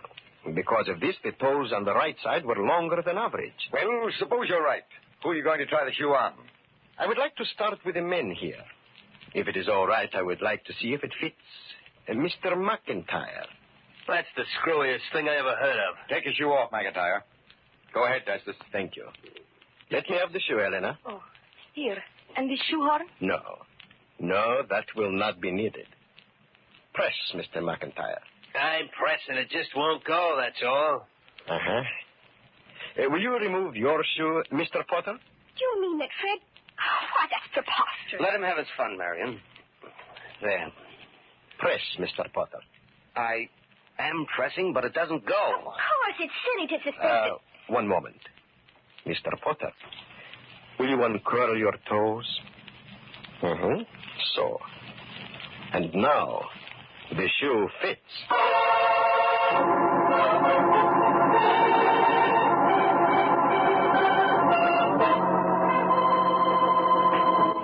It is amazing how you fashioned that shoe from a simple footprint, Destus. I think, Mr. Bullet, that he will never find another shoe to fit him as well. I'm afraid that it won't matter so much where he's going. I suppose McIntyre's turned him over to the police by now. But I still don't see how Mr. Destus could find out all that information from a single shoe print. How did you know that Fred had the blackmail money in his pocket? Oh, I did not know that. I knew only that the blackmail money had been taken away from the place where I left it. But from the beginning, Mr. Potter's face was familiar. Then I remembered the day my lucky coin disappeared, there was a man in my shop, and he was asking me for prices. Tell me, Miss Bullet, did Mr. Potter ever have a mustache? Why, yes. He just shaved it off a few days ago. Mm-hmm. And sometimes he wears glasses? That's right. Of course, I could not ask these questions before. Naturally. But that proves conclusively he was the man. You deserve a lot of credit for this, Destus, and I'll see that you get it, too. Well, come along, Marion. Perhaps you'll listen to me in the future. Goodbye, Mr. and Mrs. Destus. Goodbye. Oh, Gregory, it is over. Like being free again. Is it not wonderful? So wonderful, Elena. I think I will take a holiday. We will go home now and go to sleep.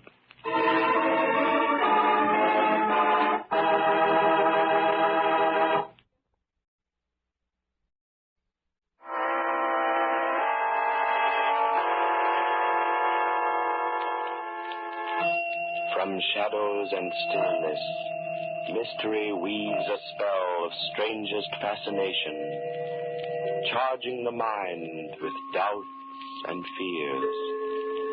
For mystery is a strange companion, a living memory in the haunting hour.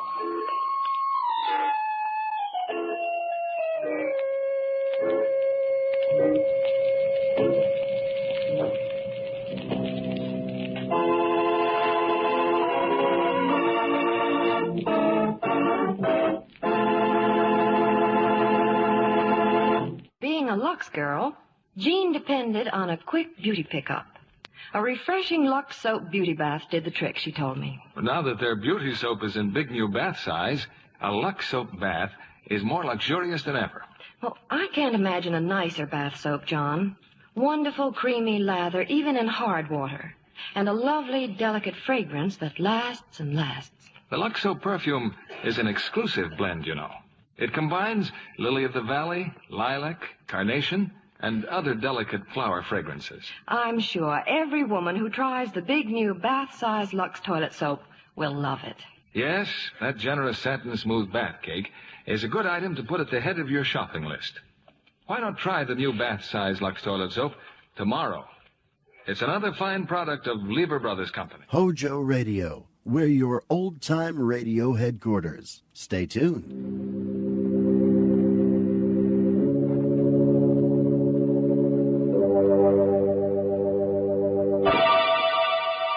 Lipton Tea and Lipton Soup present Inner Sanctum Mysteries.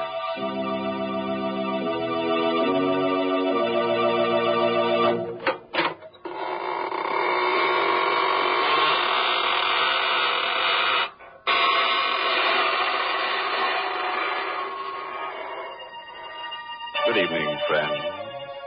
This is your host of the Inner Sanctum inviting you in through the creaking door.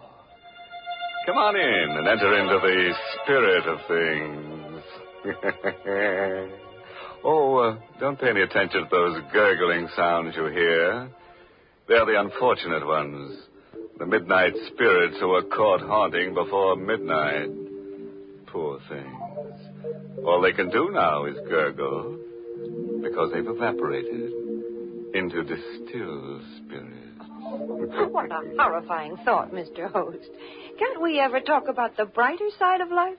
Well, don't forget, Mary, murder is my business. Well, thank goodness it isn't mine.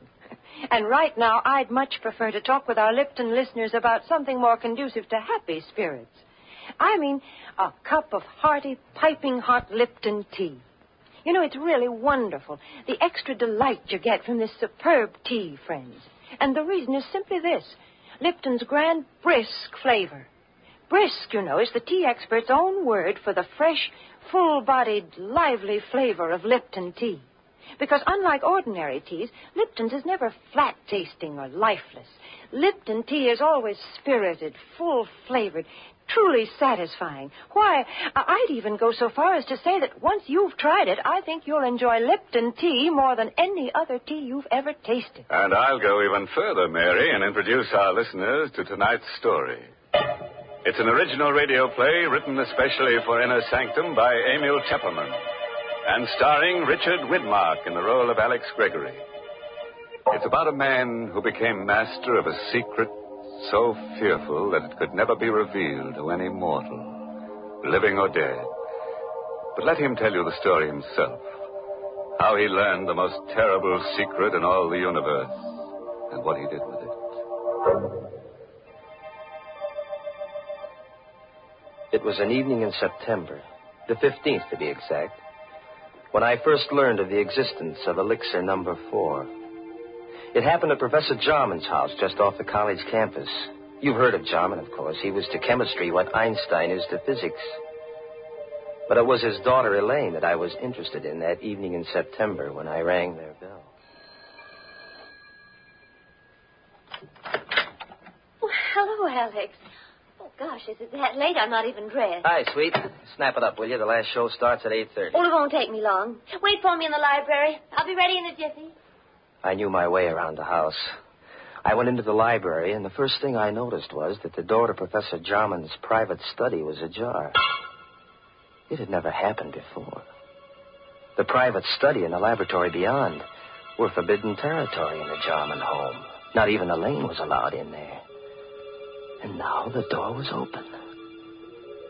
I'd heard stories of Jarman's experiments with new and secret formulae.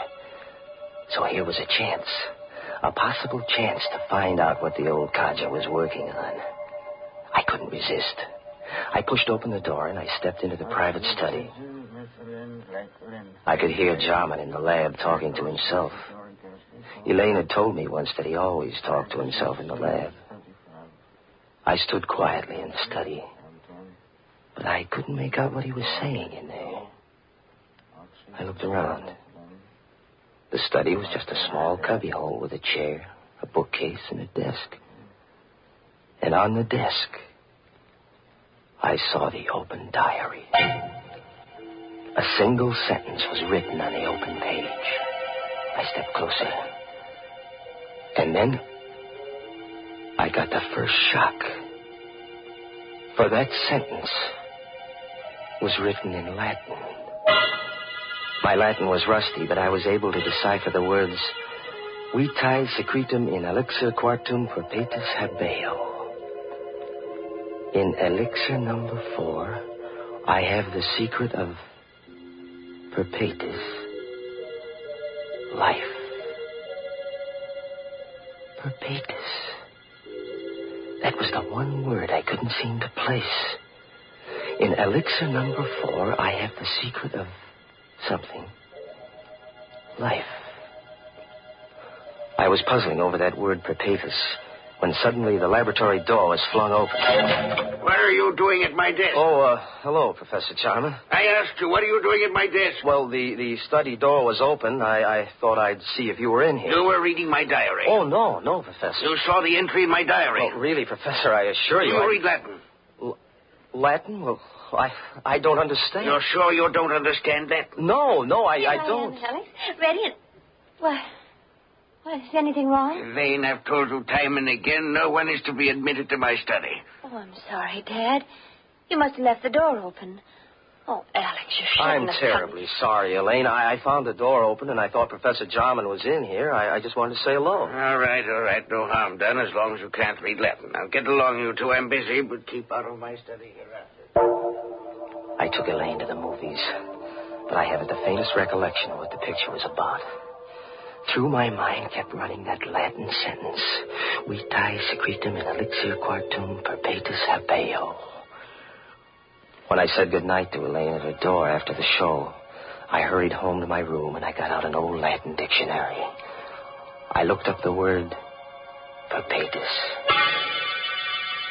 And then I got a strange, cold feeling down my spine. For the word perpetus meant perpetual.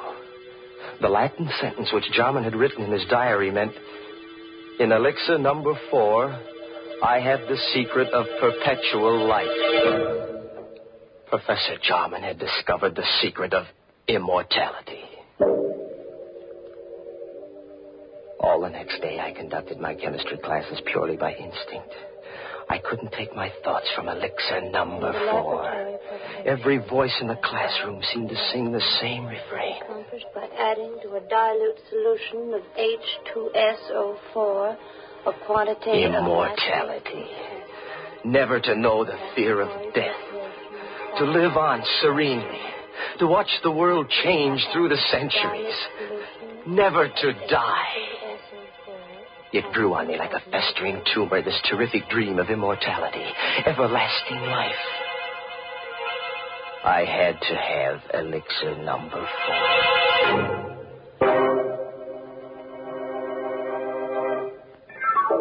In the afternoon, the first free period I had, I went down the hall to Jarman's office. Come in. May I come in for a moment, Professor? Oh, it's you.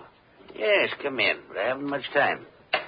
Professor, I want to apologize for last night. Let's forget about it. No harm done. Well, whatever it was you had written in your diary, it must have been pretty important. Oh, no, not at all. Only some chemistry notes. Nothing of any importance. Just something I've been experimenting with. Well, I'd be very glad to assist you, Professor. Anything I could do, That's very kind of you, young man, but I don't need any assistance, thank you.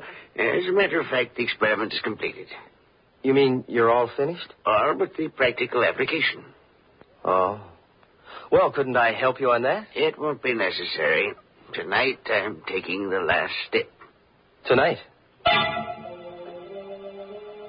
I knew what that meant. Tonight, he was going to use elixir number 4. He was going to administer it to himself. I had to act tonight or never. Jarman's keys were on his desk. I distracted his attention, and I managed to pick them up without his noticing.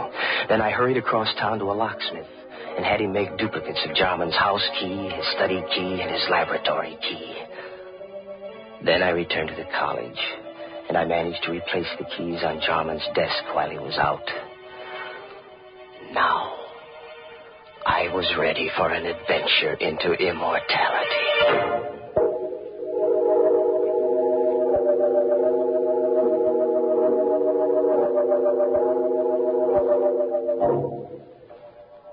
At 8:30 that evening, I let myself into Jarman's house, opened the study door, and stepped quietly over to the laboratory. I knew Elaine was at a sorority meeting.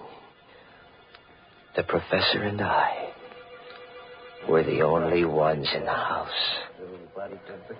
Jarman was standing at the lab table with his back to me, talking away to himself.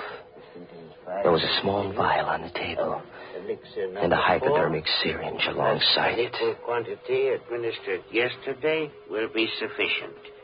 At my age, since my blood is too thin, I require the additional dose. But a younger man would need only one injection to cause the necessary type change in his blood. Who's that? Good evening, Professor Jarman. I hope I'm not interrupting. What are you doing here? How did you get in? So elixir number 4 changes the bloodstream. What do you want in here? Quit stalling, Professor. I know what elixir number 4 is. Oh. So this is it. Elixir number 4. Careful. Don't spill it. How much of this stuff have you got? That's all there is. 5 cc's. You mean you haven't got any more? It took me 5 years to distill 10 cc's. Before that, I experimented for 10 years. I failed 3 times. And this is your 4th try, huh? Elixir number 4. And there isn't any more of it? It'll take me 5 years more to make up another bat. Please be careful. Don't drop it. Don't worry, I won't. You said this is enough to make the average man immortal. Me, for instance? It's not for you. You hear me? Not for you. Oh, yes, it is, Professor. It's for me. I won't let you... What are you doing with that mallet? What do you think? No. I'm so sorry, Professor. Wait, I'll let you have it. Don't kill me. I've got to kill you. When I take this dose of elixir number 4, I'll be immortal. And I don't want anyone to know it. Go away, you fool. You'll never enjoy your immortality. You'll wish you were dead 1,000 times. I'll come back to remind you.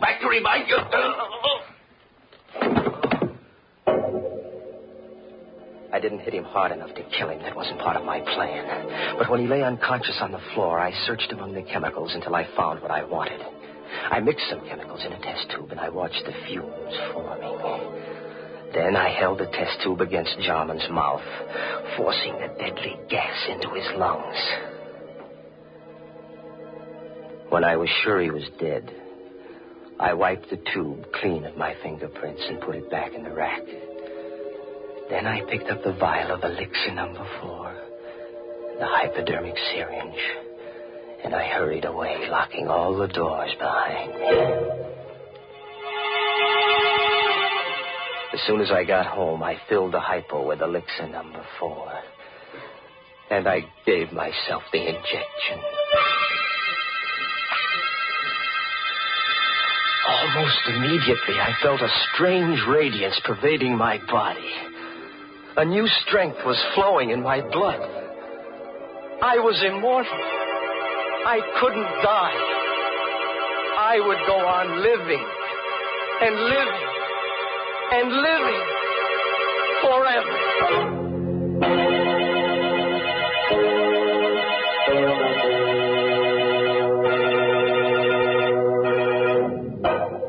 Hey, what's going on here?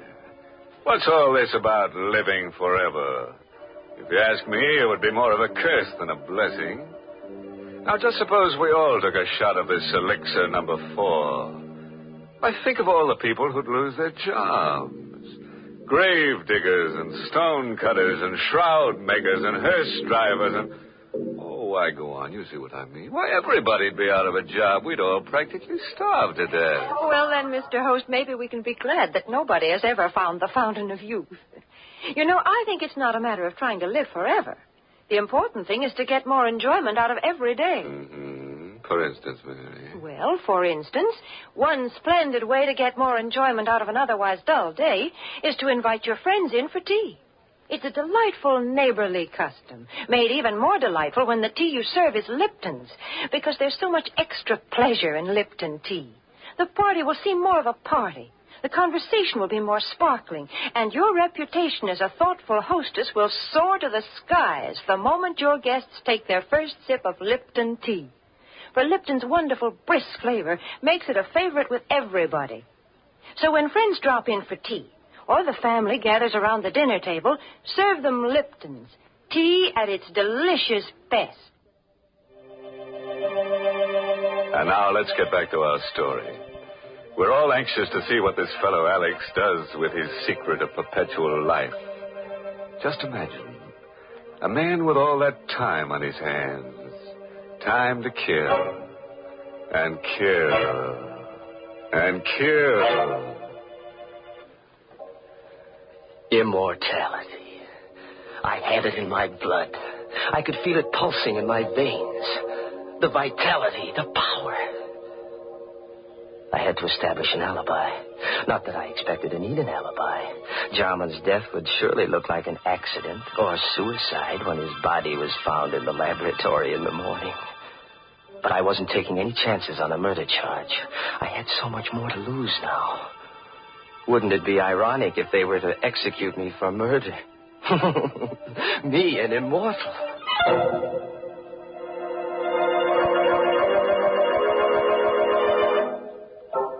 Next morning, I stopped at Jarman's house and rang the bell. I knew Elaine must have gone right to bed when she returned from the sorority meeting last night, because she never disturbed her father when he was in the lab. But now, when she discovered that he hadn't been to bed all night, she'd want to investigate. And I wanted to be there when the body was found. Oh, good morning, Alex. Hello, sweet.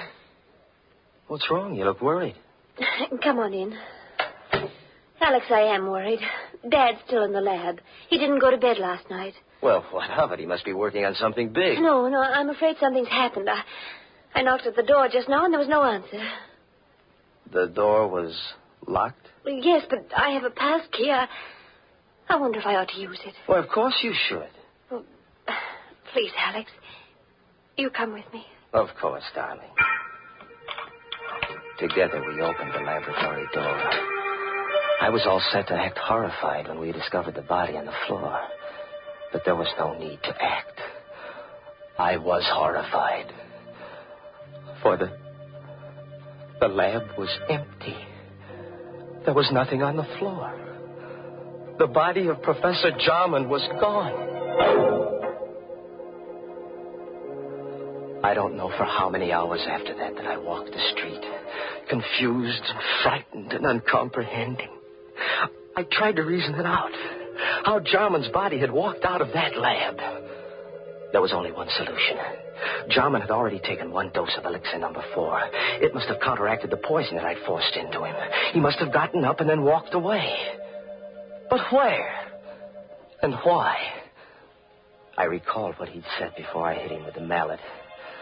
Yes, I could hear his voice faintly strumming at my brain. You'll never enjoy your immortality. You'll wish you were dead 1,000 times. I'll come back to remind you.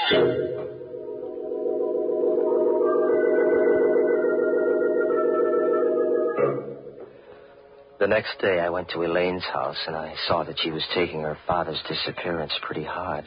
Oh, Alex, I don't know what to make of it. Do you think that Dad... that he's... Now, take it easy, baby. Maybe he's just suffering from amnesia. Maybe he just walked out of the house. He might turn up tomorrow. I have a terrible feeling, Alex, that he's dead. What makes you think so? Oh, I don't know. Now, please, Elaine. That won't do you any good. Oh, but it's the uncertainty. If I only knew for sure. Alex. Do you believe in mediums? Communicating with the dead? Do you believe a medium can put you in touch with the dead? Oh, is that what you're thinking of, darling? Going to a medium? But don't you see, Alex, if Dad is dead, maybe... I was worried, too. I had to know if Jarman was dead or alive. I had to know before I could start enjoying life. Yes, that might be a good idea, Elaine. Can't hurt to try. There's a medium in town. Oh, I don't know what I want to do. Let me think about it. Well, sure, darling.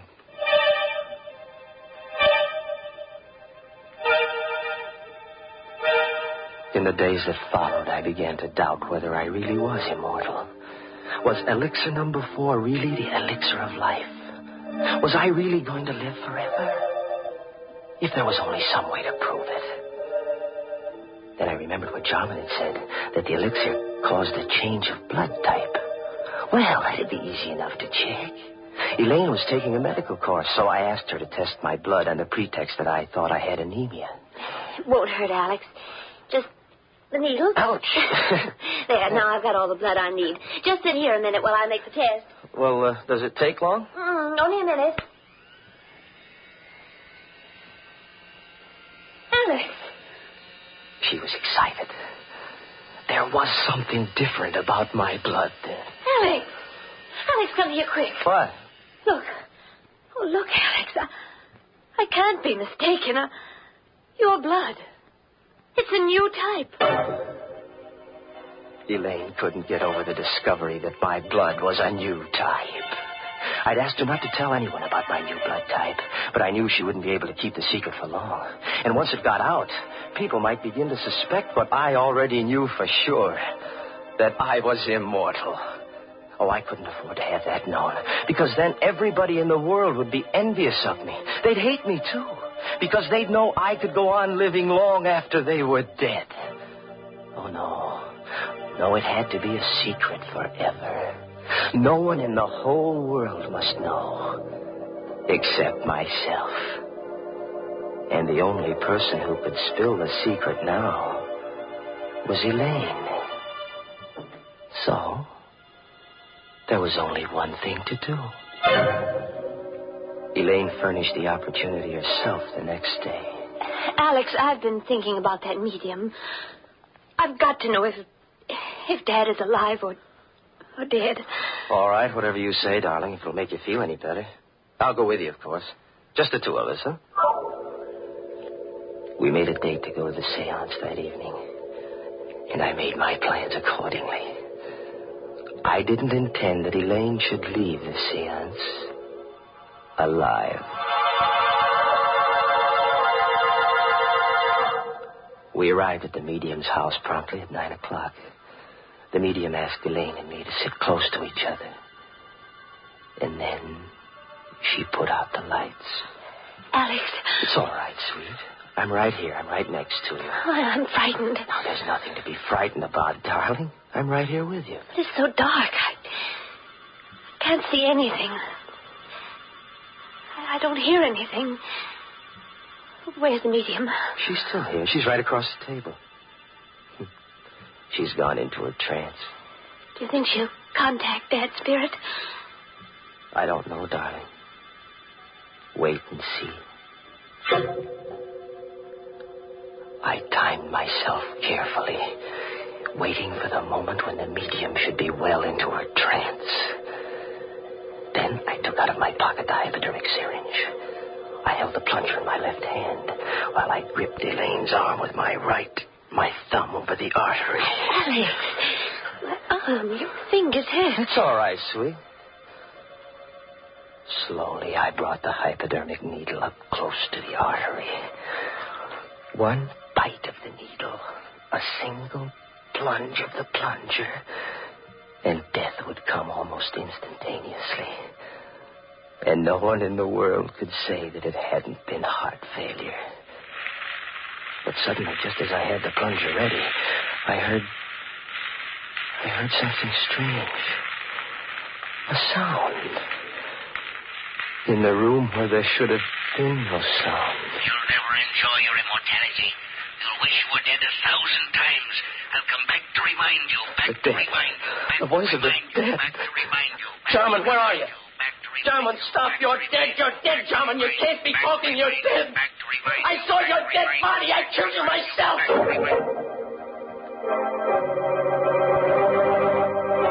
Suddenly, the lights flashed up. The room was full of police. Arrest him, officer. He killed my father. You heard his confession. That voice. That was Dad's voice, Alex. A recording. A recording? That's why he always talked to himself in the lab. He had a wire recording machine.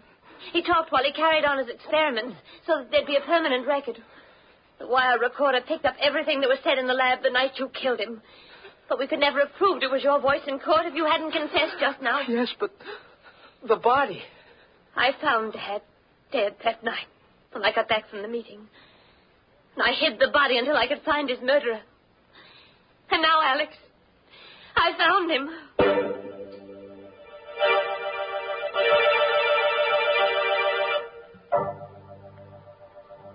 All through the trial, Elaine sat and watched me. All the time the jury was out, she sat and watched me. And she watched me while they read the verdict of guilty. Her eyes never left me when I stood up to be sentenced and heard the judge say, Alex Gregory, it is the judgment of this court that you be confined to the penitentiary for the rest of your natural life.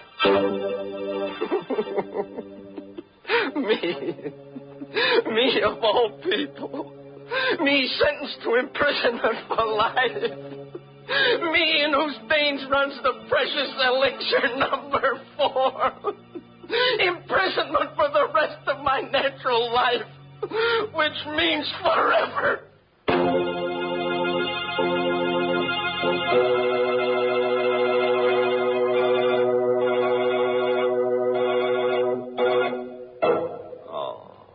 You know, I feel kind of sorry for Alex. He really got a tough break. Locked up in a cell for all eternity and no way out. Yes, looks like they'll have to build a new jail around him every 1,000 years or so. Of course, there's one way out for him. He could let his beard grow for a couple of centuries, and when it gets long enough, he could hang himself. Oh, imagine such a thing, Mr. Host. Yes, it would be sort of breathtaking, wouldn't it, Mary? Poor Alex. He probably had many good impulses in his lifetime. As the trouble is, he didn't follow them. Well, Mr. Host, I'm afraid that's something we all do every now and then. For instance, perhaps some of you Inner Sanctum fans have promised yourselves the pleasure of trying Lipton tea, but somehow just haven't gotten around to it. Or maybe you've just forgotten it when you're writing out your grocery list. Well, this time, make sure. Add Lipton tea to your grocery list right now. For until you do try it, you're missing a real treat. Why not start enjoying lively, full-bodied Lipton tea beginning tomorrow?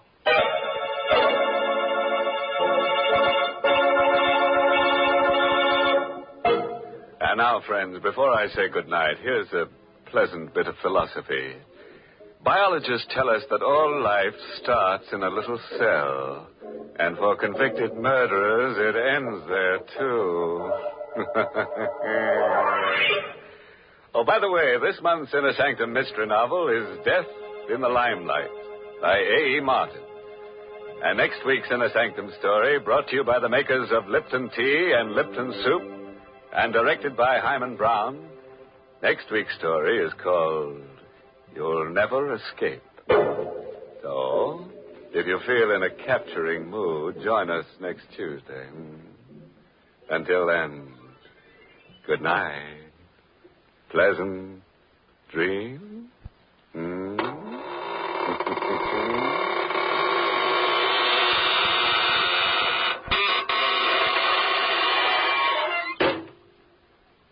Friends, you want to know how to make an ordinary meal into a feast? Start it right. Start it bright with tempting, heartwarming Lipton's Noodle Soup. Lipton's Noodle Soup is ready to serve in a jiffy, and what a treat it is. Lots of tender, golden noodles and a world of real chickeny flavor that makes it taste homemade.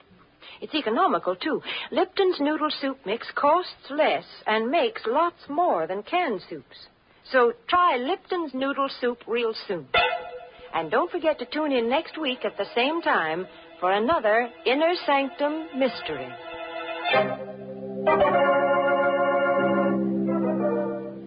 This is CBS, the Columbia Broadcasting System.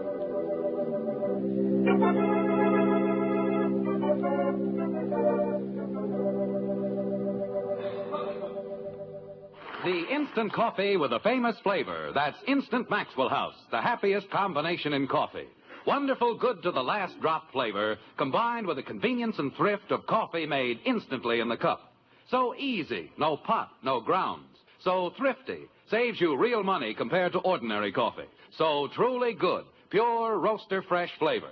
Try Instant Maxwell House, the instant coffee with a famous flavor. Instantly good to the last drop. Stay tuned to Hojo Radio. This is Nelson Olmsted. Sleep no more.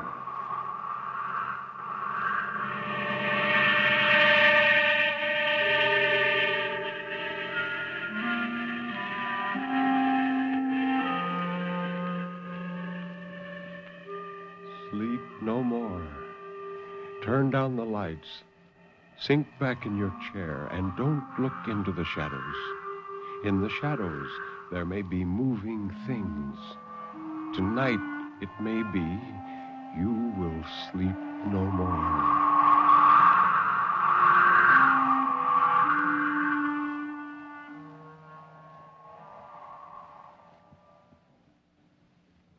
Good evening. This is Ben Grauer introducing tonight's tale of terror, told by Nelson Olmsted on the National Broadcasting Company's presentation of Sleep No More. The story of terror can be as simple as a sheeted ghost rattling chains. It can be a complex and hidden world of horror, lurking in such unholy dimensions as only the dead and the moonstruck can glimpse. Or it can be those terrible, fathomless shadows which lie buried deep in the primitive mind of civilized man. And for this evening, well, Nelson Olmsted, tell us about this evening's story. Once again, Ben, we have two stories tonight. The Death of Olivier Becaille by Émile Zola and Fishhead by Irvin S. Cobb. Fishhead is one of those tales that always makes the hair on the back of my neck stand up. It's the fantastic story of a human monstrosity who was the veritable embodiment of a nightmare. It sounds promising. So let Nelson Olmsted tell us about the man called Fishhead. In the spring, the clotted frog spawn cling like patches of white mucus among the weed stalks. And at night, the turtles crawl out to lay clutches of perfectly round white eggs with tough, rubbery shells in the sand. There are bayous leading off the nowhere, and sloughs that wind aimlessly like great blind worms, finally to join the big river that rolls a few miles to the westward. Reelfoot Lake is a wonderful place for fish, bass and crappie and perch and the snouted buffalo fish.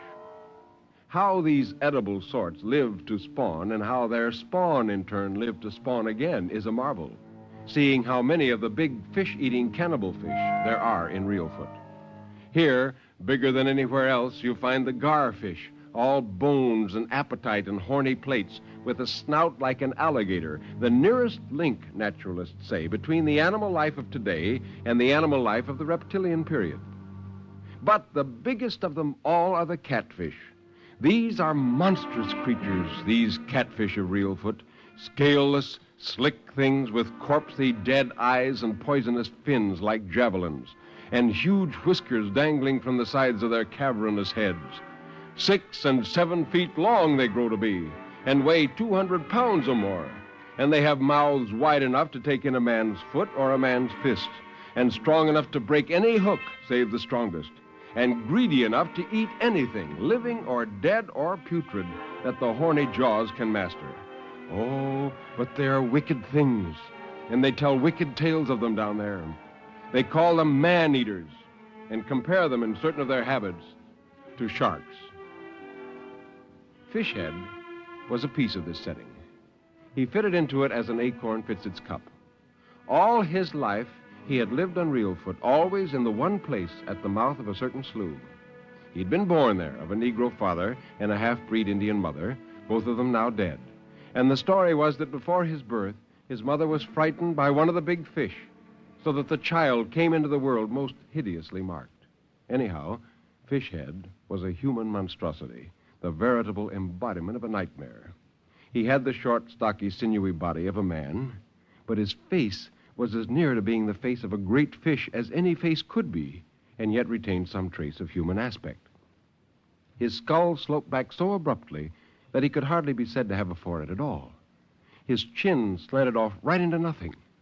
His eyes were small and round, with shallow, glazed, pale yellow pupils, and they were set wide apart in his head, and they were unwinking and staring like a fish's eyes. His nose was no more than a pair of tiny slits in the middle of a yellow mask. His mouth was the worst of all. It was the awful mouth of a catfish, lipless and almost inconceivably wide, stretching from side to side.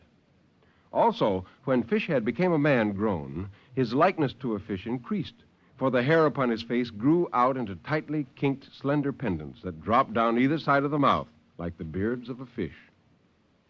If he had any other name than Fishhead, none excepting himself knew it. As Fishhead he was known, and as Fishhead he answered. Mainly he kept to himself, with no kith nor kin, nor even a friend, shunning his kind and shunned by them. His cabin stood just below the state line, where the mud slough runs into the lake. It was a shack of logs, the only human habitation for 4 miles up or down. If the Reelfooters shunned Fishhead by day, they feared him by night and avoided him as a plague, dreading even the chance of a casual meeting. For there were ugly stories about Fishhead, stories which all the Negroes and some of the whites believed. They said that a cry, which had been heard just before dusk and just after, skittering across the darkened waters, was his calling cry to the big catfish. And at his bidding, they came trooping in, and that in their company, he swam in the lake on the moonlit night, sporting with them, diving with them, even feeding with them on what manner of unclean things they fed. The cry had been heard many times, that much was certain. Also, that the big fish were noticeably thick at the mouth of Fishhead Slough. No native Reelfooter, white or black, would willingly wet an arm or a leg there.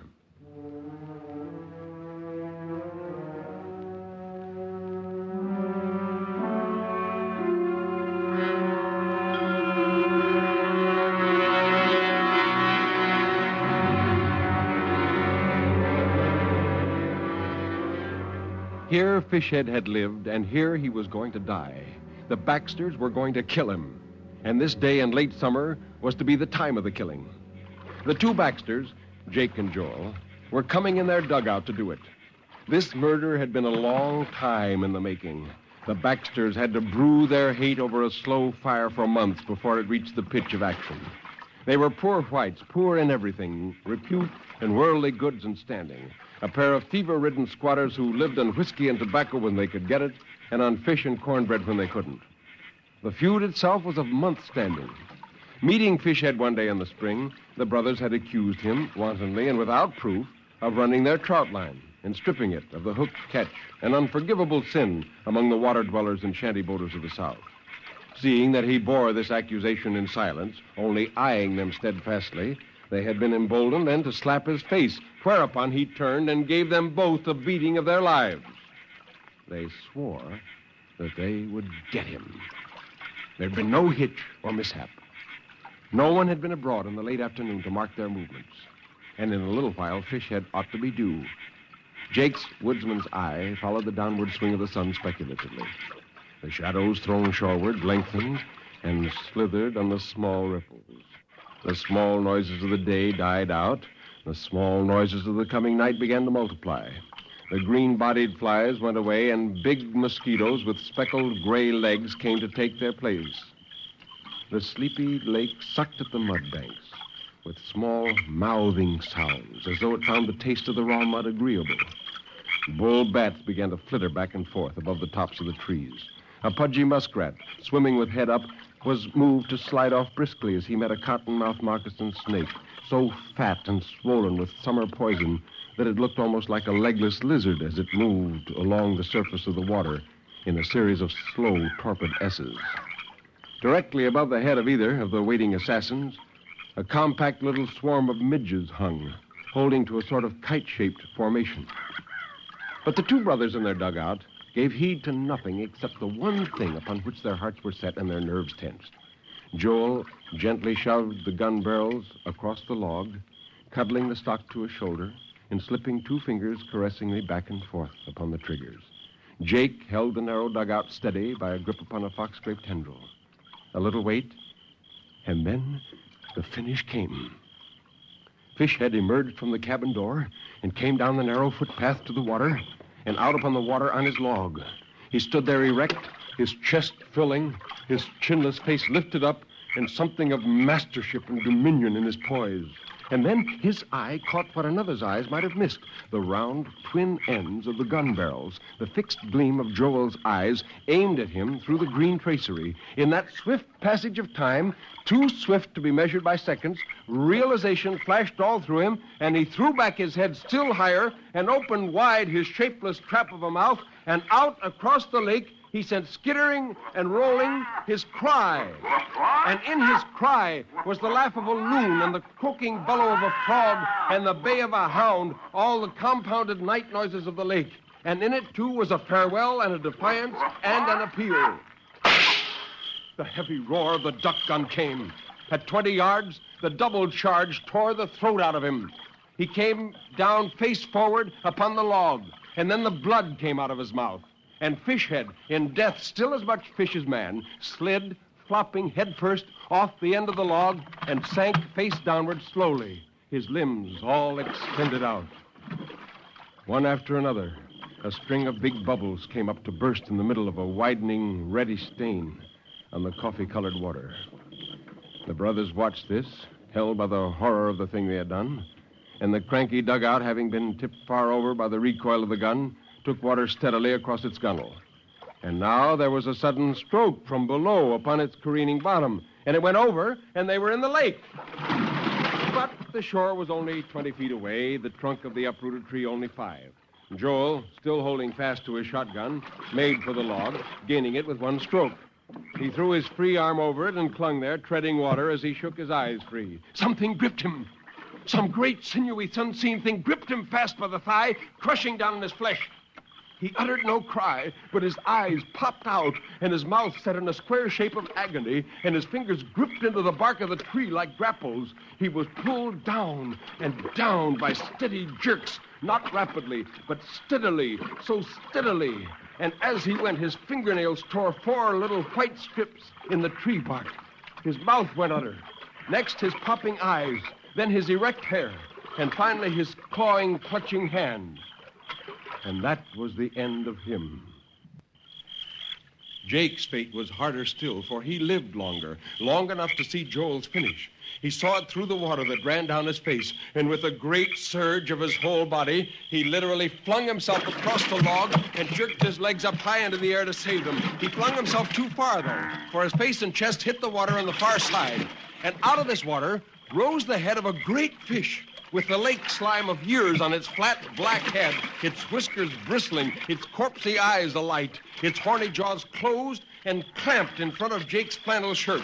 His hand struck out wildly and was speared on a poisonous fin. And unlike Joel, he went out of sight with a great yell and a whirling and churning of the water that made the cornstalk circle in the edges of the small whirlpool. But the whirlpool soon thinned away into the widening rings of ripples, and the cornstalks quit circling and became still again. And only the multiplying night noises sounded about the mouth of the slough.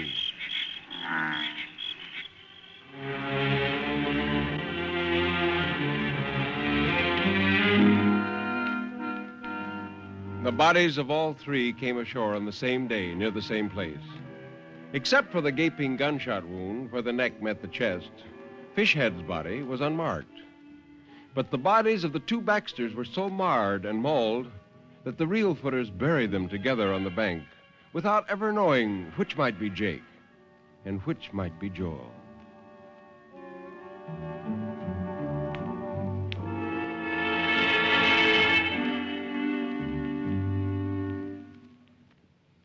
This has been Irvin S. Cobb's short story, Fishhead, as told by Nelson Armstead.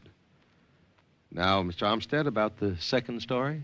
Well, have you ever experienced the terrifying thought that someday you might, by some accident, be buried alive, abandoned, given up as dead? The famous Frenchman, Émile Zola, must have had such a thought, for he wrote the weird tale we'll hear now, The Death of Olivier Becaille. Marguerite continued to weep beside me. It troubled me, not knowing how to calm her, not being able to tell her that I wasn't suffering. If death was nothing but this swoon of the flesh, then indeed I was wrong to have feared it so. It was actually a feeling of well-being, a great repose, in which worry and trouble were left behind. Poor Marguerite. Now she was alone. She kissed my hands and cried out repeatedly, "Olivier, answer me, answer me. Oh, he is dead." But I couldn't possibly be dead.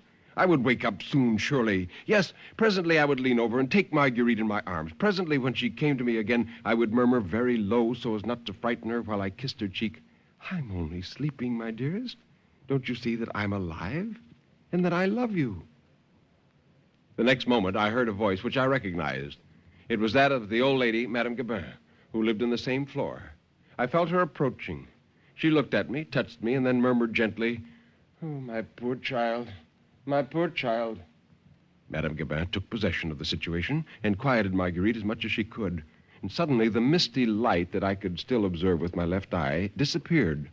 Madame Gabin had just closed my eyes, though I had not felt the touch of her finger on my eyelid. When I at last understood, a chill began to creep down my backbone. Then Madame Gabin spoke. "You know, my dear, we must think about formalities.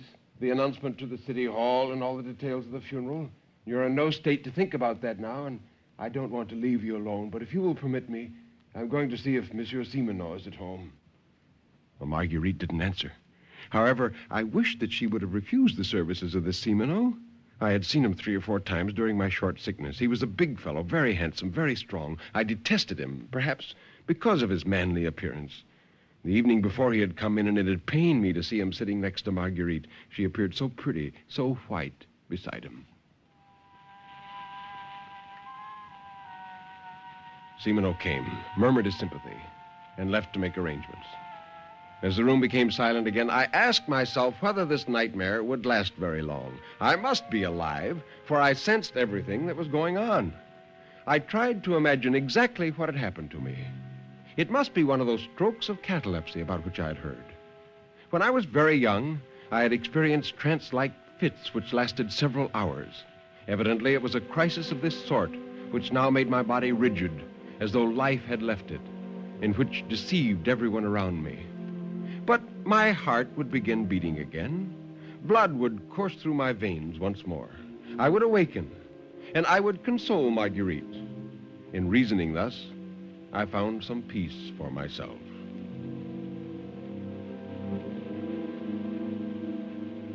Hours passed. Simoneau reappeared, whispering to Madame Gabin that the funeral was set for 11 o'clock the next day, and that the doctor for the dead would soon come. The doctor for the dead. He would do what would be necessary to revive me. I waited for him with great impatience. He came that night, not even excusing himself for being so late. He lost no time. I gathered he was tired, impatient, and in a hurry. Did he touch my hand? Did he listen for my heartbeat? I don't know. But it seemed to me that he looked at me with a great indifference. A moment later, he was gone. It was my life that had gone. Cries and tears and oaths stifled me, lacerated my convulsed throat, but no sound escaped. So this was the end. I was condemned. My last hope disappeared with this man. If I didn't awaken before 11 o'clock the next day, I would be buried alive. This thought was so horrible that I lost consciousness. I awoke when they placed me in the coffin and nailed the top in place. I had the sensation of riding on a rolling sea while they carried me out. Later, they took me out of the hearse. The priest mumbled some Latin phrases. Many feet moved about for a few minutes, and then suddenly I felt myself sinking. Ropes rubbed against the sides of the coffin, sounding like the strings of a double bass viol. This was the end. A double concussion, violent and loud as a cannon, burst upon me near the left side of my head as the first shovelfuls of dirt hit the coffin. A second impact took place near my feet. Then another even greater than the last struck me through the center. So violent was it that I thought the coffin would break in two, and I fainted.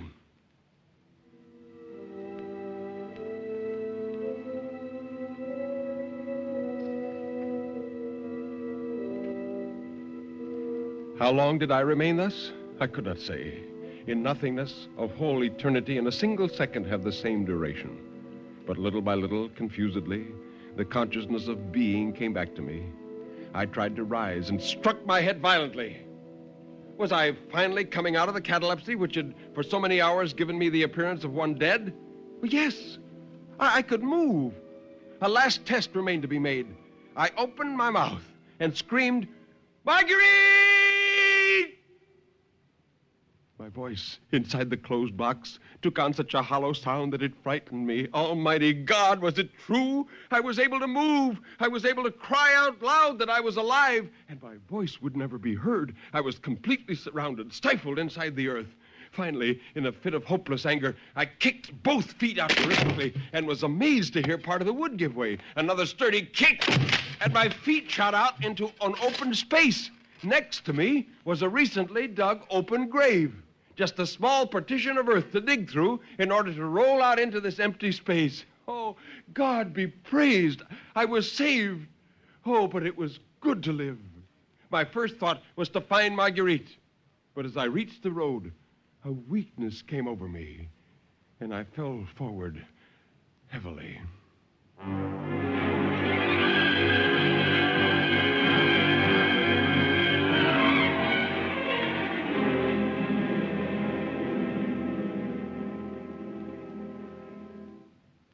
For 3 weeks, I was unconscious. When I finally came to my senses, I found myself in a strange room. A man was there taking care of me. He told me simply that one morning he found me on Montparnasse Boulevard and had taken me to his home. He was an old doctor who'd given up his practice. When I began to thank him, he cut me short by saying the case had appeared interesting to him and that he wanted to study it. Further than this, I learned nothing. I regained strength slowly. But one June morning, I obtained permission to take a short walk and immediately set out to go to my old lodging. With difficulty, I reached it, and then a childish fear agitated me. If I presented myself suddenly this way to Marguerite, the shock might kill her. The best thing would be to see first the old neighbor, Madame Gabin. I decided to enter a little restaurant downstairs. I must have been unrecognizable. My beard had grown during my illness, and my face had become very thin.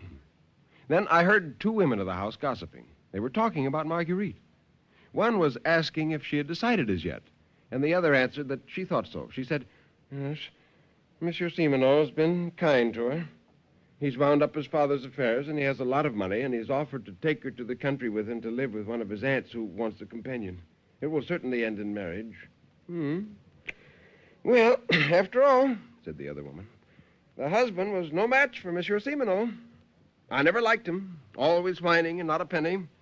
No, he was no husband for a woman with blood in her veins."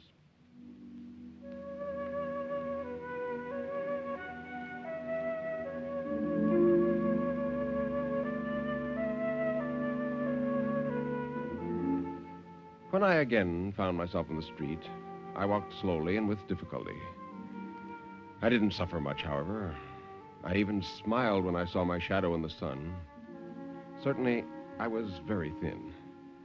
It was a singular idea for me to marry Marguerite, and I recalled how tired she was of her home before she married me.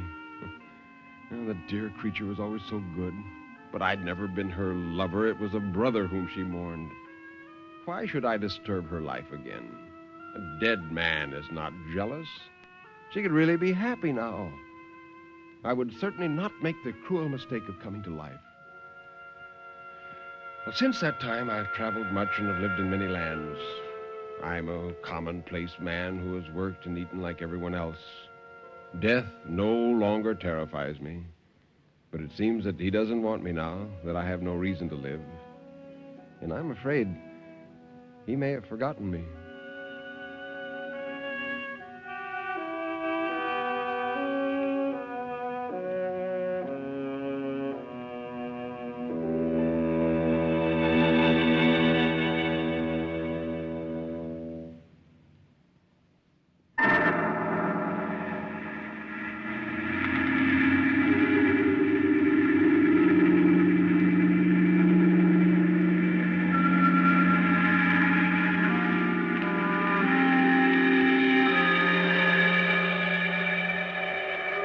You can turn up the lights now. You can look around you. Nobody is there, really. Everything is all right, isn't it?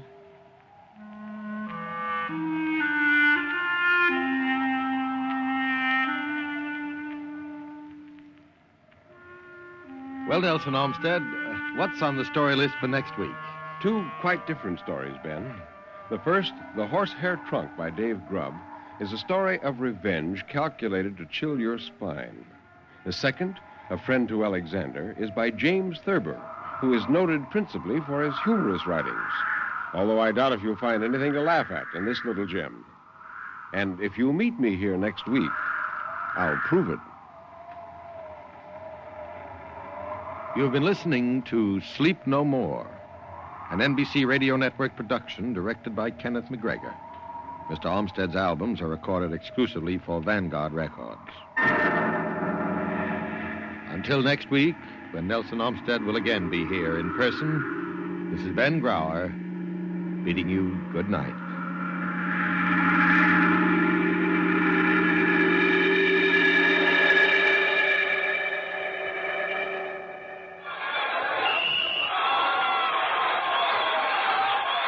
If that's the game you're missing because of a mean cold, here's something you should know. Every second someone takes it for the miseries of a cold. Millions more take bromoquinine. Every second someone takes it for the miseries of a cold. Bromoquinine. More people have taken more bromoquinine cold tablets for more complete relief than any other cold tablet ever sold. You could take aspirin or other single-action cold remedies all day and not get bromoquinine's more complete relief, even for virus colds. Bromoquinine works to relieve stuffy nose, body aches, fever, irregularity, the blues, and headache. More complete relief, because bromoquinine is the only cold tablet sold with wonder-working quinine and 5 other medicines, health fortified with vitamin C. Remember, every second someone takes it for the miseries of a cold. Millions more take bromoquinine. Get bromoquinine brand cold tablet. Hojo Radio, where the classics come alive.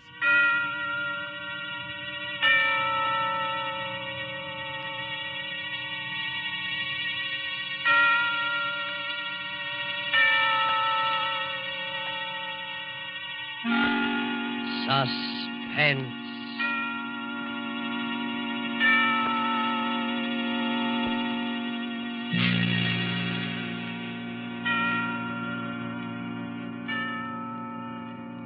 This is the Man in Black, here again to introduce Columbia's program, Suspense.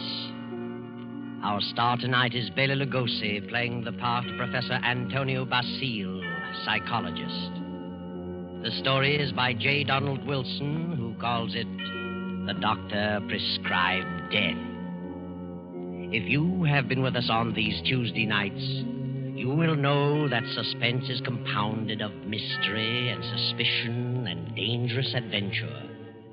This series of tales is calculated to intrigue you, stir your nerves, to offer you a precarious situation, and then withhold the solution until the last possible moment. And so it is with The Doctor Prescribed Death and Bela Lugosi's performance. We again hope to keep you in suspense. Professor Antonio Basile has a theory, but let him tell you about it. As a psychologist, I have worked out a theory I know to be sound. I contend that a person who has decided to kill himself can very easily be turned from this desire to the desire of taking the life of another. I can prove my theory, and if necessary, that is exactly what I will do.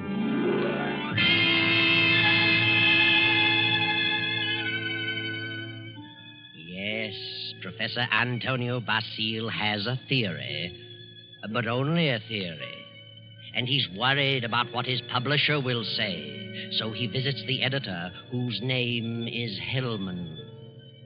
Hellman finishes the manuscript and tosses it on the desk. Professor Basile leans forward eagerly and... Well, Hellman, what do you think? Professor Basile, it's purely conjecture, simply a theory, and I wouldn't advise publishing it. I worked on that theory for a long time. I'm positive of it.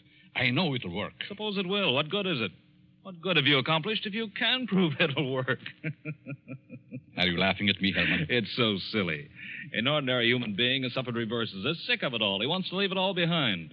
And you say he can be changed to want to kill someone else. I do. Self-destruction and the destruction of other life are closely related in the mind. The dividing line is very thin. It's ridiculous. And you won't publish it? Granger would fire me. Why? He told me that, in his opinion, you should be in the asylum. Mr. Granger said that. Does he think I'm insane? How do I know? Herman, Mr. Granger didn't say that. It's you who thinks I'm crazy. You've never liked me. For some reason, you are trying to tear me down. Well, we'll see, Mr. Hellman.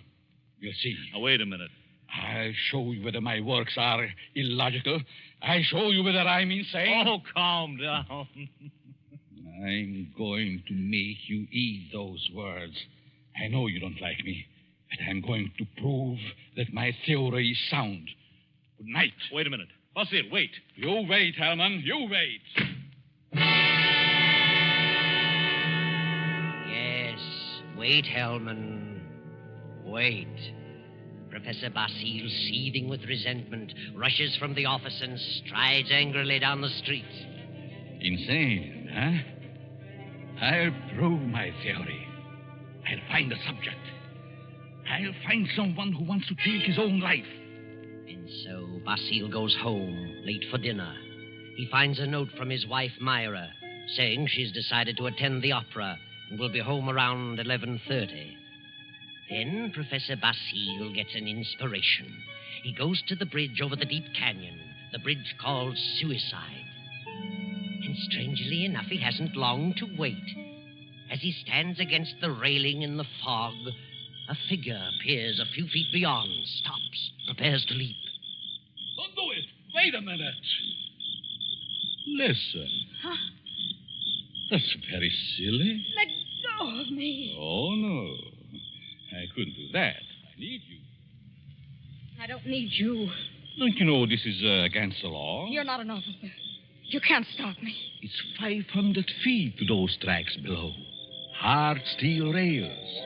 And don't believe what they all tell you about not being conscious of what happened. You'd know. People don't die instantly. Let loose. They lie in agony for minutes and sometimes for an hour. It's a horrible death, I know. How do you know? I'm a doctor. Doctor? Yes. I can tell you much simpler ways, much less painful ways, and quicker. You're a nice young girl, an intelligent girl. You wouldn't want it to happen this way. Maybe after I talk to you a while, you wouldn't want to do this at all. No? No. But come on. Let's talk it over. Maybe a few minutes' talk will change the entire picture for you. What could you do to help me? If you'll come, I'll tell you. There's a motive back of your wanting to do this, and I'd like to know what it is. Nothing doing. Haven't you any relatives? Any loved ones you'd like to do something for? Yes? Then if you'll talk with me for a while, maybe I can find my way clear to help those people. You sound crazy to me. Oh, no. All right, I'll... Where? My apartment. Let's go.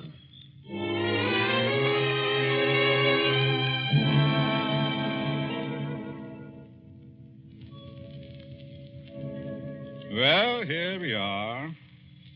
Come in, please. Well, what do you want to know? Sit down first. Are you hungry? No, I'm not that broke. It isn't poverty. I knew that. I could tell by your clothes. Now, first, why did you come here? Why? Why, because you talked me into it. I see. You're not afraid of me? Afraid? In my frame of mind. What can I lose? Suppose I told you that I really brought you here to kill you. Kill me? You know, you're a very pretty girl, don't you? Yeah? That doesn't always mean so much. The right man, it might. That's what I thought. But I found out it didn't mean a thing. Ah, then it was because of a man. I knew it. Really? How did you guess? I'm a student of psychology. I'm Professor Antonio Basil. I see.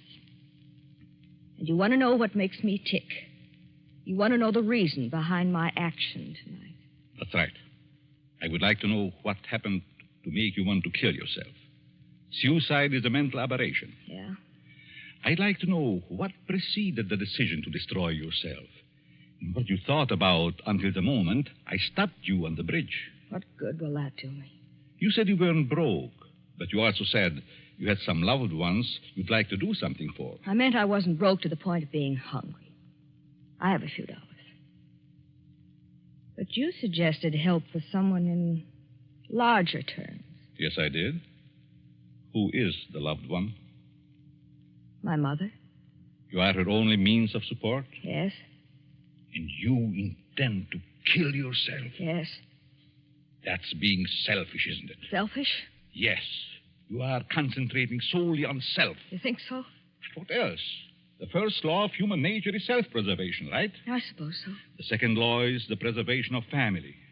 Yeah? So you decide to deny the first law and destroy yourself. And as a consequence, deny the second and leave your mother alone and in need. You indicate a form of insanity. What would be normal? To destroy the other person. The one who has done you wrong. Have you hurt him? No.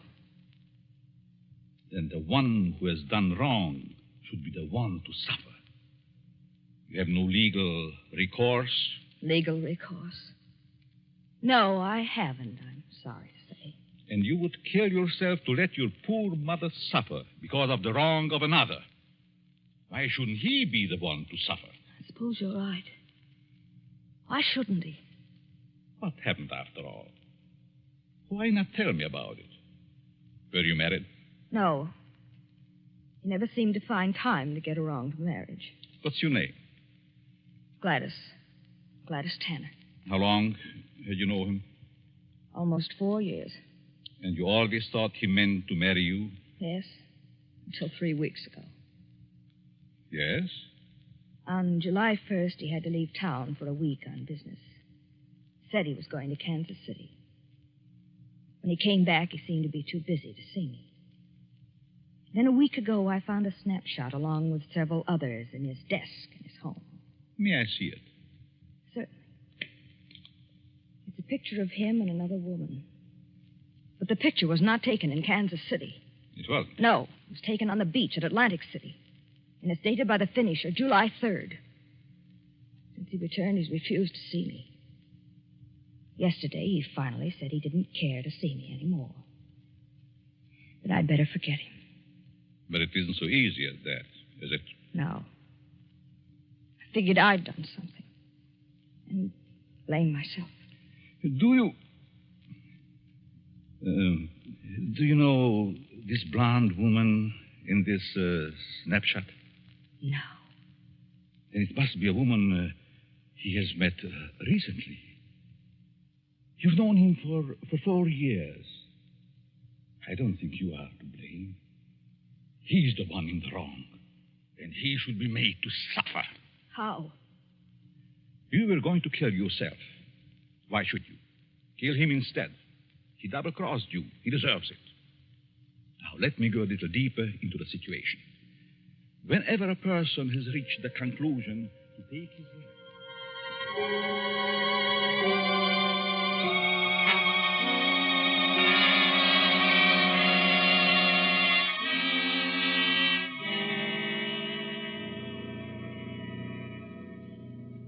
Sure you have made up your mind, Miss Tanner? Positive. Now, if you're careful, you won't be caught. No. But whether you are or not, I'm giving you this check for $1,000 made out to cash to be sent to your mother only after the man is dead. Write his name on this pad. There you are. I will know what has happened by the newspapers. And I will withhold payment until I learn that you have gone through with it. It'll happen tonight. Very well. You are sure? You are determined? Absolutely. Nothing could stop me. Very good. But just what would happen if I did get caught? You won't get caught if you follow my instructions. I know. Now, here is a small revolver. It'll fit easily in your purse. That's all you need. Be sure to wipe your fingerprints off and leave the gun near the body. Well, goodbye, Dr. Basile. Goodbye, Gladys, and good luck.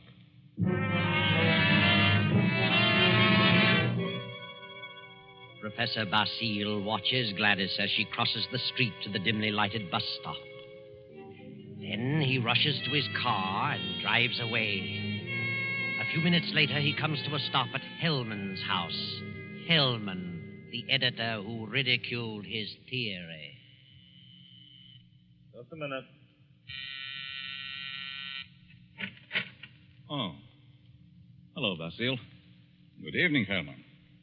Thought I'd drop out to have a little chat with you. Well, why this time of night? It's kind of late, isn't it? 11. Didn't think that was late for you. No? Come in. Thanks. Sit down. What's on your mind? I want to talk to you about my theory you ridicule so definitely. My theory about suicide. Oh. Well, I just don't believe it, that's all. And I said I'd prove it, didn't I? Yes, but what are you getting at? It's going to be proved. My theory is going to be proved tonight. Well, that's fine. Go right ahead and prove it. I don't like you, Hellman. I never liked you. And I know you don't like me. I can't help that, Basile. What are you staring at? Is there someone here with you? Certainly not. Why? That's a woman's purse on the Davenport. Oh, my secretary dropped by earlier this evening with the manuscript. She must have forgotten it. She's not here now? Of course not. Then I'll continue. I found a subject. A girl who was ready to commit suicide because a man jilted her. In a few hours, I was successful in changing her thoughts from suicide to homicide, and she is going to kill the man tonight. What do you think of that? There may be a dozen murders tonight. Ah, but you'll know which one I mean. You'll know about this murder. What do you mean? Because I'm going to tell you who the victim is going to be. You know who the intended victim is? Why don't you stop it? But then I wouldn't have proved my theory. If you put this girl up to it, you're as guilty as she is. You're insane, Basile, hopelessly insane. You think so, Herman? The whole idea is mad, too utterly ridiculous for words. No sane man would ever think of such a useless, senseless idea. And for heaven's sake, stop laughing. I'm thinking about the victim when he learns. Who is the victim? Martin Hellman. Me? Yes, you. I don't believe you. You will this time. Who is this girl? I know no girl who'd want to kill me. This one does. Now. Oh, nonsense. However, I wouldn't put it past you to hire someone to do something like this. No, this girl is no fake. This girl is serious, deadly serious. You probably hypnotized some poor woman, figuring she'd never remember what happened. Oh, Hellman, you underestimate me. Maybe I do underestimate your evil mind. But believe Put me... up your hands, Hellman. Get away from that desk. I'll just take care of that gun, Hellman. That's better. Well, since when did you start carrying a gun, Basile? A gun? Don't be silly. This isn't a gun in my pocket. It's just my pipe. See? Well, what do you hear, Herman? Nothing. Oh, yes, you do. I heard it, too. The sound on the porch. I leave now. The back way. I put your gun in the kitchen. And I'll be very careful to remove all my fingerprints. You insane fool. Oh, fancy you. You, Hellman, you are going to help prove my theory. Good night, Hellman. Crazy devil. I'll have him locked up before he gets across town. Good evening, Mr. Hellman. Huh? How did you get in here? Through the patio door. What do you want? I wanted to talk to you. Very strangely. You're just imagining things. And what are you doing here? I wanted to tell you something. Yeah? What? When you first indicated to me that you were through with me, I was terribly hurt. I thought all along that we were to be married. I couldn't understand. I tried and tried to think of something I'd done to cause our breakup. Then I happened to find this snapshot in your desk. Snapshot? Take a look at it. Kansas City. No, Atlantic City, New Jersey. You and a blonde. And the date is stamped on the back. A business trip. Ha! Well, what about it? I just wanted you to know that you weren't so slick. I wanted you to know that I knew about the blonde. That I knew you'd lied. Now that you've told me, what good does it do you? A lot of good. First, I thought you came here for money. How could you think such a thing? Well, I think you'd better go now. I'm going. Goodbye, Morton. And good luck in your new venture. What venture? This one. Gladys. Gladys! And wish me luck in mine.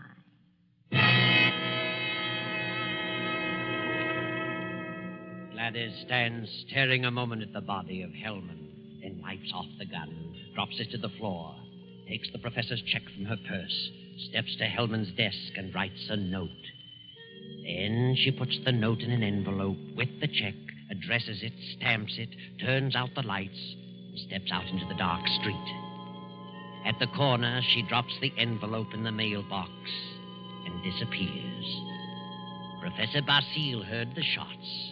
His theory worked. Hellman will torment him no more. The perfect crime. So he can go home to his wife now and go to sleep. Myra. Myra. Huh? What? Oh, Antonio. What are you doing asleep on the Davenport? Do you know what time it is? It must be after midnight. I've been waiting for you. How was opera? Oh, fair. Nothing to brag about. Who sang the lead? Becaille. He wasn't very good. Becaille. Mm-hmm. He's a poor Othello. Othello? I thought they were doing Ida tonight. No, they switched because someone was ill. Oh, they just as soon have stayed home. Have a nightcap, Myra? No, thanks. I'm tired. I think I'll go to bed. I'll be along presently. Good night.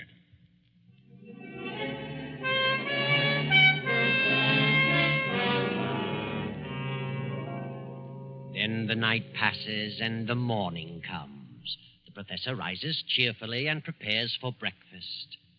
Then... I get it, Myra. Yes? Are you Professor Basile? Yes. May we come in? We'd like to talk with you. Of course. What is it you want? Is your wife in? Yes. We'd like to see her, too. What? Oh, I'm Lieutenant Davis. Detective headquarters. Well, what do you want? Will you call your wife? Why, certainly. Myra! But what's this all about? What is it, Antonio? These men are from detective headquarters. They want to talk to us. Really? What about? May I ask where you were last night, Mrs. Basile? Certainly. I went to the opera. What time did you get home? Oh, I imagine it was around 11 or shortly after. Mm-hmm. Were you at home last evening, Professor? Well, I was at the club and got home about 12:30. By the way, do you know a Morton Hellman? Certainly. What about him? He's been murdered. Murdered? Good Lord. When? Around midnight last night. I found him this morning. How terrible. Why, I've known him for years. He was editor-in-chief of the company publishing my writings. I'm a psychologist, you know. Yes, we know. But what do you want to know from us? We weren't connected socially with Hellman, just in business. Did you know him, Mrs. Basile? Yes, I knew him very slightly. Do either of you know of anyone who'd have reason to kill him? Certainly not. Everyone thought highly of him. Did you ever hear of a girl named Gladys Tanner? Gladys Tanner? No. Did you know of a Gladys Tanner, Mrs. Basile? No. Is this your purse, Mrs. Basile? Why, of course it is. That's the one I gave you last Christmas, Myra. Well, yes. I must have lost it downtown. Where did you find it, Lieutenant? At Hellman's home. Hellman's home? Well, how in the world? Good heavens, but We how? found it on the sofa. Well, I can't imagine how it could get there. And this is the revolver that killed Hellman, found on the floor beside him. What? No fingerprints on it, however. What? May I see it? Why, Myra, this is your gun. I bought this for you 2 years ago when I went on the lecture tour. Yes, I think it's mine, but it just doesn't make sense. Did you have the gun in your purse when you lost it last night? Well, perhaps I did. I'm so confused now I can't remember. That thing, Myra. The thing, it is terrible. Oh, I know. Oh, dear, I feel ill. Did you ever fire this gun? Yes, once last year up in the mountains. I wanted to see how it worked. Ever reload it? No, I've never reloaded it. I just didn't think about it. Maybe I did put it in my purse. Why, I don't know. And whoever found the purse may have used the gun to... Oh, I just can't seem to think. This gun misfired on the first 2 shots. The other 3 killed Hellman. This is the most amazing piece of coincidence I ever heard of. Why would my wife want to do such a thing? Why should she get to Hellman? She hardly knew him. Are you sure about that, Professor? Of course. Well, sorry to say that I don't believe her. What? This is ridiculous. This is going to be a shock to you, Professor, but here's a snapshot we found on Hellman's desk. Taken in Atlantic City last July. Good heavens. Why? This is you, Myra. You and Hellman. You were at your mother's in Florida in July. Myra, look at me. What does this mean? I can't. And I can't believe such a thing. May I have the purse, the gun, and the photo? Thank you. I'm sorry, but I'll have to take her down to headquarters. But I didn't kill him. I didn't. I wouldn't. I loved him. Myra. You better pull yourself together. You'll have to go back. They'll want photos and fingerprints. Yes. Better get it ready, Myra. Certainly looks bad for her. Afraid it does. Looks like an open and shut case. Oh, will you come along, too, Professor? Certainly. And so it all worked out beautifully. Not quite as the professor had planned. But then he changed his plan from the moment when Gladys Tanner showed him the snapshot taken in Atlantic City. And he realized that the girl's fiancé was Hellman, and the blonde was Myra, his wife. He had no intention of allowing Gladys Tanner to kill Hellman until he saw that snapshot. And when he recognized Myra's purse in Hellman's home, he decided to let Gladys kill him and the blame be placed on Myra. The perfect crime. But several hours later, after fingerprints and many questions, the professor is just about to be dismissed when Sergeant Rankin steps into the room and speaks quietly to Lieutenant Davis. What is it, Rankin? I stayed at Basile's place, as you said. Well? A few minutes ago, a special delivery letter came for the professor. This'll knock your eye out. Read it. Mm-hmm. Wow. This fits perfectly with the writing we were trying to make out on Helm's desk blotter. Professor, here's a letter sent special delivery to you a few minutes ago, postmarked last night. Read it. Dear Professor Basile, your theory worked a certain degree. You convinced me I should kill him. But when that gun you gave me misfired twice, I almost quit. Go ahead, Professor. Read on. Then as I looked at him on the floor, the feeling of self-destruction came back. I'm going ahead with my plan. Here's your check. I won't need it. Besides, I lied to you. I lost my mother long ago. Better luck next time. Gladys Tanner. And a half hour ago, they found her body beneath Suicide Bridge. Well, Professor, your perfect crime has failed. Failed? Yes, failed. Wonderful setup on paper, but your theory backfired and you're up for murder. But I didn't kill him. But you planned it, and you're as guilty as Gladys. She's paid her penalty. Now it's your turn. No. I won't be hanged. Never! Rankin, grab him!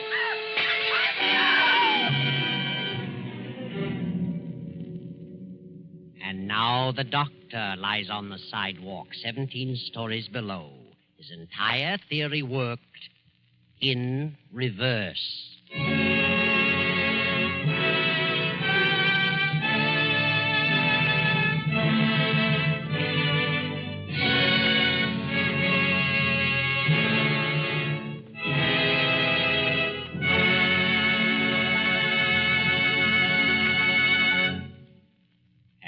so closes the doctor-prescribed death, starring Bela Lugosi. Tonight's story of Suspense. It came to you from Columbia Square in Hollywood.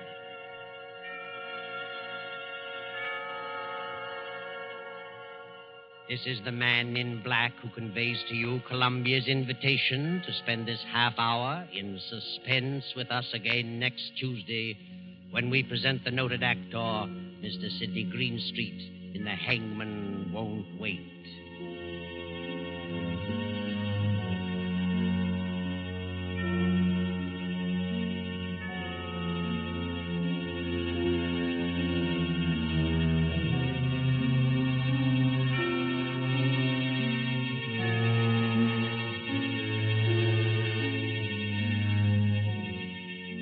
William Spear, the producer, Ted Bliss, the director, Lud Gluskin, the musical director, Lucian Mahuik, the composer, and J. Donald Wilson, the author, collaborated on tonight's Suspense.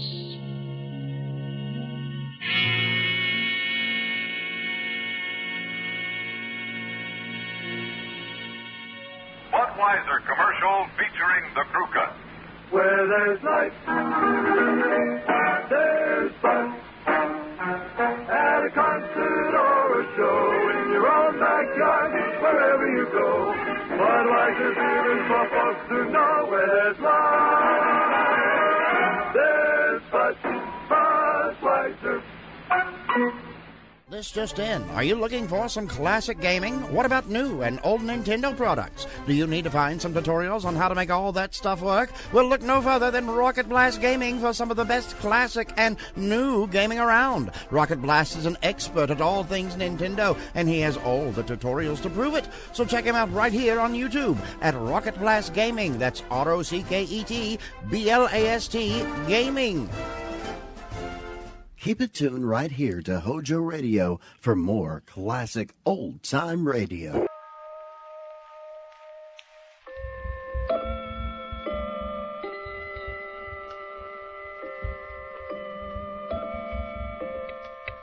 Have you ever seen a one-eyed cat? I saw one once, and its skin was the color of polished ebony. It was owned by a man named Wake, a quiet and gentle old soul who lived far out in the country.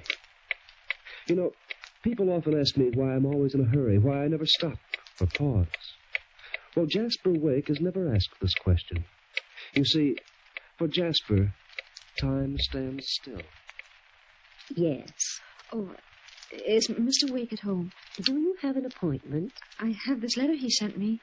Oh, yes, the practical nurse. Please come in. Thank you. Your name is... Goff. Leah Goff. I'm Mrs. Wilton, the housekeeper. I suppose you know about Mr. Wake's condition. Well, not exactly. Have you had any experience with paralytics? Yes, plenty. Poor Mr. Wake has been confined to a wheelchair for over a year now. He's unable to move from the waist down. Show her in. This way, Miss Garth. Thank you. Good afternoon, sir. Good afternoon. Please sit down. Oh, thank you. Quiet, Flora. Cats always seem to be a little uneasy in the presence of strangers. What's the matter with her? Why does she keep her head to one side that way, Mr. Wake? She's blind in one eye, poor thing, and it's gotten her into quite a bit of mischief, too.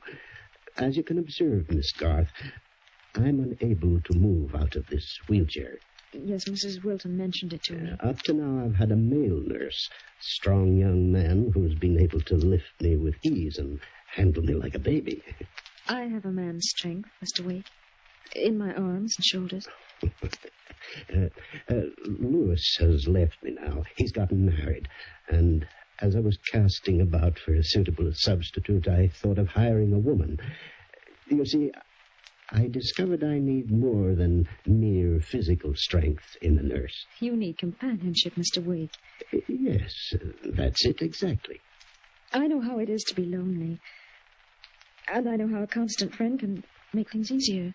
You seem to be able to read my mind, Miss Garth. I have a fairly good education, Mr. Wake. Besides, I'm sensitive to my patients. Sensitive? I like to read to them and play for them on the piano. When I go on a case, Mr. Wake, I devote my life to it. And I'd like the chance to devote my life to you. You're an extraordinary woman. I don't want this position unless I can be sure I'm badly needed. I want you to feel that every minute of the day, every hour, my thoughts are only for your comfort. Your salary... Oh, I don't care about the salary. Oh, this home, it has a wonderful atmosphere.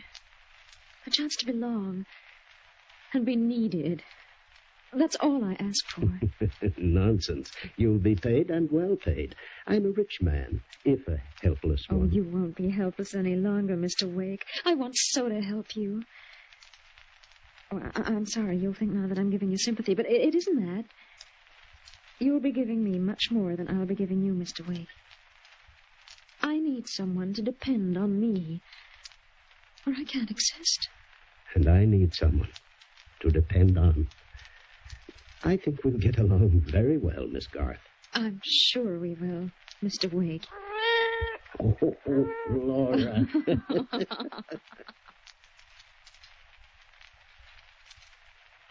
Mrs. Wilton. Oh, yes, Miss Garth. Have you been hired? I have. Oh, I'm so glad. It'll be nice having another woman around the house. Up to now, it's just been Mr. Wake and me since Lewis left. Oh, I'd better fill you in on the routine. Mr. Wake dines at 7, while you and I will eat at 6, and that gives us time I dine at 7 myself, Mrs. Wilton. Oh, I see. Well, I suppose I can change my hour. There'll be no need for that. What? Mr. Wake and I will dine together. You'll eat by yourself, as usual.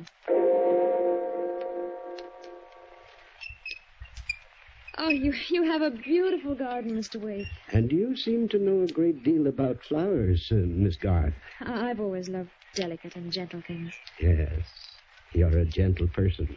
A very gentle person. And I'm glad you're here. Mrs. Wilton? What is it, Miss Garth? I left my shoes in the hall this morning. Did you see them? Yes. Then why weren't they polished? Miss Garth, I think it's about time you and I came to an understanding. I'm neither a bootblack nor a chambermaid. Since you came to this house 3 weeks ago, you've done nothing but order me around. And I'm getting just a little tired of Are it. you? Perhaps that will put you in your place. Oh, I won't stand for that. I'll tell Mr. Wake. That's what You'll what? Oh, my arm. You're breaking it. Oh, please, please. I could wrench your arm out of its socket with a twist of my hand, Mrs. Wilton, and I assure you that if you annoy me again, I'll do just that. Oh, please let me go. My shoes are still in the hall. I want them polished within the hour. Do you understand? Yes, yes, only please don't hurt me. Oh, don't hurt me. I've brought your milk, Mr. Wake. You're very sweet to think of it, Miss Garth. Now you finish it. Come on, every drop. It's good for you. That seems to be your only concern. The things that are good for me. Have you been happy since I've come? These past 2 months have been wonderful. I've never known anyone as kind or as self-sacrificing as you. And I've never felt so contented. Oh. I want you to know, sir, that... Well, it isn't because you pay me. Of course not. I would never suggest such a thing. It's just that... Well, you have no one else, and I have no one else. We seem to give each other a great deal of strength and understanding. You've even made me forget my affliction. Even though Flora here keeps reminding me of it. You seem to have such a great affection for that cat, Mr. Wake. You keep her on your lap almost all the time. Poor Flora is rather handicapped with one eye, and she has a habit of running between people's legs when they walk. I hold her on my lap to keep her out of mischief. You see, she's already caused her quota of trouble with me. With you? A little over a year ago, as I was walking across my room, Flora ran between my feet. I tripped and broke my back. You mean she caused your paralysis? Indirectly, yes. And you still keep her? It wasn't Flora's fault that she couldn't see too well. Besides, I have a great capacity for pity and forgiveness, as you do, Miss Garth. Mr. Wake. Oh, what is it, Mrs. Wilton? I've been trying to see you alone for quite a while now. But Miss Garth hasn't given me the chance. I'm afraid I don't understand, Mrs. Wilton. Why are you so nervous, Mrs. Wilton? What's the trouble? Mr. Wake, I'm leaving. Leaving? You mean leaving my employ? Yes. But why? What? I refuse to stay here with that woman. Are you referring to Miss Garth? I'm sorry that I can't give you notice. I'm going tonight. And if you want to know the reason, I'll tell it to you. Alone. In the library. What is all this, Miss Garth? Oh, Mr. Wake, I'm so sorry it had to come up this way. I didn't want to tell you because I knew how fond you are of Mrs. Wilton. And, well, I was almost sure she'd never do it again. Do what again? Steal from you. No. I prayed that I wouldn't have to tell you. What has she stolen? And how do you know this? That picture of your dead wife was in a solid gold frame. If you remember, Mrs. Wilton told you the picture was missing, that it had been misplaced. Well, she stole that picture. For the frame. I can't believe it. She's stolen several other things. Your tie pin, your diamond cufflinks. Oh, you thought you'd lost them, but I knew. Mrs. Wilton realizes that I know, and she's trying to brazen it out. She hopes that you'll get rid of me instead. But Harriet Wilton was a trusted friend. How could The things she stole, Mr. Wake, are in her room. I'm sorry to have to do it this way, but your security means more to me than sentiment. And I'm going to prove what I say right now. I'll go to her room.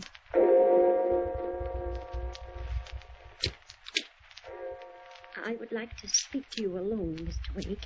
There'll be no need for an explanation, Mrs. Wilton. What do you mean? I found these in your room. I don't understand. Because of the many years of faithful service you've given me in the past, I won't inform the police. But I want you to take your things and leave this house immediately. She made this up. She did this just to get rid of me. Mrs. Wilton, I want you to leave now, without any further discussion. Very well, Mr. Wake. But heaven help you when you're all alone with her. Oh, I'm sorry, Miss Garth. Oh, that's all right, Mr. Wake. I've forgiven her, as you have, for everything. I'll hire another housekeeper in the morning. That won't be necessary. No? You won't need anyone else from now on, Mr. Wake. But me.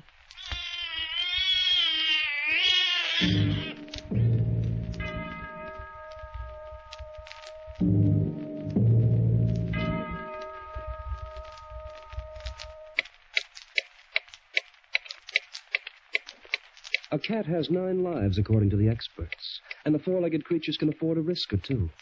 But man has only one, and when he finds that one in jeopardy, each minute becomes more precious than the next, and each hour is spent in staving off his doom.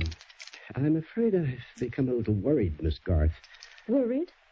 About what? I just haven't heard from anyone in so long.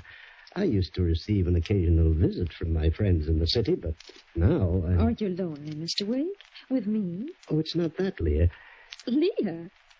Oh, I'm sorry. Oh, please. I've been wanting you to call me Leah ever since I came. Well, you sent those letters I wrote. Yesterday. I don't know why the others were never answered. Perhaps your friends don't want to be bothered. Why, what do you mean? No one is cheered by an invalid. An invalid? You've never referred to me that way before. I just want you to know, Jasper, that I'm the only one you can depend on. I'm the only one in the world who really loves you. Leah. Oh, I'm sorry. I've been holding that back for so long I shouldn't have said it. Leah, you've been a good friend to me and a great help, but I don't want you to go too far in your own imagination. You mean you don't share my affection? I admire you greatly, and there's nothing in the world I wouldn't do for you. But love, well, I'm afraid I'm just a little too old for that sort of thing. I see. Please don't be hurt. Oh, no, I think I understand. Do you know, I've just had an idea. I think we'll have a little party this weekend. A party? I'll invite some friends, old cronies. It's really been rather dull around the house in the last few weeks. I feel the need of a little company. Male company, I mean. No reflections on you, my dear. But you've written to your friends and they haven't answered. Lazy cusses. But I'll fool them. I'll call them personally. It's odd I didn't think of that before. May I have that phone, please? Very well. Let's see. I'll call my attorney first. An excellent fellow, John Hanley. You'll like him. Funny. Operator doesn't answer. Hello? Hello? Jasper. Yeah? The phone is out of order. Out of... Since when? It's been out of order for quite a while now. Why didn't you mention it to me? I didn't think it was necessary. Not necessary. To be without a phone all the way out here, why, it's our only communication with the outside world. I know. What do you mean, you know? I don't want you to communicate with anyone, Jasper. I want you all to myself. Don't you think you're being a bit silly, Leah? Just you and I, in this lonely house. It's all I've ever wanted, Jasper. Now, look here. Let's stop this nonsense and get that phone fixed. Come along. We'll take the car and drive into town. We'll get a phone mechanic up here in no time at all. Now, what did I do with my car keys? I have them, Jasper. Oh, well, Leah. Yes? Did you say you mailed those letters I wrote yesterday? Yes. Then what are they doing in my desk? I was going to destroy them after I'd read them. I haven't had the chance to yet. But it doesn't matter. Oh, never mind the letters. If you're taking me into town right now... No, Jasper. I demand that you drive me in, Leah. You're never leaving here, Jasper. And neither am I. I'll prepare your dinner.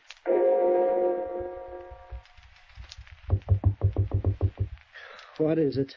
Why, you haven't finished your dinner, Jasper. I'm not hungry. You've hardly eaten in the past few days. You know, that isn't nice. Leah, for heaven's sake, tell me what this is all about. Why are you keeping me a prisoner here? What have I done to deserve this? I love you, Jasper. I don't believe it. I was hoping one day we'd marry. You must be out of your mind. Do you think for 1 second that I'd marry you?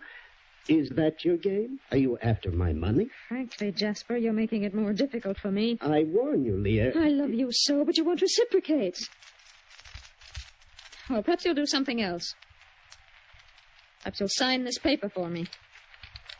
What's printed on that paper? Your will. And you leave everything to me. My will?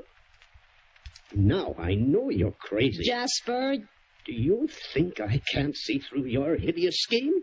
Do you think I'm a child? Why, you may be fiend enough to kill me if I sign that paper. And I'll kill you, Jasper. If you don't.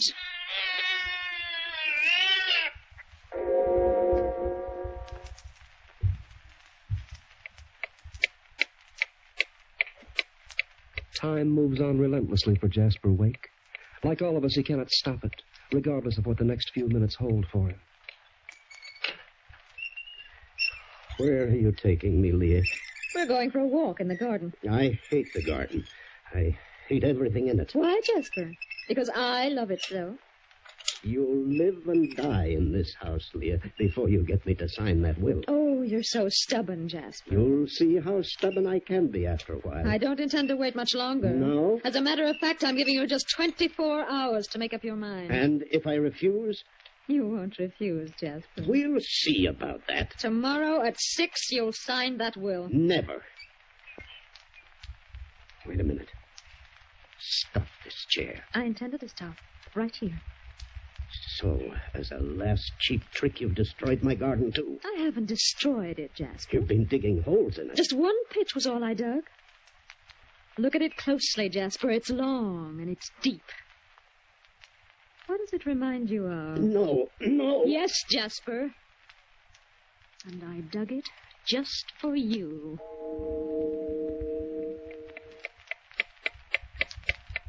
Don't you intend to eat lunch, Jasper? Get out and leave me alone. Oh, you're so irritable today. Why, that filthy little beast. I'll keep away from her, Leah. You treat that cat as if it was human. Compared to you, it is human. You know, I feel sorry for Flora. Do you? It's unfair to allow a cat like that to suffer. Leah, if you dare lay one finger on Flora... One finger would be enough to take care of its other eye. You're not a woman. You're a female horror. Get out of my sight. Get out and leave me alone. Yes, it's 2:00, Jasper. The will is on your desk. I'll be back at 6 with a fountain pen.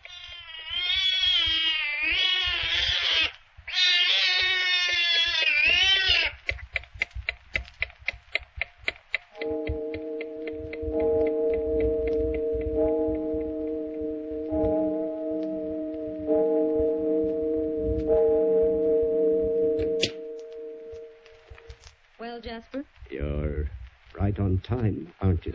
Have you made up your mind? Suppose I sign. Then what? I'll be your devoted slave, as I've always been. For how long? The rest of your life. Do you see what I've placed on that table, Jasper? It's a bottle of chloroform. A few drops on this wad of cotton, and you're finished. Do you want this cotton across your face? Will you let me live if I sign that will? A bargain is a bargain. Give me the pen. You're very sweet, Jasper. Flora, come back. Never mind the cap. There's your paper. Thank you, Jasper. You're going? Not just yet. What are you doing with that bottle? I told you I'd be your devoted slave for the rest of your life. I neglected to mention how short a time that would be. Yeah, I know. You're going to kill me anyway. I thought you might have one shred of pity, but you haven't. Goodbye, Jasper. Leah. And thanks for everything.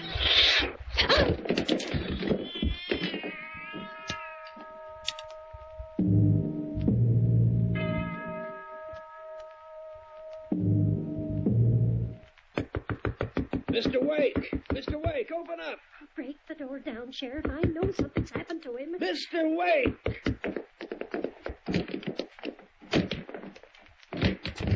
Mr. Wake! Mr. Wake! Where are you? I'm over here, Mrs. Wilton. Oh, are you okay? Mrs. Wilton here said somebody might be trying to murder you for you. I've been trying to get you on the phone, Mr. Wake, for days. Then I noticed you never came into town anymore. And, I'm quite all right, Mrs. Wilton. That woman, where is she? She's wanted by the police. Yes, you were right about her, Mrs. Wilton. Quite right. Where is she? Did she get out? No, she's in the next room, Sheriff. In the next But there's no hurry. She tripped over Flora here when she tried to kill me. She can't escape. She can't even move. She's paralyzed.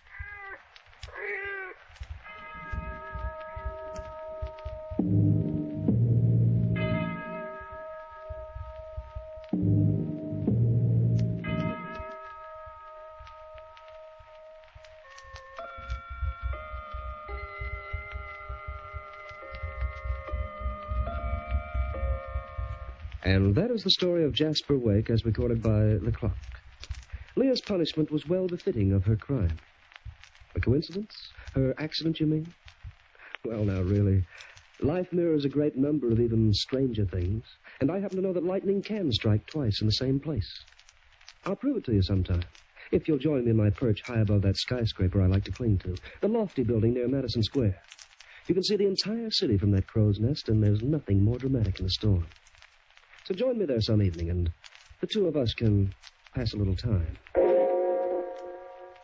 The Clock will be heard again next week, same time, same station. The Clock is directed by John Saul, a Grace Gibson radio production. Hey, where do you live now, Flo? I live in Idaho. And what do you eat now, Flo? Eat? I eat Jell-O. Jell-O in those 6 delicious flavors. Strawberry, raspberry, cherry, orange, lemon, and lime. Jell-O, Jell-O, Jell-O, Jell-O. J-E-L-L-O. Be sure to listen next week when our guest will be Bing Crosby. Until next Thursday, good night and good luck from the makers of Maxwell House, America's #1 preferred brand of coffee. Hojo Radio, where the classics come alive. Lights out, everybody.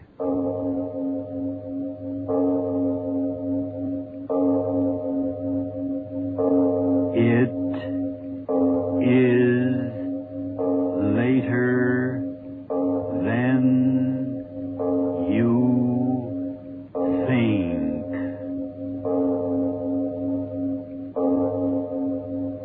This is Arch Obler bringing you another in our series of stories of the unusual. And once again we caution you, these lights out stories are definitely not for the timid soul. So we tell you calmly and very sincerely, if you frighten easily, turn off your radio now.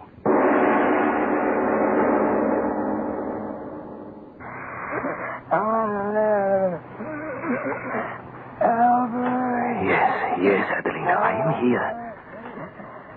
Dr. Miller. Dr. Miller. Yes, she'll be here any moment. I sent for her. You must not talk, Adelina. You're strained. Come, Frank. We'll go see if Dr. Miller is coming. Yeah.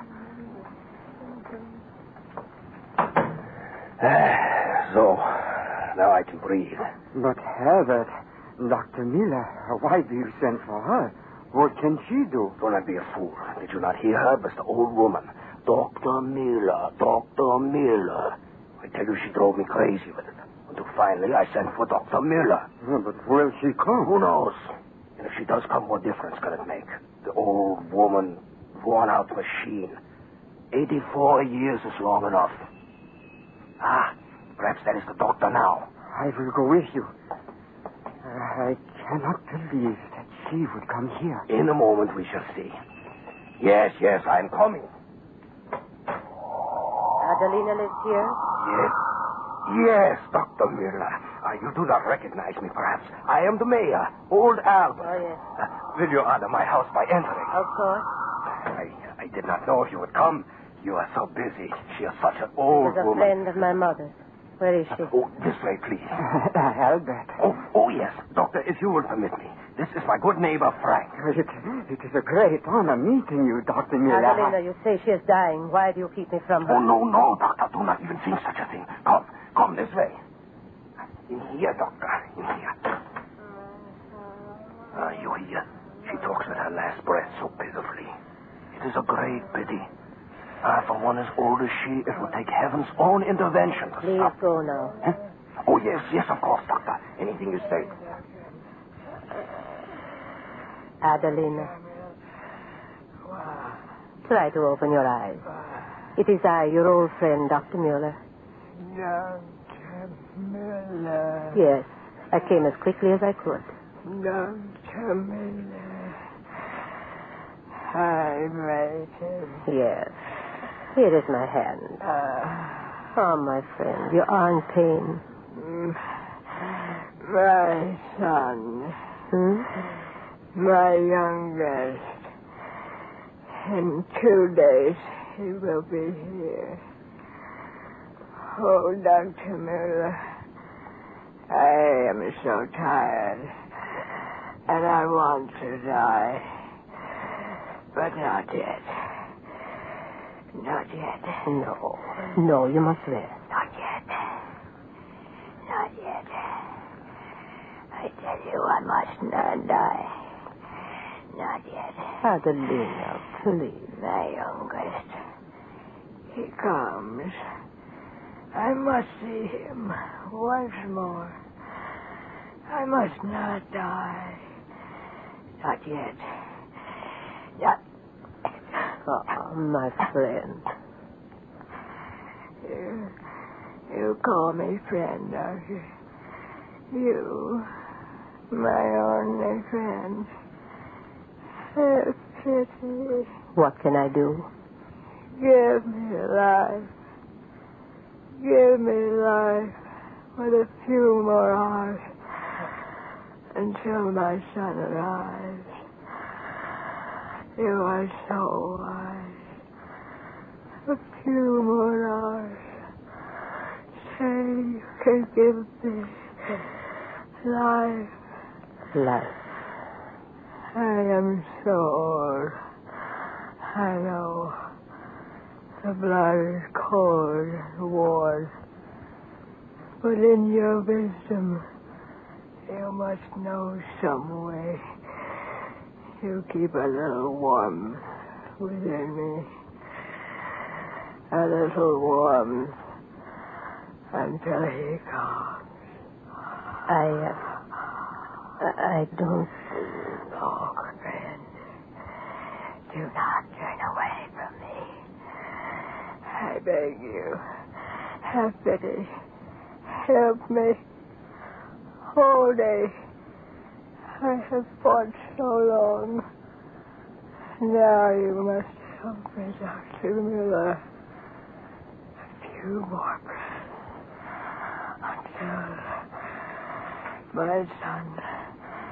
Help me. Yes, I will help you.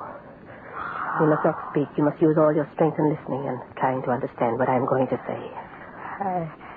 Good friend, what I'm about to tell you is so strange that I almost dare not speak. And yet if I'm to help you as you ask, I must speak. No, just listen. As you've said yourself, death is very close to you. And since yours is the disease of old age, of a body worn with long years of living, there's nothing that medicine can do for you. Except perhaps to ease your leaving of this life. And I will help you. But what I'm about to do to you is something I should not do. Listen, good friend. Try to understand. For many years I have worked with little white mice attempting to discover the true nature of cancer. For many years, good friend. And while in these studies I've made a discovery. A discovery which goes beyond all understanding. In working on the little creatures, I discovered that when an organism has lived its full span of years, the cells within the body become aged, worn, and become what I call a fibroblast. Now I've discovered that by injecting the extract of the tissues... Oh, she dies. What should... I promised her. I must do it. I must. My instrument case. I must. I promise. The hypodermic. My hands tremble. The liquid, so green. If it only gives her a little more of life. My hands must be sure. Needle. Deep into her heart. No, you must live. Only a few seconds more until there. Deep. Done. No. It will never work. My experiment's foolishness, the reaction on the mice, only the illusion to my hopes. And to do what I've done to this old woman. Her dying flesh. Her pulse almost gone. Oh, forgive me, old friend. In your death... No. Not death. Lips. Cheeks so red. Eyes open. So bright. So fresh. So young. Doctor.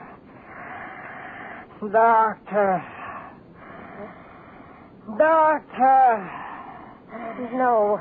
Doctor! No. It cannot be. No. Dr. Miller, No. hold on. What is it? What? No. Doctor, there's the old woman. There's Adelina. Who? It is This I. young woman. Who? I. Adelina.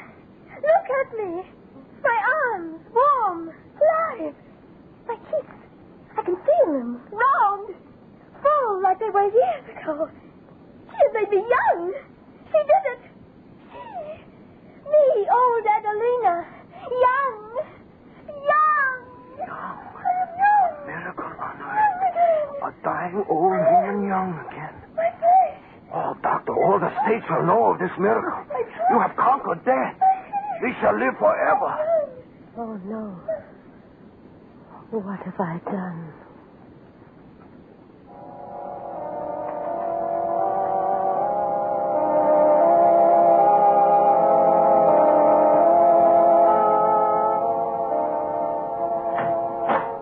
What is it? What do you want? Doctor, it is I, Frank. Oh, such news. He is coming here. I tell you, he comes here. The mayor is bringing him. He refused to wait until morning. And who is this impatient one that has to see me at midnight? It is His Excellency. His Excellency? Yeah. Frank, what are you saying? I tell you, His Excellency. Oh, his last name, I never can remember names. His picture, you see his picture everywhere. He's coming here, Doctor, to see you. The mayor is bringing him. Frank, you've been drinking. Oh, no, I tell the truth, Doctor. The great one has heard of the miracle of Adelina. What are you saying? Yeah, the miracle, the resurrection from the grave. I hear him talking to the mayor. He is coming to see you. There. You see, I tell you the truth. Open up. Open up in there. Aren't you going to open the door? What else is there to do? Open it, Frank. Yeah. Oh, what an honor. Well,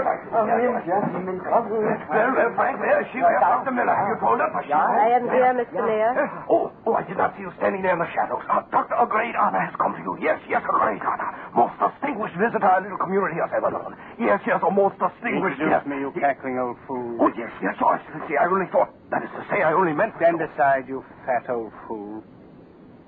Dr. Muller, you know who I am? Yes, Your Excellency. I am a man of few words. I will speak plainly. I want plain answers. I am at your service, Your Excellency. Then tell me quickly, how did you do this miracle? Miracle? He means Adelina. His Excellency means... Close your mouth. I am talking. Go, all of you. Yes, Your Excellency. Now then, Doctor, I ask you for an answer. How did you give that old woman back her youth? Well, don't stand there staring at me. I want an answer. How did you do it? There is nothing to say. Nothing to say? No.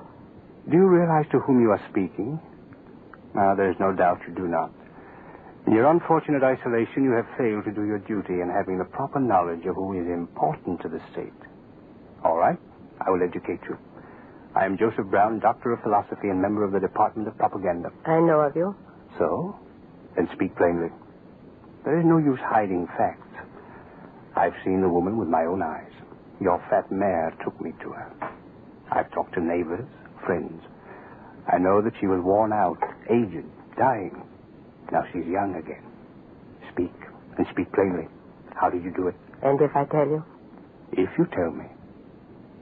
My dear doctor, this is your house? Yes. Your experiments in that room? My laboratory.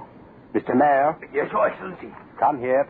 Yes, Your Excellency. Open that door. At once, Your Excellency, at once.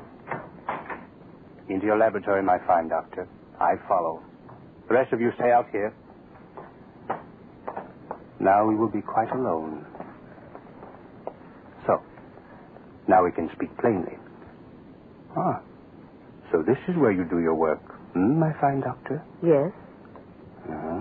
What have we here? Well, mice. Little white mice. How charming. I use them in my experiments. And what are your experiments? The hereditary factor in cancer. Cancer. So you persist in lying to me. Doctor, they tell me you are a very clever woman. Yet I assure you, you will be most stupid if you persist in keeping the truth from me. I am not a violent man, so I ask you very calmly to be sensible and speak freely. Now then, the miracle of youth. How did you do it? I am not quite sure myself. That is no answer. Well, there are other methods. Mr. Mayor. You want me, Your Excellency? Come here. Yes, yes. Anything you say, Your Excellency. Mr. Mayor, how old are you? Why, Your Excellency, I'm not quite sure. In my 50s, I believe. All right, you will do. Bare your arm. My arm? You heard me. All right, Doctor. Give him the injection. Injection? Me? You will kindly shut your mouth. You heard my order, Doctor. Do as I say. The injection to him? Yes, yes, to him. I spoke plainly enough. But I can't do that. Why not? You will have more of the liquid. Yes, but don't you understand? It's permanent reactions on the human mechanism. I don't know that... And so I dare not use it. But that woman, she is young. Yes, but who knows what other... All right. All right. That's quite enough. Doctor, I have come a long way to investigate a rumor. Now I am here, and you will do as I say. If I refuse? Do not speak like a child. I am not a violent man, and yet... Doctor, it would be a pity to lose your life work, Now, do not stand there. I'm growing quite impatient. Yes, and the mayor, too, grows impatient. Oh, Your Excellency, what are you going to do to me? I am an old Hold man. your mouth and bare your arm, you old fool. Well, Doctor? I am ready. Excellent. Oh, Doctor, what? Hold your tongue, I tell you. Proceed, Doctor. Oh. It will not hurt, Albert. So, how simple. The needle in, you press the plunger. It is done. How do you feel, my friend? Yes, yes. How is it, old man? What's going on inside of you? Look, his flesh begins to glow like hers did. The wrinkle's gone. His back straightening. It happened again. A miracle. Speak, man. Speak. Your Excellency, my head, it hurts. My blood rushing through my veins. Doctor, why do you look at me so? My voice sounds so strange in my ears. Look in the mirror ahead of you, you old fool. Yes. No, it cannot be. My face, young. I'm young again. Doctor, look at me. Young again. Young again. I'm young again. Young again. Oh, my muscles so strong. Look, I jump, I dance. And let me out of here. Everyone shall see. Yes, go. Frank, everyone, look, I'm young. I'm young again. She made me young. So, it makes them young again. Does it? Are you blind? Didn't you see it just as I saw it? Wrinkled flesh, young, twisted back straight. I tell you, a gift to the state from heaven. Or hell. All science is mad, and all scientists are madmen. I have often said that. Only we who think with our blood think clearly and recognize our destiny. I don't understand. You will receive many honors for this, Doctor. Oh, but first, you have kept an accurate record of your experiments? Yes. May I ask where? Notebook. This. Excellent. In the name of the state, I ask you to give it to me. To you? Yes. What would you do with it? I told you. There are some of us who recognize our destiny. I recognize this as mine. What? With this power in my possession, think what wonders I can perform. An army of youth, everlasting youth. An army invincible. Oh, no. Old men young and young men forever young. An army without end sweeping the earth. And I, yes, I, the leader. No, you cannot use it for that. Cannot? Ah, yes, I understand. You are thinking that there is another leader. Well, Doctor, at this moment I can speak quite frankly with you. Yes, there is a leader, and they bow their heads to him, the masses. But I will tell you this. It was my brains, my catchwords, my slogans that taught them to look on him as the invincible. And so, what they shout for is really a man who exists only in me. Now perhaps I can take my rightful place. He's an emotional old woman, Leland. While I know the wonder and the power of the soft word. With your elixir of youth to tempt men, I shall become quite invincible. With an army invincible. You do not speak? All right. Then do give me the notebook. You cannot make men young to kill. Make them young to live. The notebook, Doctor. No, I'll not give it to you. My work has been to preserve life, not to destroy it. The notebook? No, you can't have it. Not for soldiers, do you hear me? Not for soldiers. As you wish, Doctor. I told you, I am not a violent man. Good night. Doc. Yes, Your Excellency. Go in there. She has a notebook in her hand. Bring it to me quickly. Yes, Your Excellency.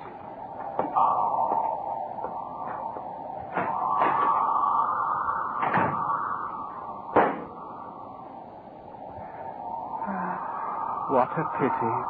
The good doctor. She has committed suicide.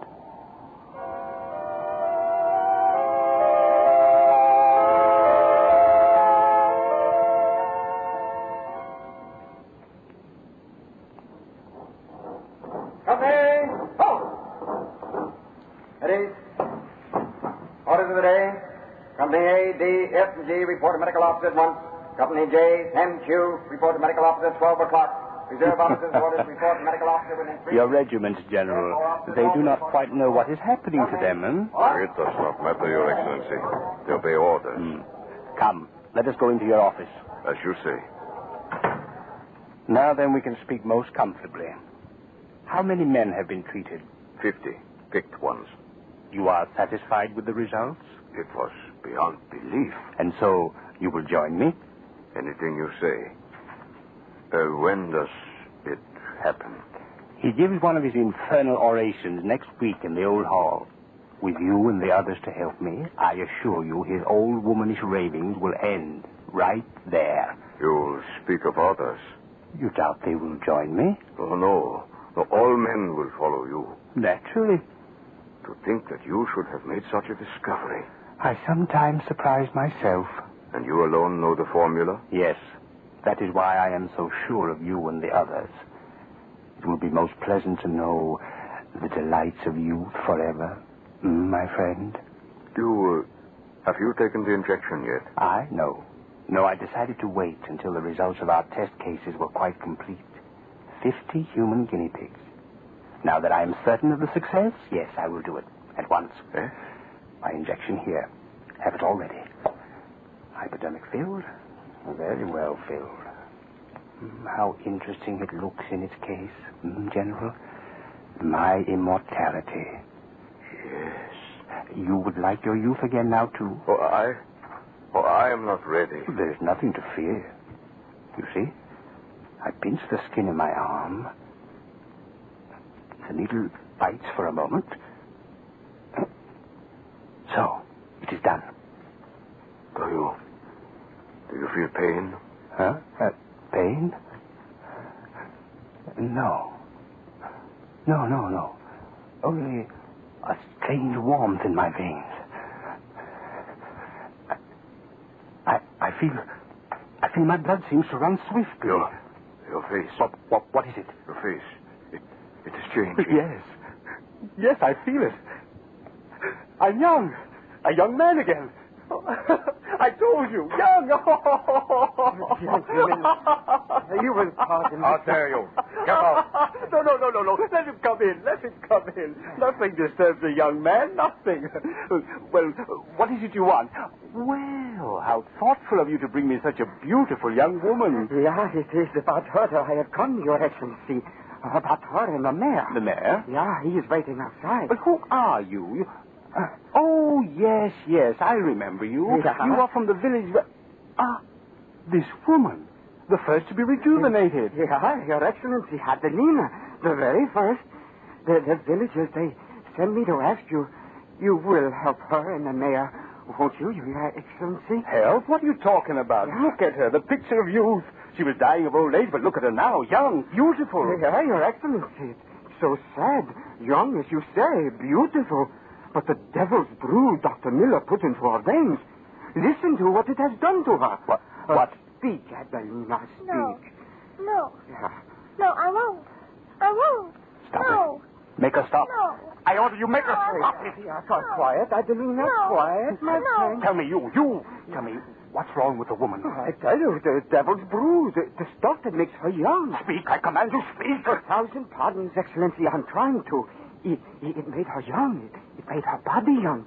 But day after day, her mind, it has kept on growing younger. No, you lie.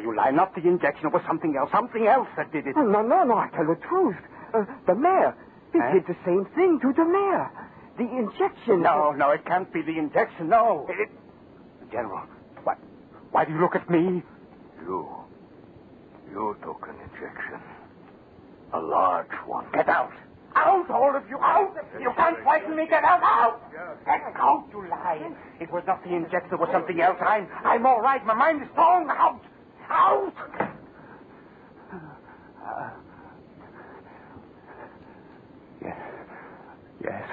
Yes, it was lies. It cannot be the injection. No. Some strange disease. Yes. I'm all right. I must be all right. Yes, I'm strong. My mind is strong. I'm young. I'm not a violent man. No. I am young. My mind is strong. How can the mind grow younger and the body stay old? It cannot be.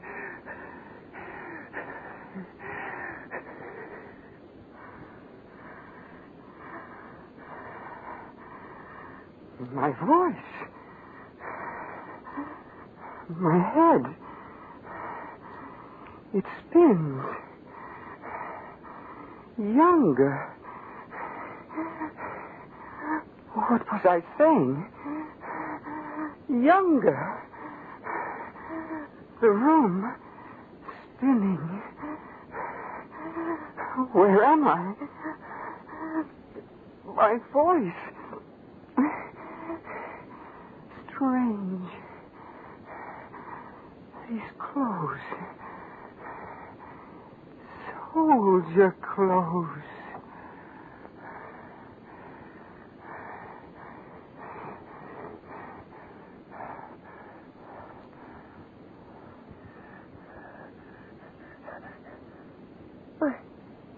I am a soldier. I am a soldier. I am a soldier. I am a soldier. My head. My head. Mother. My head. Where am I? I want my mother. My head. It hurts. Mother. Mother. Mother. Mother.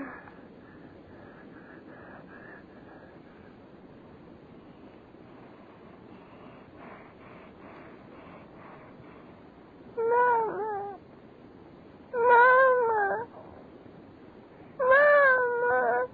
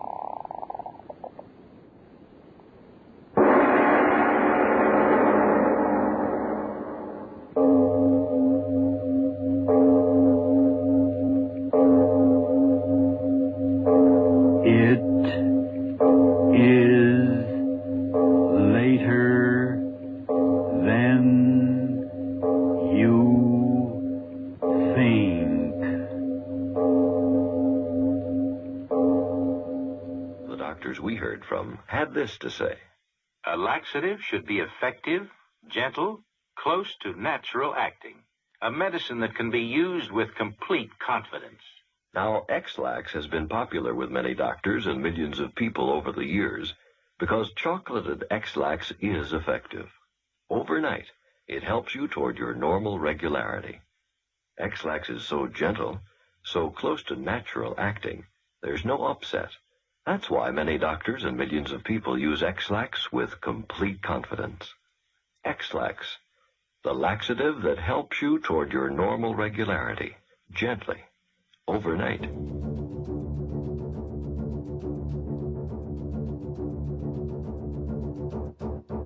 Thanks for listening to Hojo Radio. We'll be back again very soon.